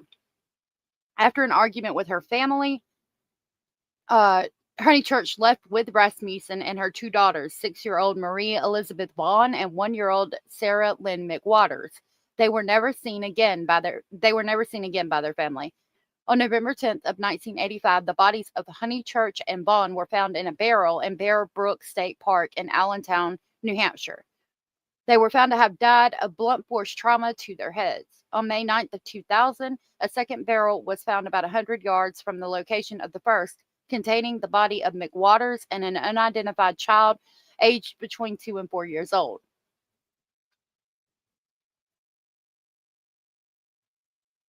Kim said, hopefully using DNA in this way will help close a lot of cases. I did an ancestry DNA test and opted in to use my DNA in this way. Jane, John Doe's, cold cases, etc. That's amazing. What a blessing that you did that. Investigators believe all 4 victims were killed around the same time and that the second barrel was already there in 1985 but was overlooked due to its distance from the first. The identities of Honeychurch and her 2 children were not known until they were confirmed by DNA profiling in 2019. As of June 2019, the third child was identified as his biological daughter, Rea Rasmussen. Rasmussen died before being linked to the Bear Brook crimes and thus was never charged or tried in court. Denise, Baudet, and Lisa. While using the pseudonym Bob Evans, Rasmussen dated Denise Baldwin, who disappeared from Manchester after Thanksgiving in 1981 with her 6-month-old daughter. Authorities believe that Rasmussen killed Baldwin somewhere in California, although her body has never been found. Baldwin was not reported missing at the time, as her family believes she left town due to financial reasons. Throughout the early 1980s, Rasmussen remained in possession of Baldwin's daughter, whom he called Lisa and posed as her father. He was arrested in Cypress, California in 1985 under the name Curtis Kimball for charges of driving under the influence and endangering the welfare of a child, but failed to appear in court. He then took the alias Gordon Jensen and abandoned the child at an RV park in Scotts Valley, California in 1986. 2 years later, Rasmussen was arrested under another alias, Jerry Mockerman, for driving a stolen vehicle. As Mockerman, his fingerprints linked him back to his Curtis Kimball alias. In 1989, he was arrested and received a 3-year prison sentence for child abandonment. An additional charge of child abuse was dropped. This is believed to be the result of a plea bargain. He was paroled in 1990 and absconded almost immediately, becoming a fugitive. Unison June. Rasmussen resurfaced in December 1999 under the pseudonym Larry Vanner when California-based chemist Unison June introduced him to her family. The two were married in an unofficial ceremony in 2001. June disappeared the following June.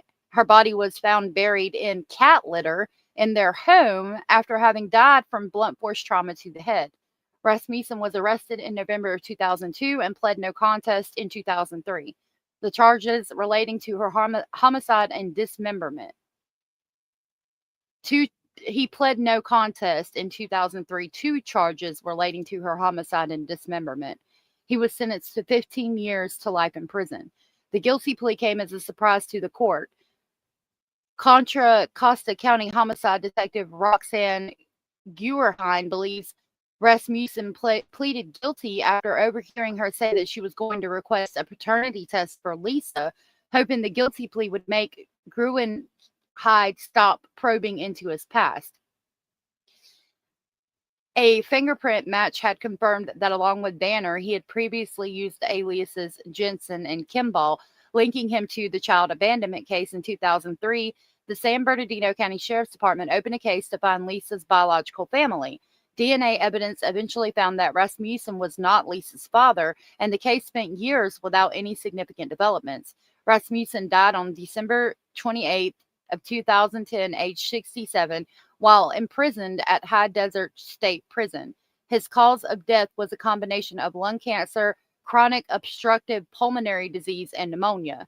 San Bernardino detective Peter Hedgley was assigned to Lisa's case in 2013, by which time genealogy website database had grown substantially. Aided by genetic genealogist Barbara Ray Venter in 2015, Baldwin's daughter discovered her mother's identity and that the man she once thought had been her father was her kidnapper.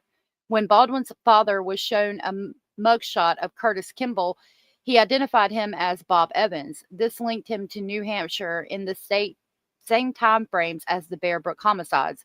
On January 26th of 2017, authorities publicly announced that Bob Evans was suspect in the disappearance of Baldwin and the Bear Brook homicides.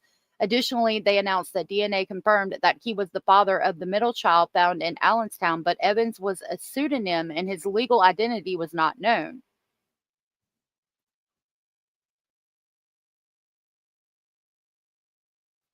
Okay. So the lady just spoke is the one that was left in the RV park. I think so, but I'm not sure. It could be her or it could be one of the 4 daughters he had from his marriage. Here.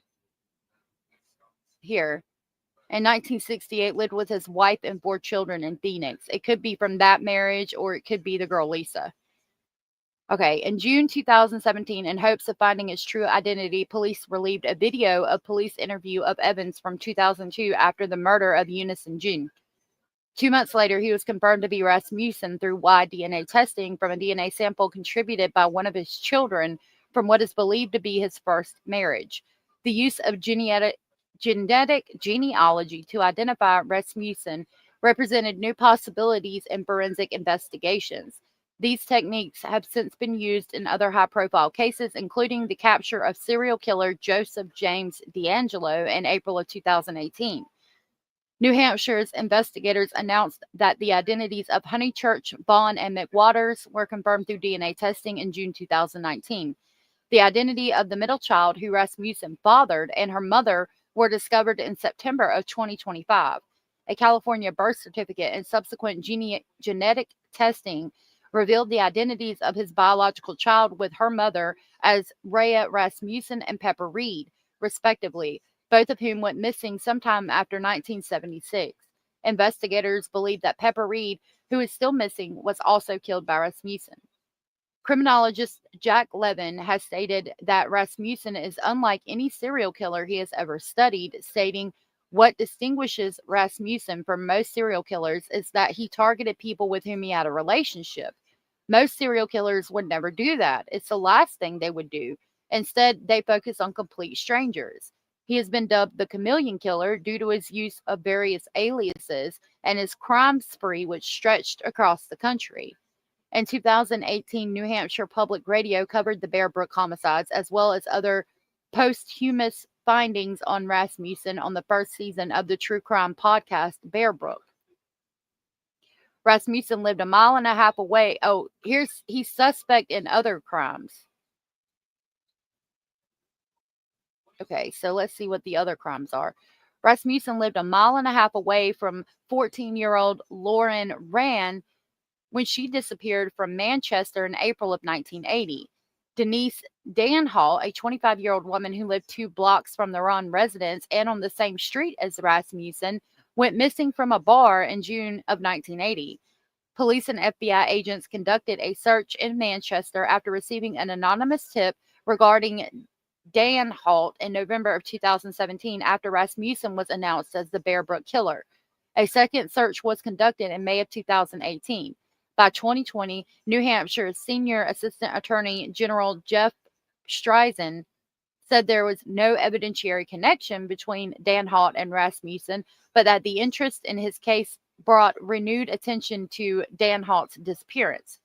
Elizabeth Lamont was 17 years old when she disappeared from the Youth Development Center in Manchester in 1984. She left the group home after receiving a furlough. She was not reported missing until police were seeking more information on Rasmussen in 2017. At that time, a tipster speculated that she could have been the Elizabeth Evans that had been listed as Rasmussen's wife during his time in Manchester. However, DNA from Lamont's relatives later proved that she was one of the victims in the Redhead murders, a series of unsolved homicides across the U.S. which are unrelated to Rasmussen. Lamont had been found in Tennessee in 1985, killed about 4 months after her disappearance. When Lisa was interviewed by detectives in 1986, they asked her if she had any siblings. She said she did, but they died eating grass mushrooms when they were out camping. As Rasmussen did not have any known victims during the 5 years between Baldwin's disappearance and Lisa's abandonment, her answer led police to believe that he may have had more unknown victims.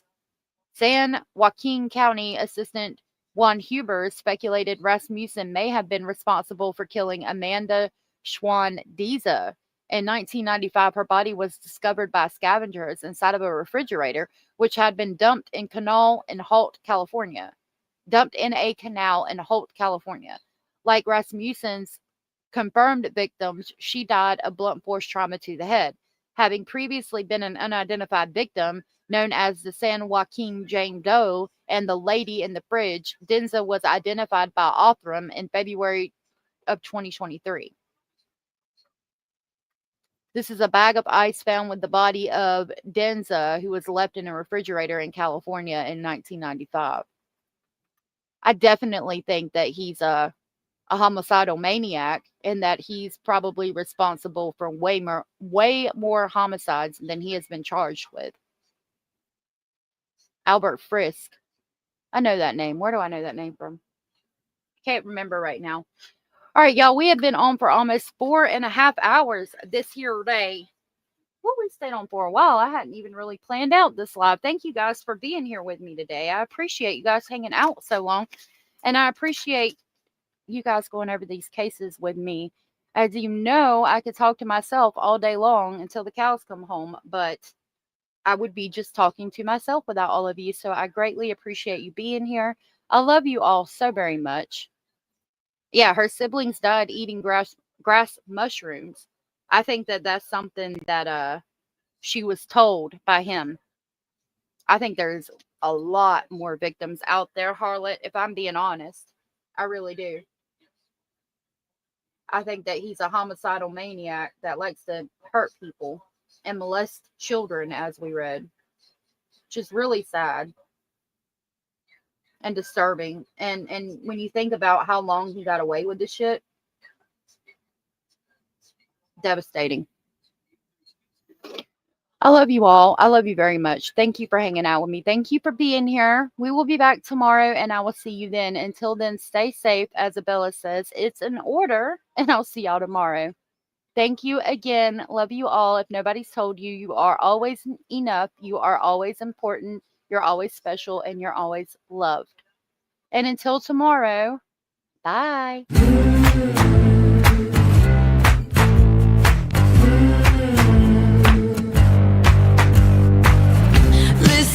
I gotta tell you, there is something you should know.